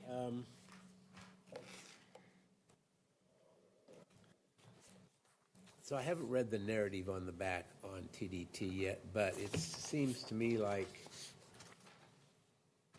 we've got a lot of money in there, $42 million. Is there a plan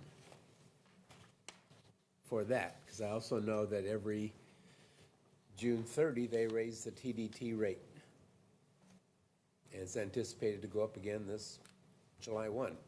So what's the plan for $42 million? We're going to talk to LUT and come back to you. Okay.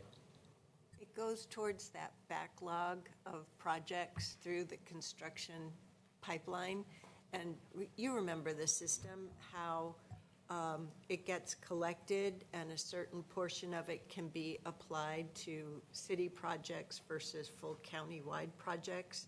But it goes through the whole programming of the capital projects and the application of the funds. So for example, on 439 for our pipeline, we're building out the Stafford 65th Avenue Elligson project to the tune of $1.1 million, and it's doing the design for the other part. So it's a matter of having, they've got a big project list that's actually bigger than the 42 million of TDT revenue, and so they keep trying to play that puzzle game of putting the revenues together. Yeah, I guess I'd like to see a better picture of that to justify raising the TDT rate again, which I know we need to do because we need to keep up with inflation. But I'd like to see a larger scope, what we're doing with that. Yeah, it's more of, so how will that dollar play out? How will those dollars, that fund, play out over time with Right. projects? Yeah. Right. Well, yeah, we'll add that to the FAQ, and really it's about, there is no transportation project that gets built without braided funding from multiple sources. So we will explain that. And what Commissioner Willie is speaking to, just for transparent, 438, it is really the question, why are we carrying a large contingency within this fund when there's transportation uses? So we'll provide that answer. Okay. Transportation, are we done? Oh, non-operating. Okay, Sure, yes. non-operating. Woo-hoo, let's keep going. All right. So it is. These are the non-operating funds within the non-operating section. I love that term. Yeah, non-operating, we had non-operating, it didn't look right, so we just We said have that in non-operating. business, do we, Jeff? Non-operating? Only in government. Ah, yeah. All right, so non-operating organization units generally provide an internal service for the entire county organization. For example, risk management, insurance funds provide a central accounting function for tracking organization-wide costs that are funded by charges to departments based on the number of employees, vehicles, or claims experience. Replacement and reserve funds are used to provide a central accounting function to funds that maintain reserve accounts or provide for assets that are at the end of their useful life. Funds in the non-operating budget are all special funds. So this section will cover debt service, insurance, lottery fund, replacement reserves, and our SIP and gain share programs.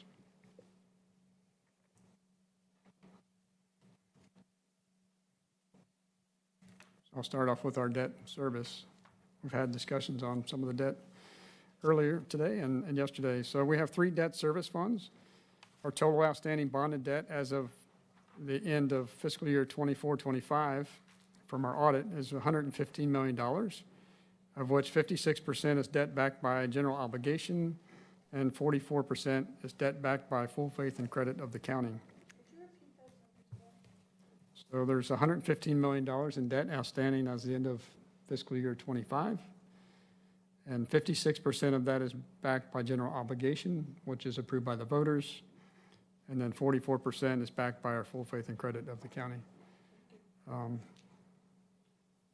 However, since that time, we've issued the $150 million MISTIP, which I'll talk about.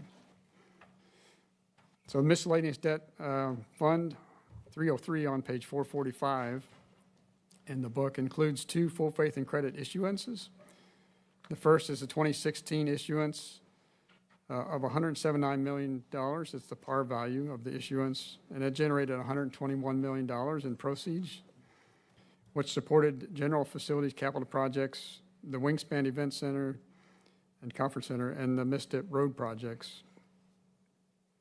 And then also the 2025 obligations issued at $136.9 million par value that provided $150 million to support the MISTIP program. Our annual debt service on that is $12 million over 17 years, so $68 million in interest over the life of those bonds. Both of these issuance we talked about sold at a premium due to a strong credit rating, meaning investors paid more than the stated amount. And this results in higher total proceeds and reducing our net borrowing cost. This is made possible because of strong credit rating. The Moody's provided us a AAA rating, confirmed last year when we issued the bonds. For the general obligation debt, Fund 301, that's on page 447, and it reflects the May 2016 voter-approved bond for Emergency Communications Systems 911. Property tax revenues levied each year fund the full debt service. These bonds will be fully retired in 2035. And then miscellaneous debt service fund 302 included a $31.96 million bond issued in 2016 to refinance older 2006 full faith and credit obligations. And so that was a refinancing of higher cost debt with lower cost debt, similar to if you get a better interest rate on your home mortgage. But the great news is that these bonds are fully redeemed in 25-26. And so for the accomplishments of our debt service was the issuance of our MISTIP bonds and the retirement of the 2016 bonds. Any questions on debt service? I just want to talk briefly about bond ratings. I think some of you have heard me say this before, but I just want to take another opportunity because it connects in with budget in general.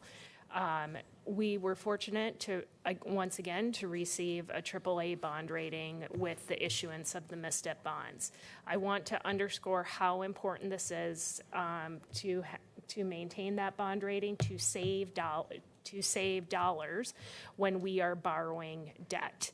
So that there's a few factors that are taken into consideration with the bond ratings. One of those factors of economic stability within your community, so they're looking at the economic conditions within the community. Another piece is our budgeting financial management practice. So that is having strong financial policies in place, how we use our reserves, not using reserves for operating costs, and they go, bond rating agencies go deep into looking at that, and there's significant interview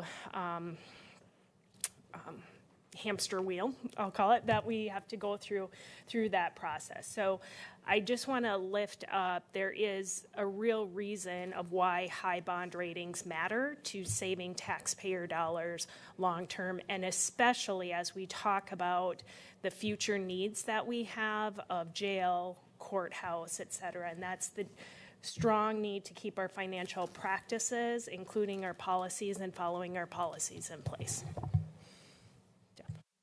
Yeah, I'll just add to it, the Workday implementation of the new ERP system supports that as well, because if you don't have good financial reporting, you can't give the rating agencies or auditors good financial data.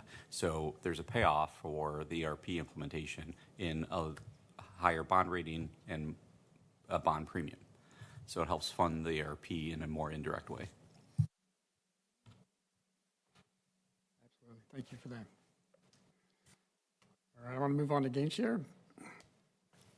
In 2007, legislature approved the gain share program to allow local governments to share annually in state income tax revenues generated from jobs created under our SIP agreements. The gain share program initially returned 50% of the state income tax revenue attributed to SIP project employment to the taxing jurisdictions. In June of 2015, the legislature modified the gain share program with the passage of Senate Bill 129. And the modification set the local share of the state income tax to 50% of the tax from the new employment and 20% from retained employment. And it also set a cap of $16 million on the amount a county can receive each fiscal year. The gain share revenue is shared proportionally with the other taxing districts impacted by SIP agreement. The county retains approximately $9 million currently of our current SIP agreement, of our current fiscal year out of the $16 million. The program was extended to 2030. And gain share monies are prioritized by the board for event center, facilities capital projects, transportation projects, and technology support. Gain share monies, have been, sorry, I missed my place. I'm going on to the accomplishments.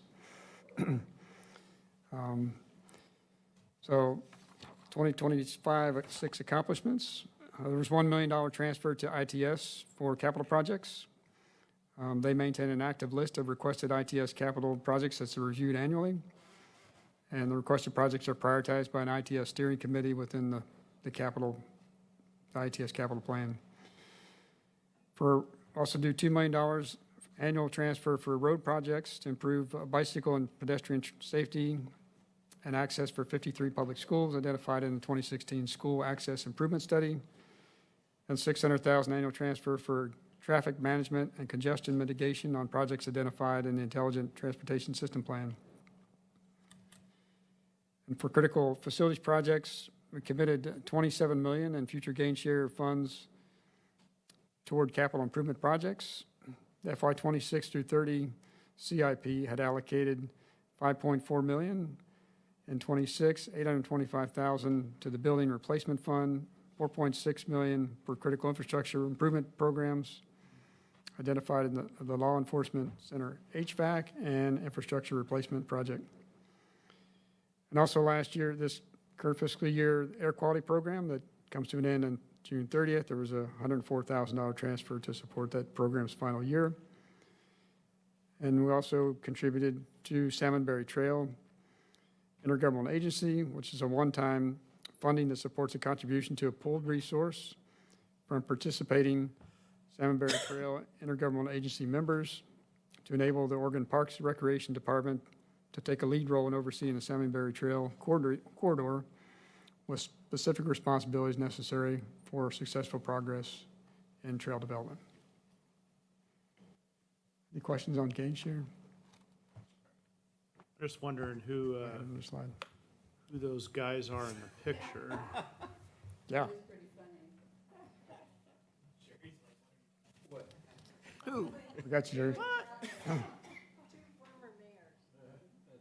There you go. It says ribbon cutting. Where's the ribbon? Yeah, that's ribbon cutting.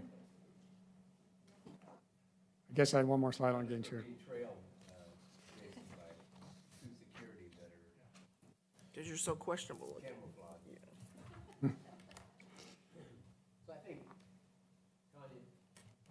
This is your opportunity to use gain share as one of the examples of how we are not using one-time money for general fund purposes.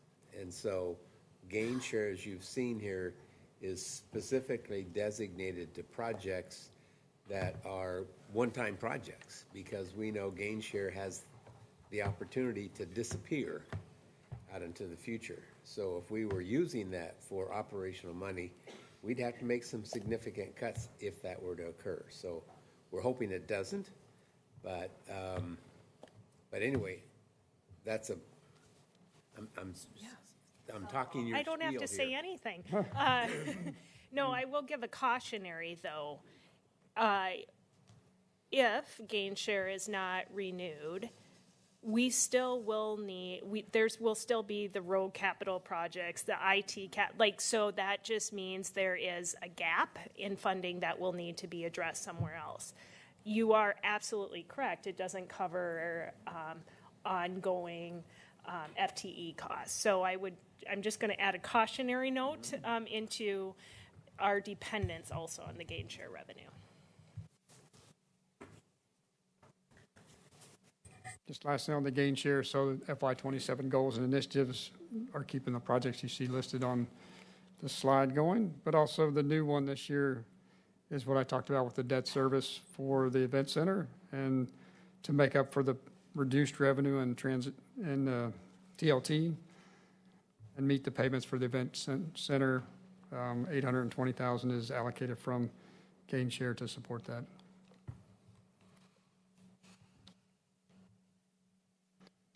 All right, moving on to SIP. The Strategic Investment Program was created by the Oregon Legislature in 1993 as a way to encourage large companies to invest in local communities. In return for making capital investments, qualifying companies can receive partial tax exemption. To qualify for the program, a company must invest at least $100 million in the urban area or $25 million in a rural area. In exchange, the company makes annual payments to local governments, including Washington County. These payments help offset the reduced property tax revenues and ensure the local services can keep pace with growth. Washington County currently has one active SIP agreement signed in 2014 with Intel. This agreement spans 30 years from 2017 through 2046 and is structured around two separate 15-year investment packages. The first package, called 2014A, began generating revenue in the county in 2017-18 fiscal year, and the second package, known as 2014B, began in 2025, with revenue to the county starting in the 25-26 fiscal year. Together, these SIP payments represent a longstanding and important revenue source that supports the county's ability to plan for growth, maintain services, and invest in infrastructure needed for a strong, resilient economy. So some of the accomplishments with SIP this year, we had the bridge funding for prosecution services, where we were anticipating transfer of those services into the public safety levy that was approved by the voters in November. We did the contract for juvenile bed space for contract offset, which saved money by going down to Salem with our bed space. We did the interfund loan payment, the first tranche for the HOPS I talked about earlier, provided money for courthouse capacity and also jail expansion design.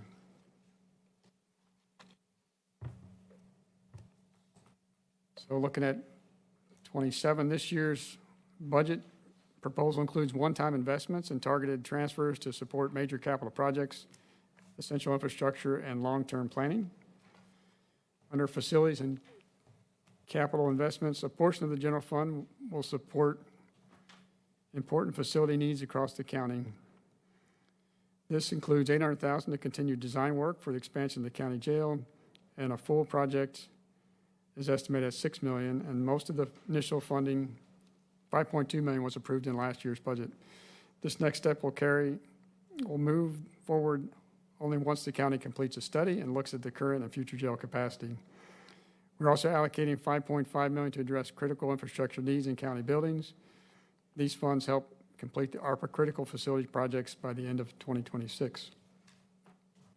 In addition, $10 million is being invested in the high priority capital projects, which we just talked about. These projects are identified as most urgent and meeting space, safety, and operational needs in county buildings. And they include the juvenile services building, the courthouse complex storm drain system, public services building, and the law enforcement center locker rooms. And then lastly, on the facilities, SIP investments, $625,000 dedicated to capacity study for the Washington County Courthouse. This will help determine how well the current courthouse can meet future demands and what improvements or expansions are needed. There are one-time transfers to other funds. The budget includes several one-time transfers that support community partnerships and countywide initiatives. $5.3 million transfer to TLT fund to complete the HOPS payment, as agreements we talked about earlier. We're also transferring $300,000 to human resources to continue a countywide study of job classifications and compensation, which Ann talked about yesterday. This study helps ensure fair and competitive pay, support employee recruitment and retention, and better align job categories across departments. And then another $245,000 to support the county's ongoing ERP implementation, allowing 3 human resource positions to be extended through the end of 2026. These positions were originally funded through the federal pandemic relief dollars and are essential for completing and maintaining our system. There are some ongoing and limited duration transfers. The county administrative office will receive $342,000 to continue work on strategic initiatives that support the county's long-range goals. The land use and transportation will receive $107,000 to continue funding an economic development coordinator, focusing on opportunities to strengthen the local economy. And then assessment and taxation will receive $438,000 to continue its multi-year effort to inventory the county's historic collection. And then lastly, contingency and reserves. After all these investments, the remaining general fund balance is placed in contingency, ensuring the county's reserves remain healthy and compliant with the county's formal reserve policy. This helps the county maintain stability and respond to unexpected needs. I did just want to add 3 comments on this real fast. One is earlier today, Marnie spoke about the historical collection. So that is the transfer. We can't use lottery dollars anymore. That's where it's historically been funded. Now it is being funded out of SIP while we go through the assessment of that collection. We also have talked about some improvements to be made at the LEC for showers and refreshes in those locker rooms. That is coming out of this pot of funding as well. And then the final thing is the class and compensation study, as I've mentioned, is probably 2 years worth of funding. This will be the first tranche, and then the second would come out next year. And we'll take questions on this slide, and then I'm just watching body language, including my own, and I'd suggest maybe a 10-minute break before we hop into insurance funds. Commissioner Treese. The Strategic Initiatives and Economic Development Coordinator position, would you define what limited duration transfers means there? So, I can. Do you want me to? So we had originally talked about the fact that we were looking for new revenue solutions for economic development. There was a bridge year in which we had ARPA funds dropping off and we needed to have coverage while we had those discussions. This is that bridge in order to have those continued conversations in LUT. so this continues a position. A position. Through, for The end of 6 the year. months. Correct. Okay, not necessarily past that. I mean, Correct. okay, but that would be for the next budget discussion. Yeah, so I want to be clear. We currently, our ECDEV program is fully funded using ARPA dollars. So this would be funding the ECDEV coordinator position starting 6 months into this. And yes, it would mean that there would be a decision point next budget year. Do we extend the program or not? The reason for using SIP for this this position specifically is because as we manage the SIP program, including potential SIP negotiations, we need, in essence, a home for those negotiations. I want to give huge kudos to Erin Doyle, who is our government relations manager. That may not be at her actual title. I apologize if it's not. But she has been leading that. Coming up, we have long session, and she needs to be focused on legislative. And so this is also aligning the cost of managing SIP with the SIP program. So is your expectation that this coordinator, and I'm getting past budget issues into programmatic here, so we can take this offline. We're going to have another chance to talk about it when we get to the lottery dollars because we also partially funded it there, so we can talk about it after the break. And I'm just concerned about what the expectations are of the role, so. I would ask that we put that into the FAQ of what is the scope of the responsibility of the ECDEV That position. position. All right. Comment? Question? Yes. So Yes. my question is related to the property tax abatement related to SIP. And I didn't know the best place to ask this question, so this seems as good a place as any, and it's related to data centers. So there's a lot of data centers in Washington County. Across the state, we probably have in the top 5 number of data centers of any county. Hillsborough, especially where I live, has a lot of data centers, and we know that there's Trans-Pacific lines coming into Hillsborough, so there's a lot of data centers here.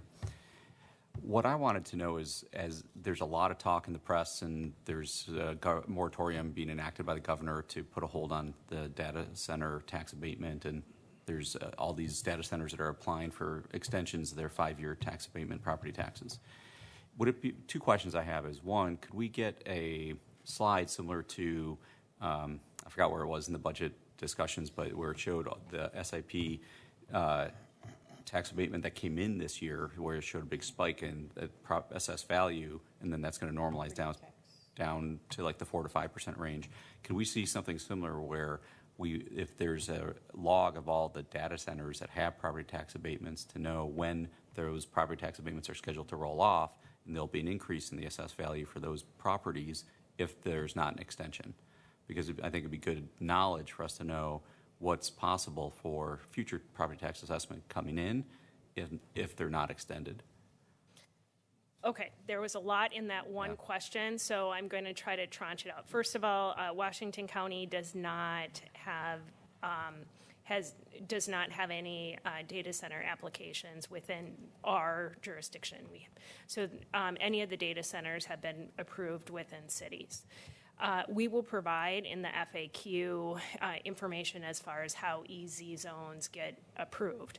I think what your question is, what is the overall tax abatement that the county is carrying? So that would include SIP, EZ zones, urban renewal districts, and that may be a much larger question that we can't answer in time for the FAQ, but we will log it, Jeff, because I think that's what you're getting at. Just Right. What is our overall tax abatement? And then, hearing? yes, Correct? that's Okay. correct, but I would also like to know, like, when does it roll off? The timing of those things rolling off. Okay. And it'd be, It would affect AV. Yes, and I think the easiest way to see it would be a trend chart of future years where you show maybe the last couple of years of current property tax assessed value, and then this portion that is abated, then like how much of that will come in over time, not assuming future new construction growth, just seeing based on the property tax abatements So that have been we've offered. collected your question, and I can probably with 100% certainty say that we will not be able to get back to that level of data that Sure. you're saying. However, we will take that into consideration for Sure. for the future. It's Okay. probably buried. Yeah. The data is out of the assessment and Right. Correct. taxation In the rules. report that Right. we are privy to, but It's- seeing it in a chart is going to be the easiest way in terms of the numbers Correct. of the years and the bar charts for each one. And I just can't guarantee we can Yeah. That's put fine. that together. But, yep. I just want to get it on the table. Yep. But then you brought up I think the second part of my question, which is more, I know Washington County doesn't have direct oversight on making those decisions on property tax abatement for a property like a data center, but what would it, I know this is very broad, I might not be as informed as other people in the room, but what would it take for the county to have influence on that? Because it feels like cities and enterprise zones are being governed by people outside of this room, and therefore, but it affects our ability to manage our budget and it affects gain share as well for all the counties. So it feels like the county should have some influence, but I don't know how to enable that. So we will add that to the FAQ, Jeff, and I'm going to cast that question specifically to EZ zones because that's where data centers are locating, and the process of approval of EZ zones and who, this may not be the right word I'm using but in essence, who has the jurisdictional authority. And so we'll put that in the FAQ. Are we done? Strategic Investment Program? Yes. Anybody else want to make a comment? All right, so we want to take a 15-minute break and come back and finish up. Okay. Good? 15 minutes, whatever that is. 39. We're into the home stretch. Woo, woo, woo. Karen, can I get my phone? Yes, ma'am.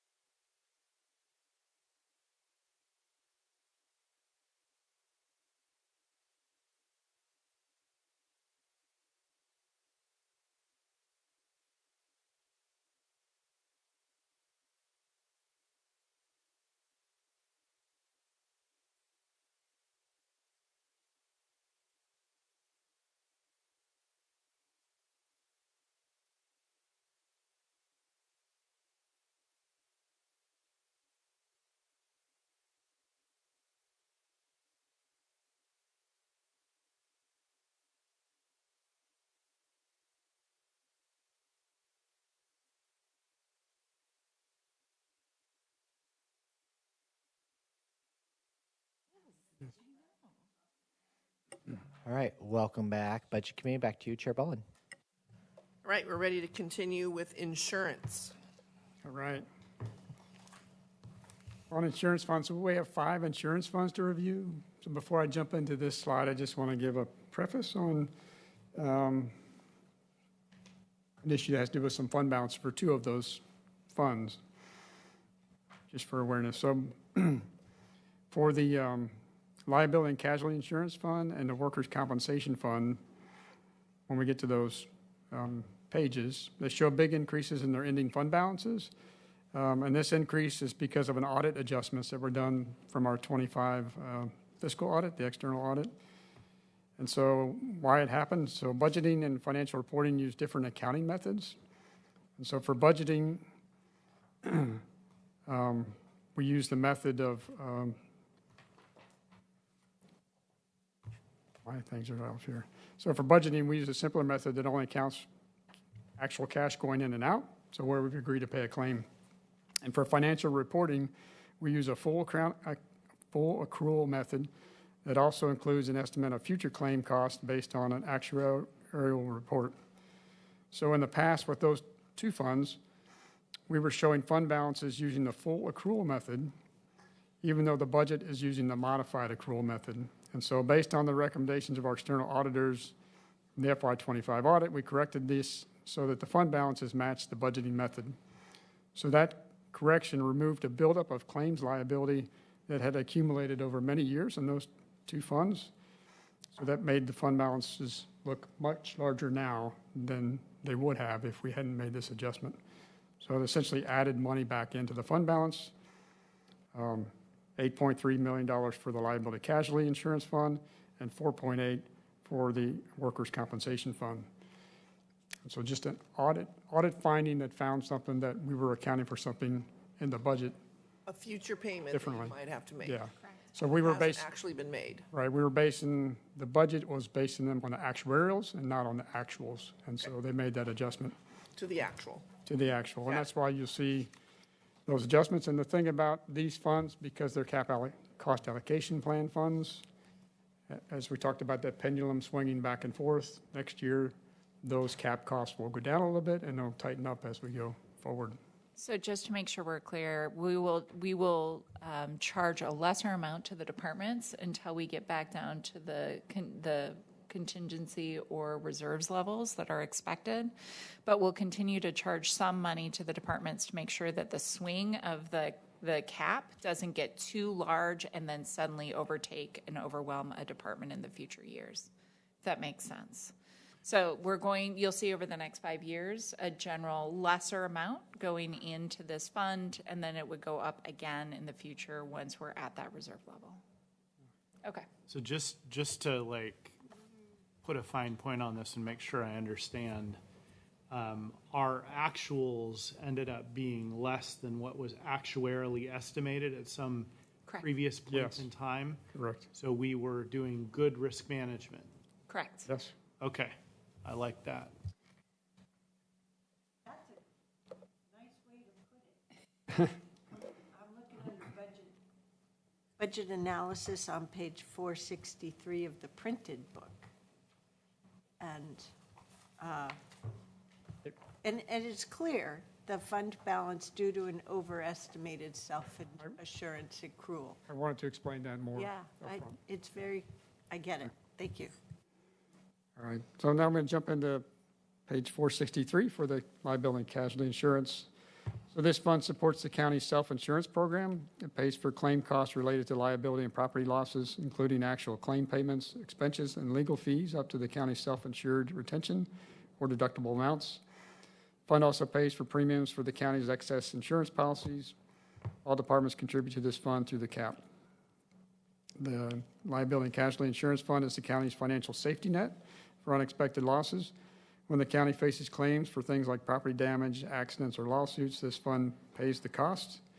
The claim itself, legal fees, and other related expenses up to the county's deductible. The fund also pays for the county's excess insurance policies, which protect us when major claims exceed those deductibles. All county departments contribute to this fund through the cap. This year, the fund has more resources than before, and that's based on what I just talked about. Also, expenses are rising as well. The biggest pressure comes from higher projected general liability claim costs. Auto claims, insurance premiums, and software expenses are also increasing, though not as dramatically. And these increases are partially offset by a reduction in the reserve for claims that haven't yet been reported. Any questions? Okay. All right. The life insurance funds start on page 465. And this fund, an organization unit, was established to collect for funds from departments for long-term disability insurance and paid all life and long-term disability premiums for insurance provided to county employees. County provides basic life insurance for all employees with the option to purchase additional coverage at a group rate. Participation has remained strong and rates have been stable since 2021. The variation in budget over the past several years reflects an auditor-recommended procedure change in how employee contributions are accounted for. Life insurance fund has remained steady through 25 and 26, reflecting careful management and continued focus on providing affordable life insurance and long-term disability coverage to county employees. Premium contributions from employees are the primary revenue source. And on the expenditure side, total cost decreased slightly with life insurance and long-term disability claims down about 6%. On the unemployment insurance fund, this organization and fund were established to collect funds from departments for unemployment insurance and to pay unemployment claims. The county reimburses unemployment costs on a dollar-for-dollar basis for all claims filed by former employees. Last year's budget anticipated higher unemployment expenses due to June 25 layoffs. However, actual claims were lower than expected.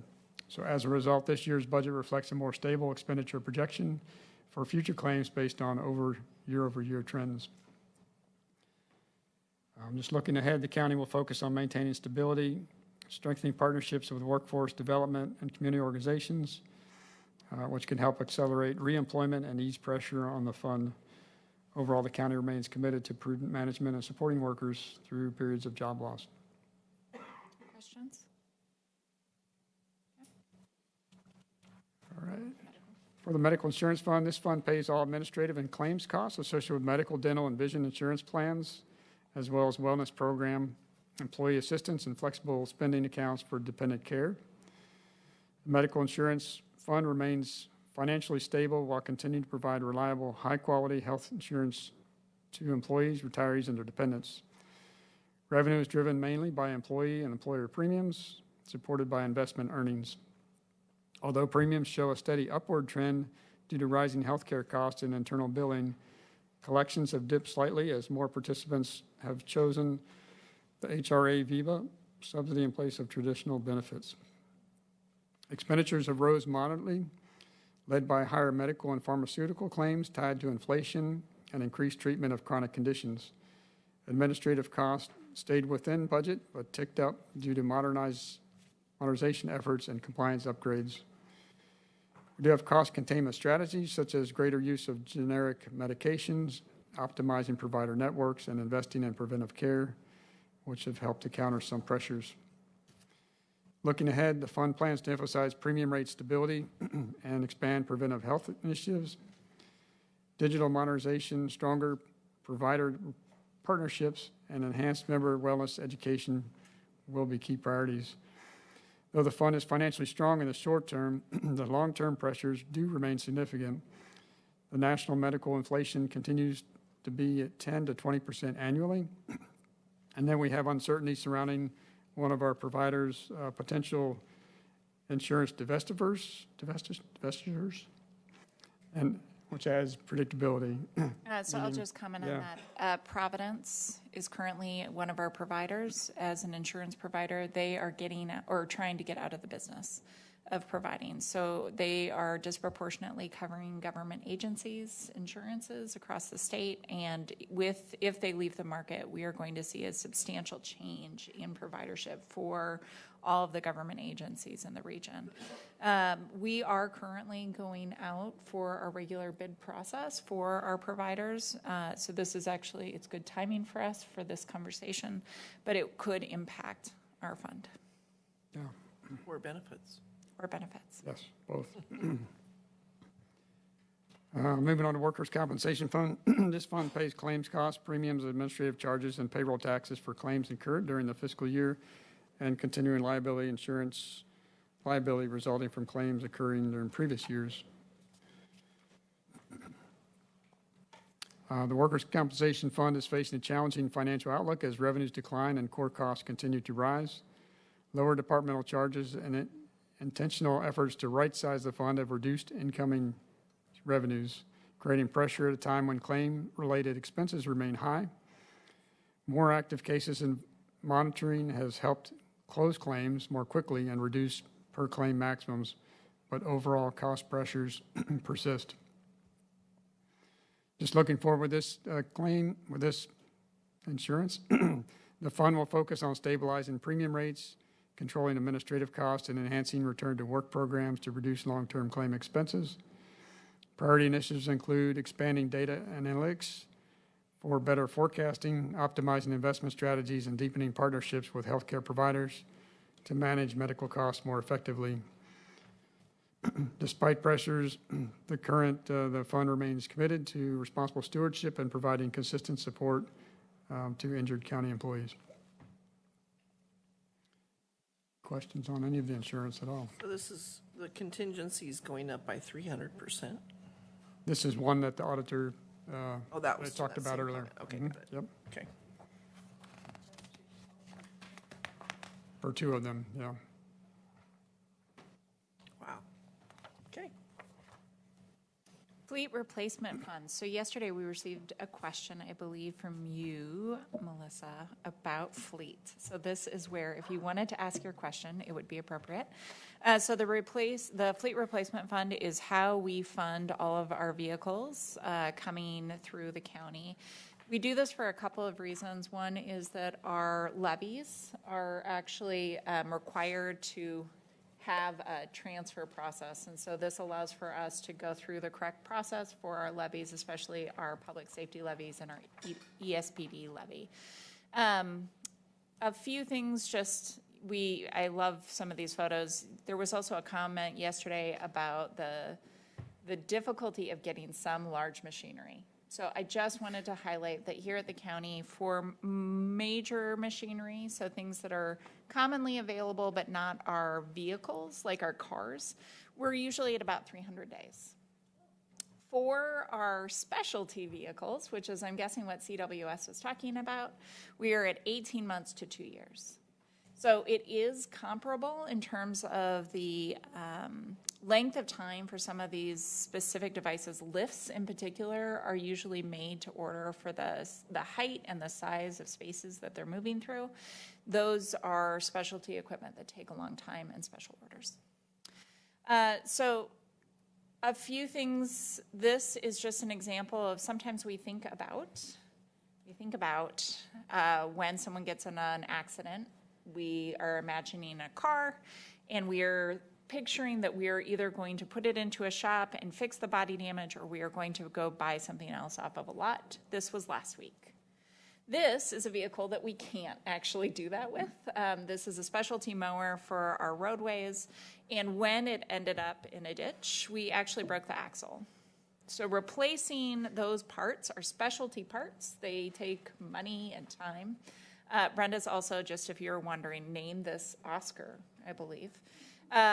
So Oscar is going to now be in the shop. It means that we don't actually have the tools we need going into the heightened season for mowing. That is a problem, as well as the cost and the timeline associated just with fixing our equipment.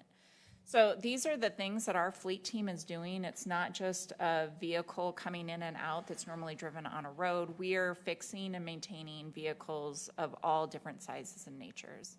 And the team does really a phenomenal job about it. So this year, the changes based on the levy growth and other things, we have added 4 vehicles, we've replaced 16 vehicles, and we've upgraded 2 vehicles. And our goals for this year are really to look at getting the most fuel-efficient vehicles. Fuel is really expensive right now. in past years, when we've had a fuel situation like what we're facing this year, we've had to come back and do a supplemental. My guess is we'll be back here again, and that's us pricing it at the $5 range. And we're still seeing increases in the cost of fuel. So just so everyone is aware, we will probably be returning if we continue to see the kind of oil markets that we're seeing today. And then the other piece of this is just for the climate goals. We've talked a little bit about the climate work that was done in the Human Services Department. This team takes it very seriously as a cost saving and climate impact, and I really appreciate their work. Any questions about the fleet replacement? What are we specifically converting to EVs? Like, where are we finding that in being a good fit? We find that to be a good fit in some of our vehicles we keep for 20 years. So some of those are just road regular vehicles, and we can use an EV in its place.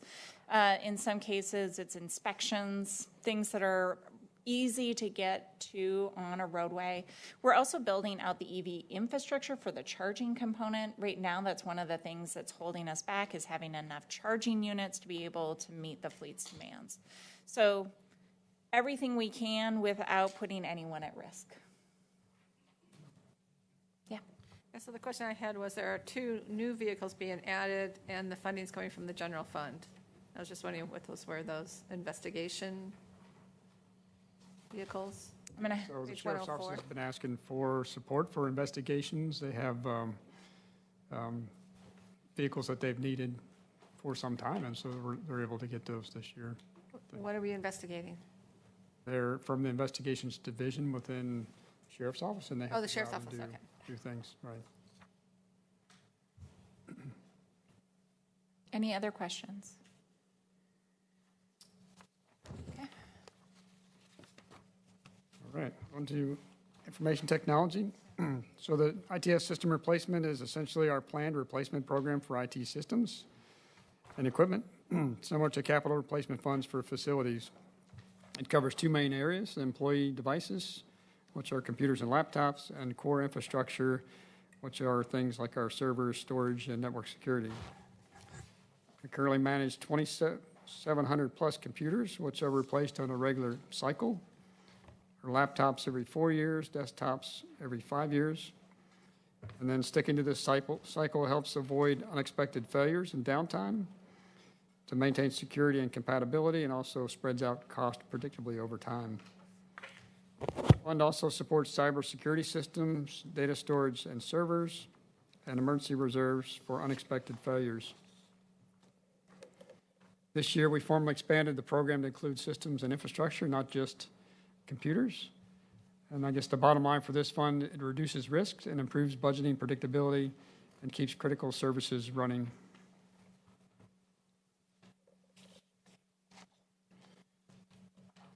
So the message on this chart is that investments are balanced across devices, core systems, and contingency reserves to manage our risk.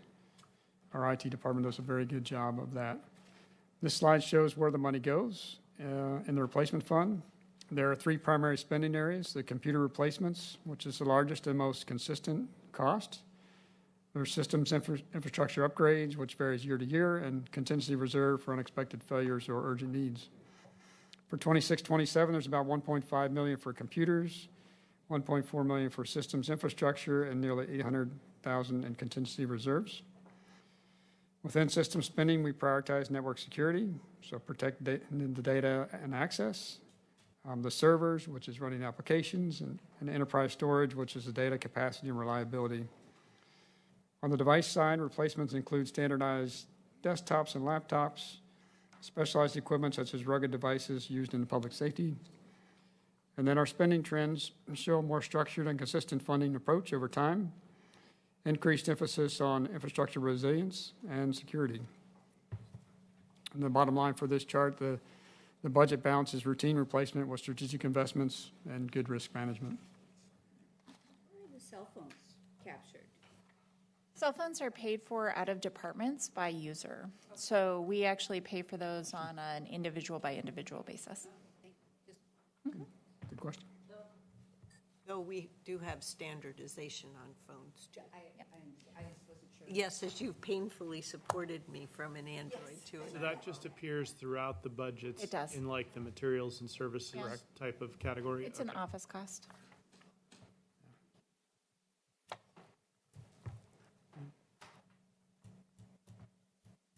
All right, so the program is evolving to address future needs while staying stable despite prior funding reductions.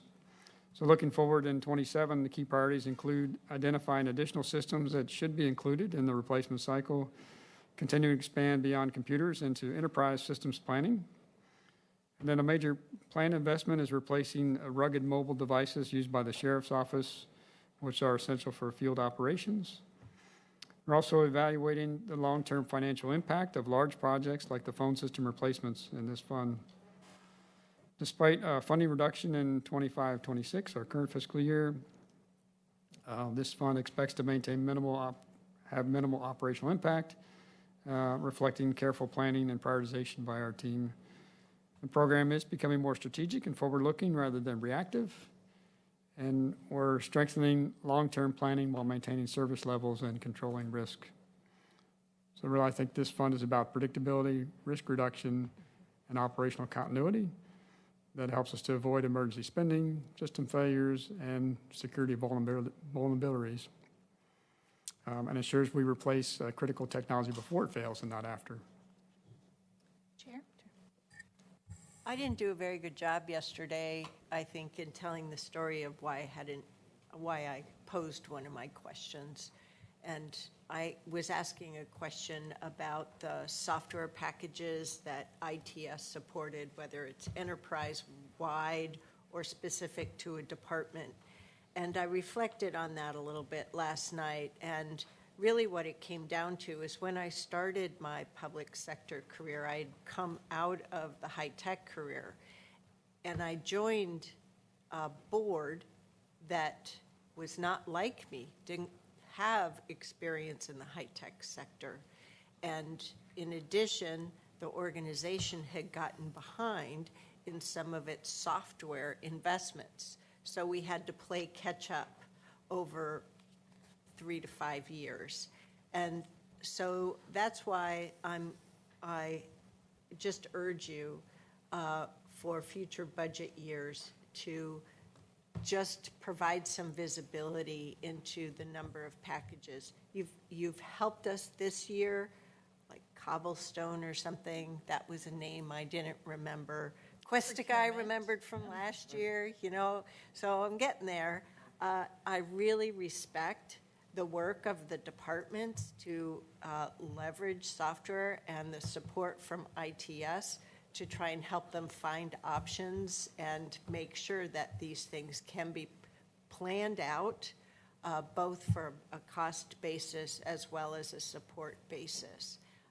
So, who knows what you'll have on future boards, so I just wanted to come back to the story of ensuring there's enough visibility because subscription costs will increase. And moving to the cloud has phenomenal benefits, but it also comes with continued costs. So that's all. Yeah, if I can maybe speak to that a bit, just on how we're bettering our practice.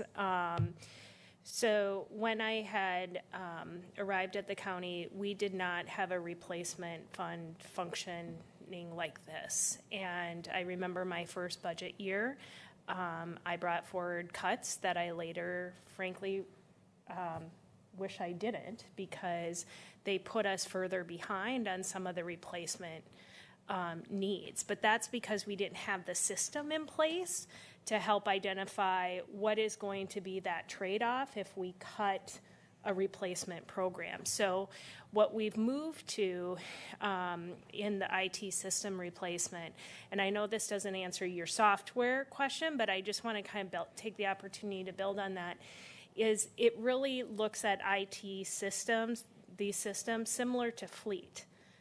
Our sheriff's deputies need to have a vehicle to be able to do their job.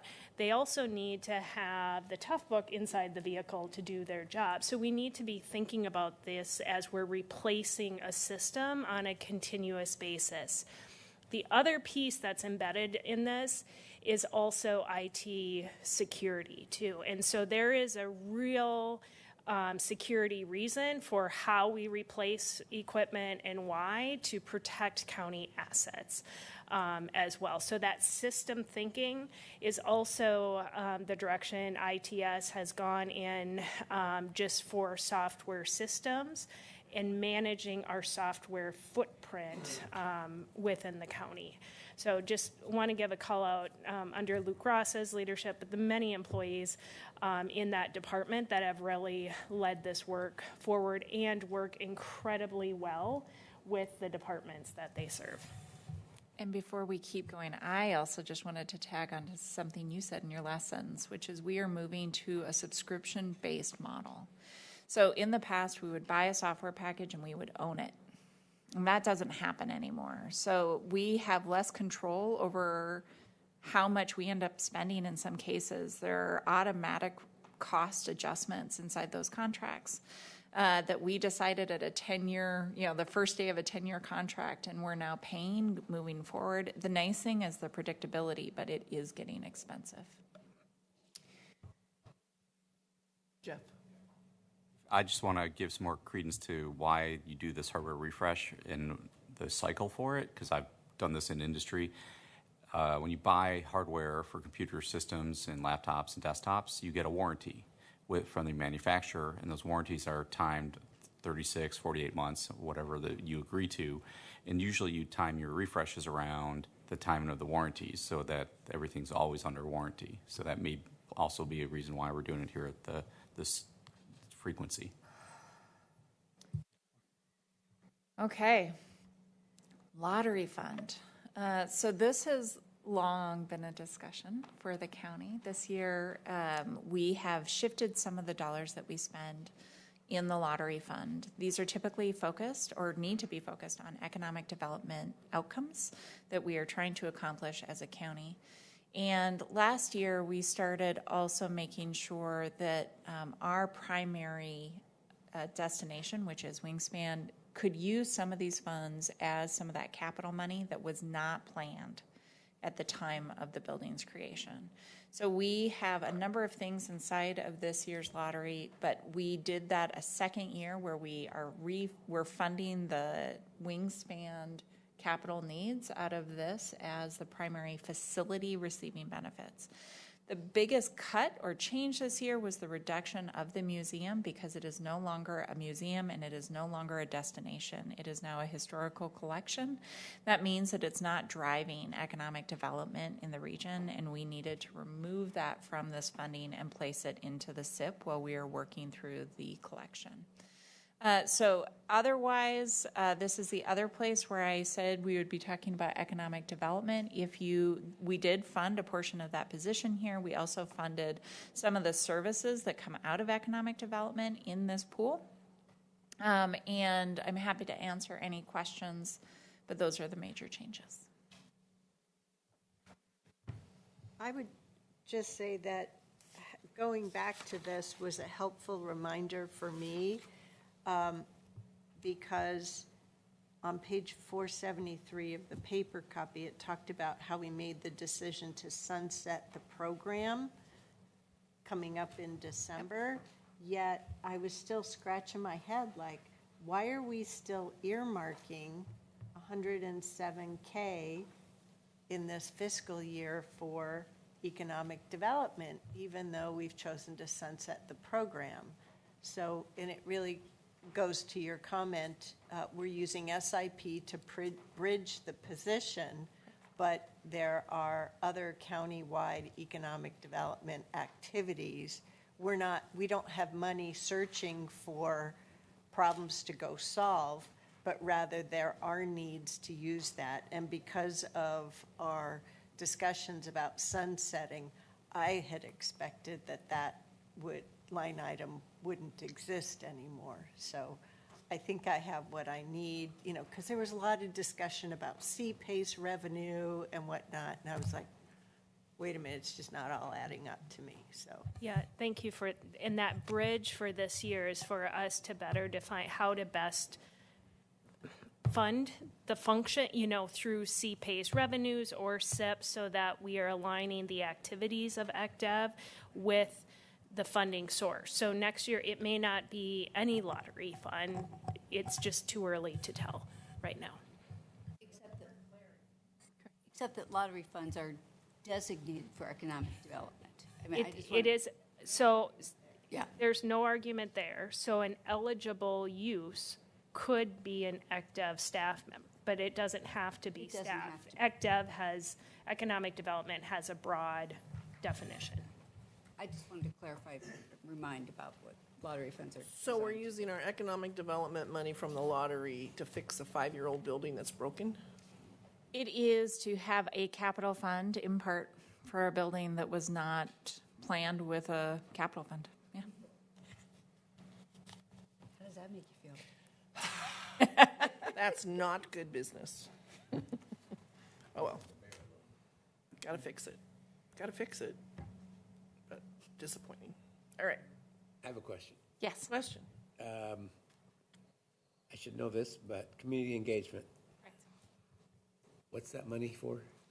So it funds a portion of the Office of Access and Opportunity. That is some of the work that we are doing right now about what should our engagement be. Part of this funding that is from lottery goes towards paying for our engagement in our business community as well, about how we should be doing engagement. Do we give some to the chamber? There are chamber funds that are inside of the economic development funding line item. And we also have had some conversations about GPI, so I'm going to just call that out here. Those funds this year are actually being funded through LUT. So there is a funding source for GPI this year as well, but it is not in this line item. But I think it's important to point out that it's not at the same level it was before. Correct. It's 10,000. 10,000 versus 25. 25. I just want to call that out. Perfect. But I also want to remind that Clean Water Services also has a GPI membership at 12.5. So just Okay. serving the same base of people. Where would we go to see what the list of chambers are that Washington County has a membership to? Yeah, I thought we used to have We a used to schedule have that that. supported this. That's why I was asking that question. So just We'll, do it. in we'll, the we'll Q&A. do an FAQ on that. Yeah, yeah. Because it is a long list of lots of small chambers. Correct. And on page 474, some of it is outlined there. Which now would be a good time for me to ask my question versus waiting. I realize we're going to get an updated FAQ, but I think it would be good for us in our afternoon meeting on May 20th if we just have a little bit of time to close on the various FAQs, just to get the assurance that, we're thumbs up on the answers, that it closed the questions before we go to motions to adopt the budget. I want to make sure that the Budget Committee's questions feel like they've been answered to the degree that they can be answered by then. That sounds reasonable. So can I just repeat that back? So what is being requested is that we add on the agenda on the 20th, a FAQ touch point that may not be, so we won't review all the questions, but it'll be an open opportunity for committee members to raise any FAQs that maybe you think are particularly helpful, or maybe you would like more information in the future or something along those lines. Because I think we're supposed to receive the next round of FAQs by, The 18th. yeah. So remember to read them and check in. Don't wait until that May 20th to do that. Also, if you have additional questions that you want to have included that we didn't capture today, we need to have those today in order to answer by Monday as well. Anything new that hasn't already been captured? Right.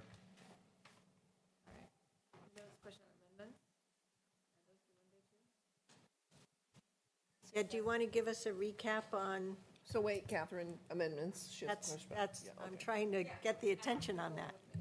Yeah. Yeah. John, can you please give that overview?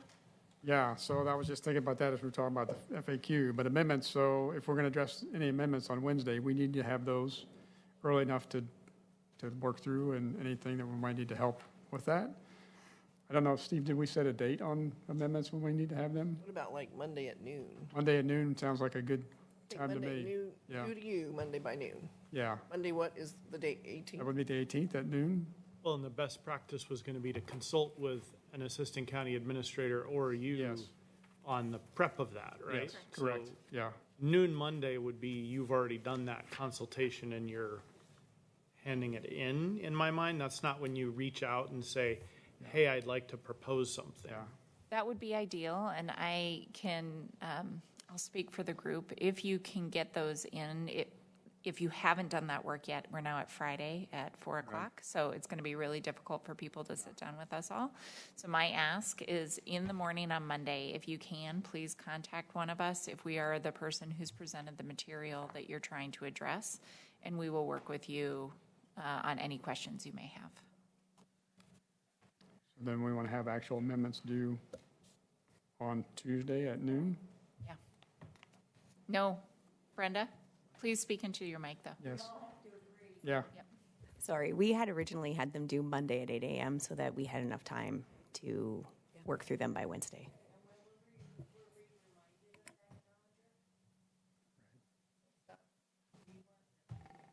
I think Monday noon is reasonable, because we're leaving today, Friday, and I think if people talk to whoever they need to talk to in the morning, and then something is in writing by Monday noon, that seems reasonable to me, and you're saying yes. We just also sent you the forms again yesterday or the day before. right, So if you check your emails, you will have the form that you need to submit any amendment requests.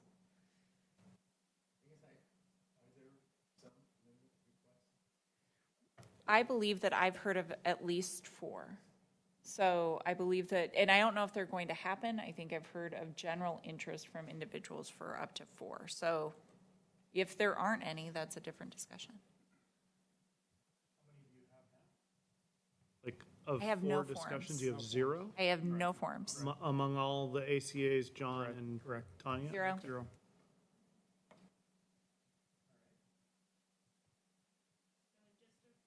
Just a reminder on the form, revenues, expenditures. So if you find money that you want to add, great. But that will be a challenge because that would mean a fee increase we would need to adopt or some other new revenue source. So if you do have a change in expenditure, there needs to be the offset revenue for that change that you provide. And that's why we do encourage reaching out to one of the ACAs or myself to talk through that so that we can talk through the logistics of is this allowable revenue source or not, or some of the trade-offs.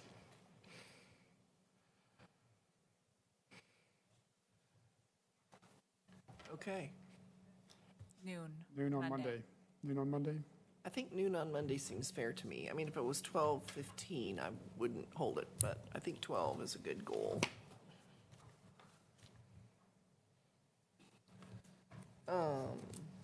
What do we think about public comment? Any in the queue? Thank you, Chair Bolin. I did not see anyone sign up throughout the day. Is there any member in the auditorium that wish to provide public comment on this section of budget year for today? Just raise your hand, wave me down, start coming forward. Not seeing any in the room. Would any online wish to provide public comment for up to 2 minutes on anything you've heard today? Give you just a moment to utilize raise hand function. Not seeing any hands, Chair Bolin.